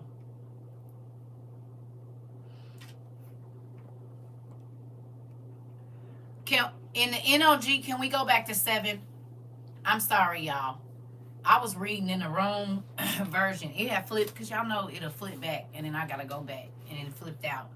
So can we go back to verse 7 in the NOG version? Real quick, and we just going to read through this, and I'm going to let y'all go, because I know we've been on here forever. It took me back to the either the Easy Read or the NIV. I'm sorry, y'all. I'm sorry. Why y'all didn't say something? I guess y'all did, huh? Sorry. Okay. So it says, so you shepherds, listen to the word of Yahweh. As I live, declares Adonai, Yahweh, because there is no shepherd. My sheep have become prey.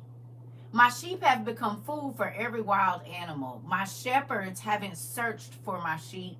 They have taken care of only themselves, not my sheep. So you shepherds, listen to the word of Yahweh. This is what Adonai Yahweh says. I am against the shepherds. I will demand that they hand over my sheep. I will not let them take care of my sheep anymore, and they will no longer take care of only themselves. I will rescue my sheep from their mouths, and my sheep will no longer be their food. Hey.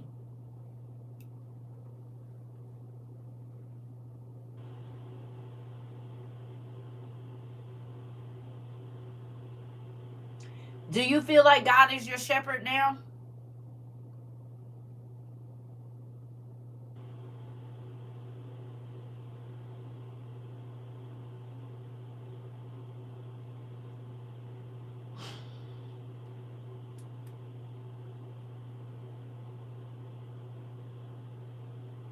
He took you out from under other shepherds and he became your shepherd.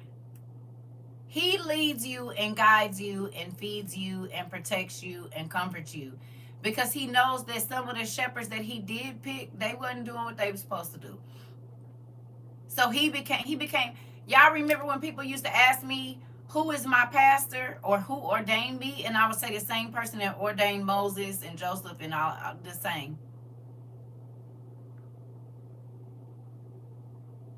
Have you been led to greener pastures since God has been your shepherd?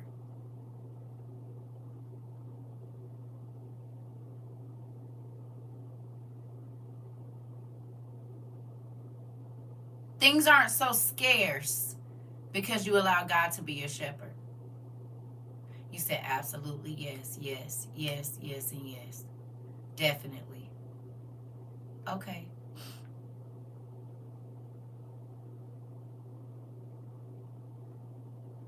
Even though sheeps can sense danger, if they have a shepherd, do they have to fight off an animal? Or does the shepherd fight off the animal? You can know the danger is near, but you don't have to fight the battle.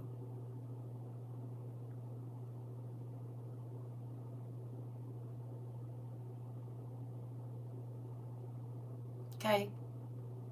The shepherd fights for them. Do you feel like God fights for you?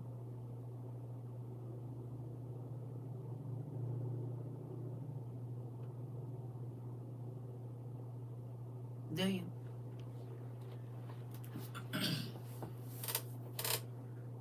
Okay. Good job.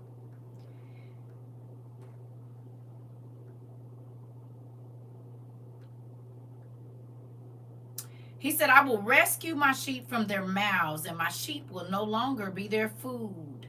This is what Adonai Yahweh says. I will search for myself. I will search for my sheep, and I will look after them. Who felt lost when you came here? Anybody felt lost? You did, Valerie? Anybody else felt lost when they came? You did, Nicole? You did, Steph? Auntie? Selena? Auntie? Annalise? Miss Dewana?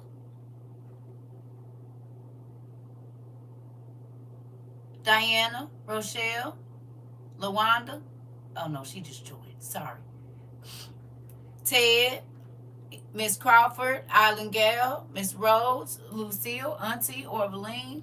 You found your family. Interesting.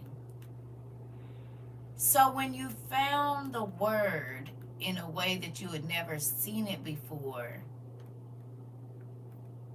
you didn't feel lost anymore? When you sat down and you started to break down the word, you didn't feel lost anymore? When you started to self-evaluate, you didn't feel lost anymore? You felt safe. Interesting.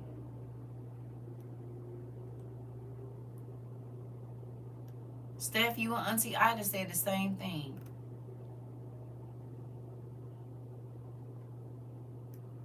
You do realize it is you taking time to get into the word is why you're not lost. Because it don't have anything to do with me.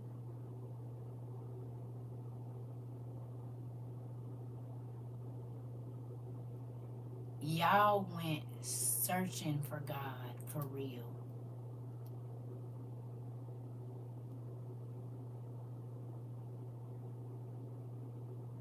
Seeking you shall find. Did you find peace?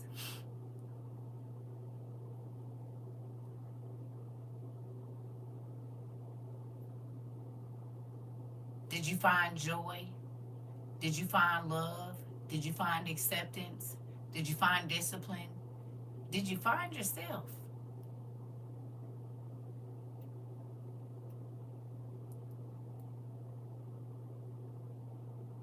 You found some strength, perseverance, self-control.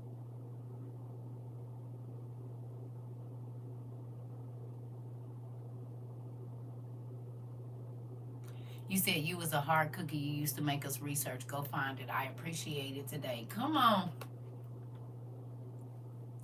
It's always the teachers that get on your nerve at first. They end up being your favorite teachers, and then you be trying to get back in their class. I found the instruction manual to life. Come on. I was ashamed because it took me this long to recognize home this way. No, don't ever be ashamed. In God's timing. But it's always the teacher that... You said it is true, right? I even found the answers my family couldn't have in the midst of spiritual warfare. Come on. It's always the teachers that you be like the first day you be like, yeah, I already know I ain't gonna like them. I mean, I gotta be in here, but man, I'm about to see if I can get transferred to another class. And then something happened, and you be like, "Hi, Mister Such and Such. Hi, Mrs. Such. Bring your apples and stuff." You hear me? Be crying at the end of the semester.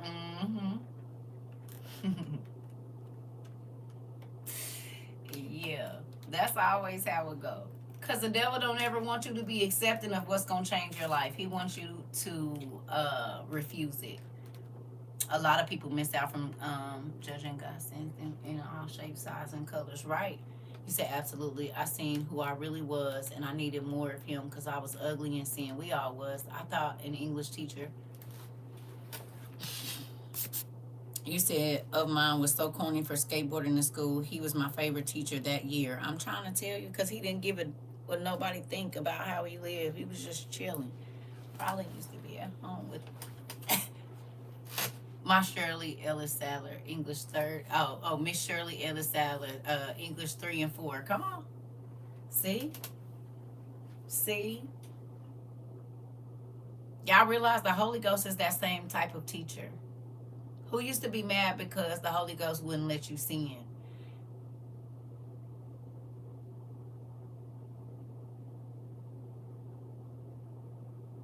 It wouldn't let you sleep in your sin. It wouldn't let you sleep comfortably in your sin. And you used to hate it. You didn't want the Spirit of God convicting you.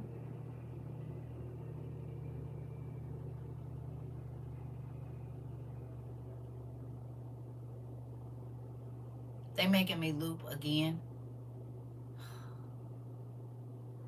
I had a teacher who used to call my grandma whenever I cut up. I couldn't stand it, but she got me on track and she ended up being my favorite. It hurt my heart when she passed. I attended her funeral. See? You said now you in my house. Uh-oh. Uh-oh. Are you kin to Thomas? John? Do you know? Is it?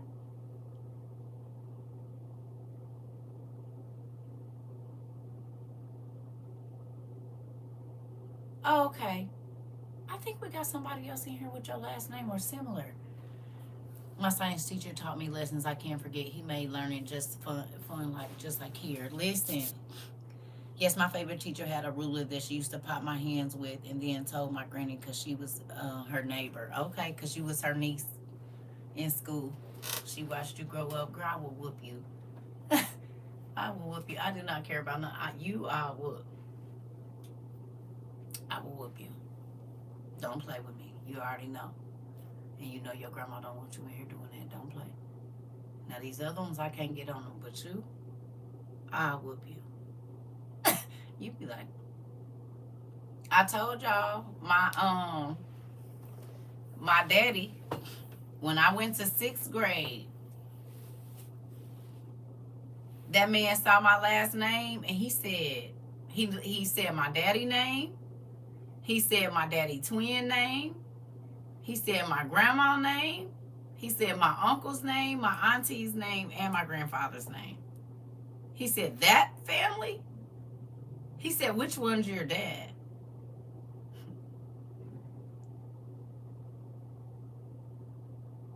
He said, yep, I told him if any of his kids ever came through here, I was never going to give them an A in this class. It was my shop class. I was so embarrassed. This is the first day of 6th grade, y'all. I don't know none of these people in here in this shop class. And now the teacher is telling people that he already ain't going to give me a good grade for something my daddy did about 10, 15 years ago. That was me with Miss Davis and her son. My mom grew up with Miss Davis' son, and they lived across the street. She snatched me up and whipped me at school, and then called my mama. And I went and called my dad and said, he said, oh yeah, man, we used to give him, boy. He was a regular teacher then. He wasn't a shop teacher. He said, yeah, we used to give him hell. Ah! Well, thanks. Because, see, that was in the 70s. Now it's the early 90s and a nigga can't get a straight A in here because y'all did. Your actions do affect your lineage.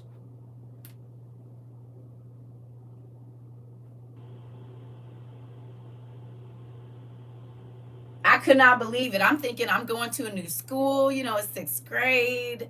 Nobody knows me. It's going to be cool. No, somebody already know. My cousin set me up too. I'm trying to tell you, he said that's my favorite saying when I substitute teach. I tell them kids, I know your mama and your daddy. I do not want them knowing how bad y'all trying to be. They set up and listen. I bet they do. I was mad though, cause how you fought me for somebody? I wasn't even born yet. I was not even born. How am I having to pay for something? Wait a minute. That's probably why I moved my kids in the States from the islands. Listen, now you got to pay that. Listen, not right now. You said dad messed you up. Man, listen. Him and my uncles, they was bad. They was setting the bathrooms on fire. They drink everything. And they was bad. And my grandma was a pastor, so she used to have to come up there. They cut up. It was my daddy and his twin, and then they little brother. Cut up. They was bad. Used to be getting meds distributed in the school, all kinds of stuff. They was bad. And it wasn't even that type of school, so it was a very good school. And they in there, listen. That man said, who? Like such and such and such and such and such and such and such and such. And this was an old white man too. It wasn't like he was a black dude that might have lived in our. No, he was an old white man that looked like Santa Claus with his shop thing on, like how Santa Claus be in the toy shop. Exactly like that. I had to go to my daughter's school for a disciplinary meeting. When I walked in and they saw me, the principal said, oh, hell no. Ah! You said they're not going to look at my kids and say, oh, you from so-and-so. Nope, that part. Right. Right. That's what I'm trying to tell y'all. As soon as he saw the last name, he was like, ain't nobody with this name been in here in about 15, 20 years. What do you mean? And you remembered from when he was a young teacher at that time. He was probably in his late 20s, I don't know. Because he had gray hair. He was all white by the time. So maybe 30s. I don't know. But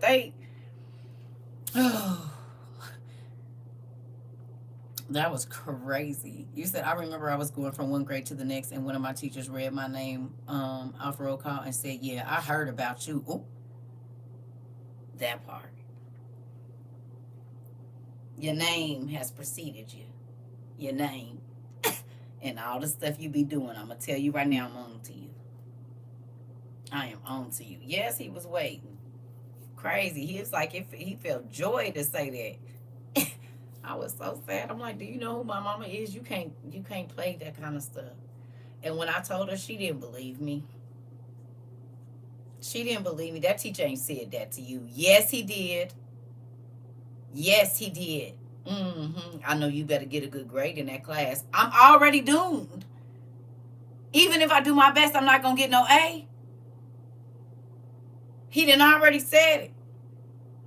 He done already said it to my face in front of everybody. 32 other students. It wasn't just me that heard it. Hello. They do say it. I know they do. Yes. Man, listen. When I went to my mom's high school, principal said, do you need to pay? Do I need to pay you like I paid your mom to be...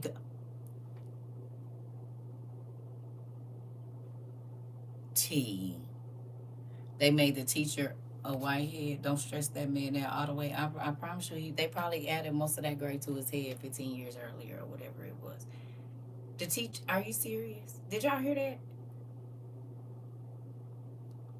Did y'all hear that? My mama would have beat the hell out of me.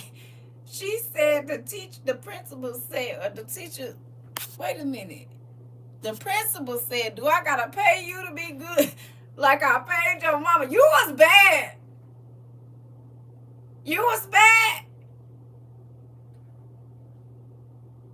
You was bad. Wasn't you? How many of y'all used to get in trouble in school? Raise your hand. You was bad. Right. Listen, tell your mama no. It's crazy. You was bad, Steph. You was bad, Auntie. I know you was bad. Auntie Lucille, I already know you was bad in school. You did not have to tell me, Auntie. I don't know how I knew. I knew you was bad. I knew you was bad. You said you made me learn to read the Bible myself and do my own research. Come on, Mama. He said, do not put no one head in the toilet. Oh, your mom was known for that. I was good, sort of. Right. I had to call my mama phone in my back pocket so she could hear my teacher say all my answers were right, but she didn't like my problem solving, so she was going to fail me. My mama cussed her out so bad. Sound familiar? Listen, my daughter and nephew never got a fair play. My little brother and my reputation preceded us. We must have had many demons influencing us because everyone was scared of us. Auntie, so you was bad too. I knew it. I knew y'all was the baby kids. I knew. Girl, I graduated with 80 days of detention. Y'all was bad. I wasn't bad though, just did stupid stuff. I don't know. You said no, I had a mom and a dad who ruled with an iron fist. I didn't dare mess up. Only in high school I got suspended. In high school I'd skip school. Me too, I did all of that. It started later. But yeah, I finally just told her, girl, just let me miss all these days and I'll come back and do this homework. If I gotta come in here every day, it's not gonna be good. Probably not gonna do anything. Girl, baby kids was scared of us. Auntie got suspended in the 9th grade. Orientation? Damn! That's the first day! Sometimes orientation is before school even starts.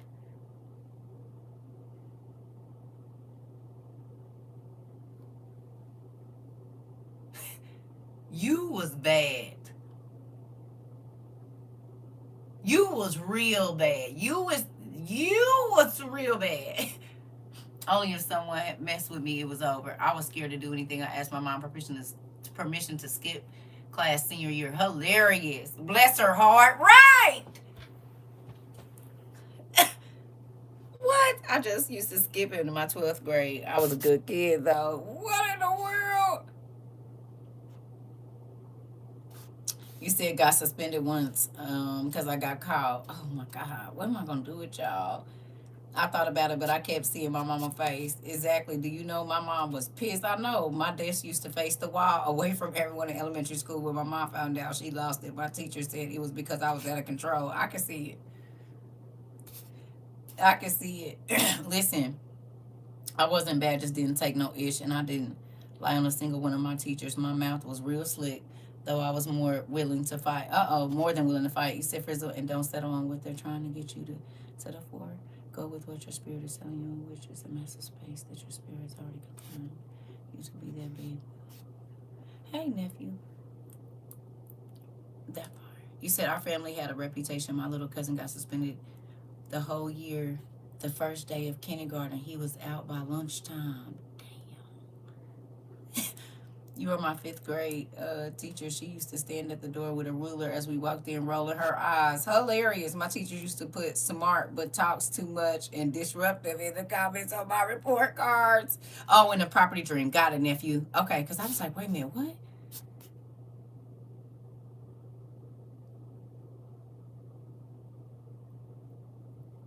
Thank you. Thank you, which is real crazy because I drew it out and then I seen it. I was the only girl in social adjustment class in elementary school. The principal tried to hit me with a paddle and I grabbed the paddle and hit her back. I knew y'all was bad. I was fighting for my cousin too, not even my fight. I was pregnant in grammar school. Chicks thought that was going to slow me down. I know they don't know you will move that belly to the back. I remember when me and my friends was going to leave, the cops brought us back. I was so embarrassed. I bet you was. You said I'm 5 feet nothing, had to hold up. Listen, y'all was bad. Y'all was bad. Suspended because I told the teacher who sat behind the desk reading a newspaper every day to get up and teach. I received ISS one time on my birthday for playing around in my class. My mom said she was disappointed in me over the phone, and that was the last time I got in trouble at school. I was in the 5th grade. Suspended because I told the teacher who said, you said sorry. Mm.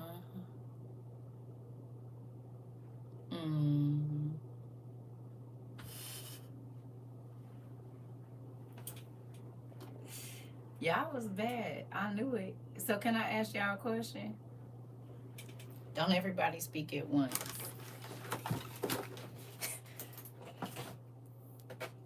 I used to keep lizards in my pocket for the ones that talked about me. Ah! Auntie, you was gonna scare him with a lizard. Don't all speak at once. So why in the hell did y'all think it was gonna be easy for me to teach y'all now? Thank you for finally telling the truth.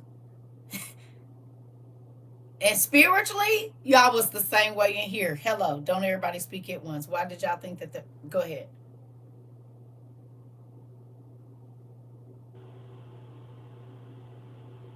Oh,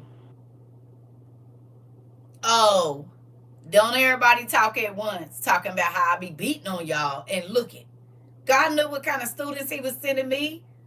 I told y'all it's like dangerous man slipping here or something. The wildlings. Y'all is the class I could hear coming into school down the hallway. Right. Wow. You know what, T? She said wildlings teach wildlings. Okay, but anyway, I still knew what I was coming into. Did. I didn't cut up so much at school. But let me get out of school. Let me get out. See, that wasn't the problem. Mine was outside of the school. I told y'all my mama said I'm her most obedient and her most disobedient child. How you get both of those, I don't know, but that's what she said. She'll tell people, yeah, my daughter is my most obedient. Yeah, because I'm doing what I'm supposed to do. But baby, once I hit that door,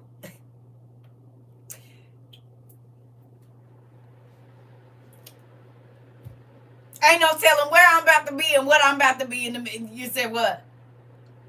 And go right to school like ain't nothing wrong or nothing, baby. And I done been out all night. Listen, kicking it. I'm trying to tell you.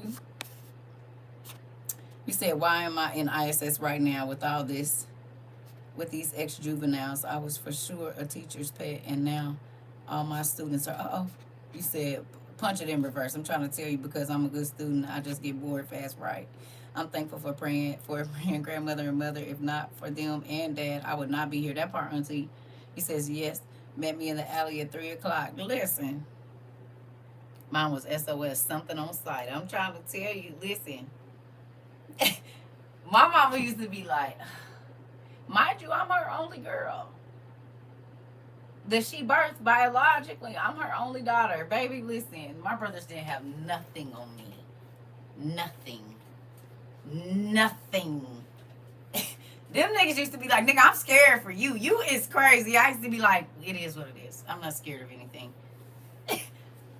My mama said, yeah, that her, she don't got no fear. Now they might have something, but her, yeah, nah. She ain't fearing nothing. I know she probably thought the boys, because it was two older, me and one younger, baby.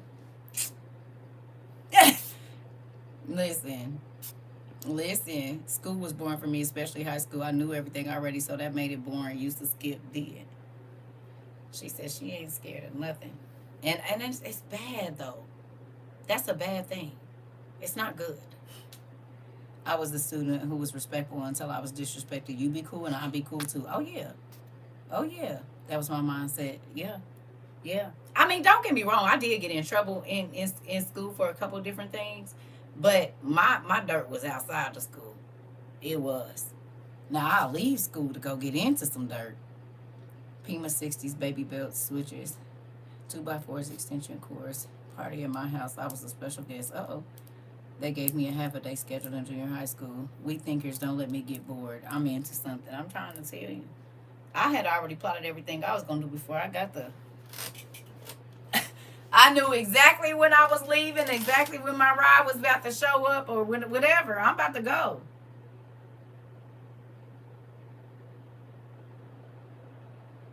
I'm in the 7th grade, like, deuces, niggas. I will be back at 1:45. Mm-hmm.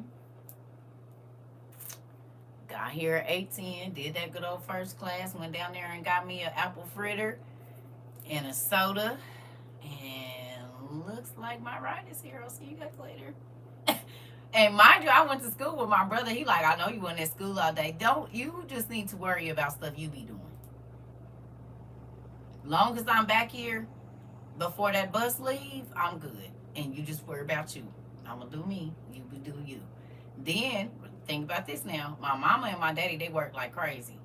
So they work 7 to 7. I told y'all, and then 7 to 11. But you work 7 to 11. You about to come in and go to sleep.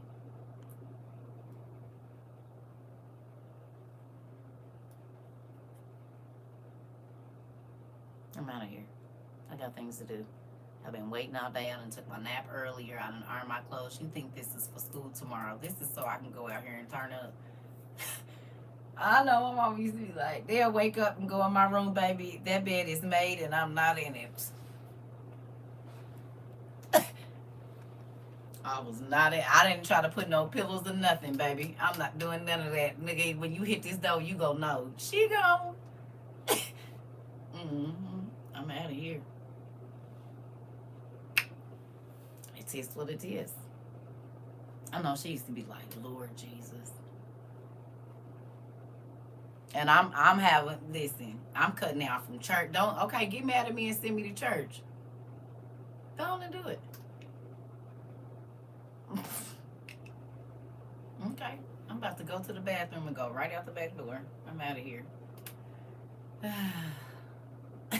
Gymnastics class. Go on and drop me off. I said I don't want to do gymnastics no more. Oh, okay, you gonna drop me off? Oh, okay. It's double doors. As soon as you pull off, I'm cutting out. I'm about to go in here, act like I put this leotard on. I'm about to leave. I know I used to be everywhere. You hear me? All over the place. Indeed. You said them preacher's kids was the worst ones. Listen. This is why, like, not allowing your children to talk to you, not allowing them to speak to you about what's on their mind, you just create children that are more sneaky.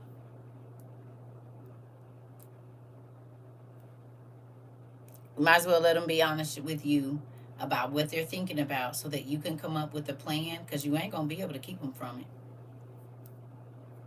I don't care, especially not now with the way these kids got cell phones. It was a lot harder for us because you be scared if the person called that your parent gonna call back and all of that, because you know what I'm saying. But now they got their own phones, devices, whatever, so they can talk all kinds of ways. We didn't have that. We had to be real creative. Cinnamon roll sausage sandwich. Ooh, RC Cola between classes. That sounds so good. Let's see.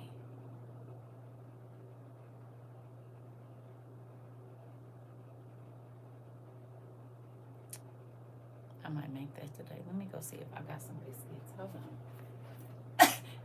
And a nigga got some sausage too. What?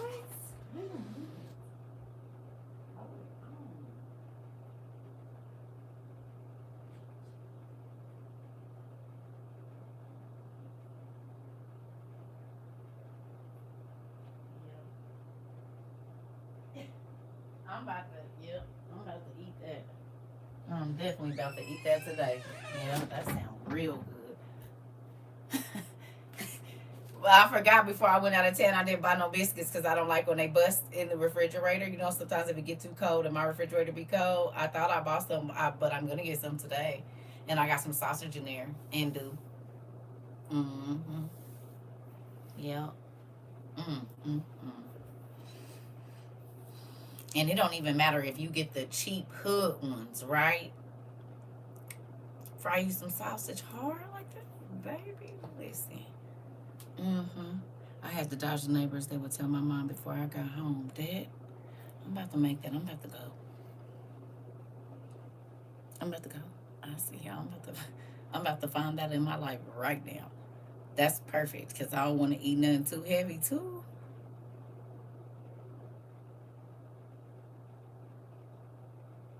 Yeah, I'm about to eat that. I made some peanut butter rice crispy squares, extra chewy. Ooh, I know they good too. Yeah, I'm about to eat that. Thank you, Auntie. I love y'all. I'm about to go. Listen. Yeah, I'm about to make that. That was a corner store snack before school. Yeah, I'm about to eat that. I'm about to eat that. I am. And I'm about to eat that. See, I don't buy a lot of the bread and stuff now because I don't got the kids in the house. And they only sell the big packs. I'm not going to eat all them biscuits and stuff. So, you right. And then my size was starting to look like biscuits. And so then I had to cut out some carbs. But anyway, so with that, but I'm about to make that. I'm about to make that. I love y'all. Bye. I'm about to make that. I am. That sounds good too. Just got done eating some yams, greens, and mac and cheese and smoked turkey. That sounds good. I made me some baked chicken last night and some greens and did. It was real good. It was. Yeah. Yeah, but that sausage, they make a small biscuit can now. I seen them. I did.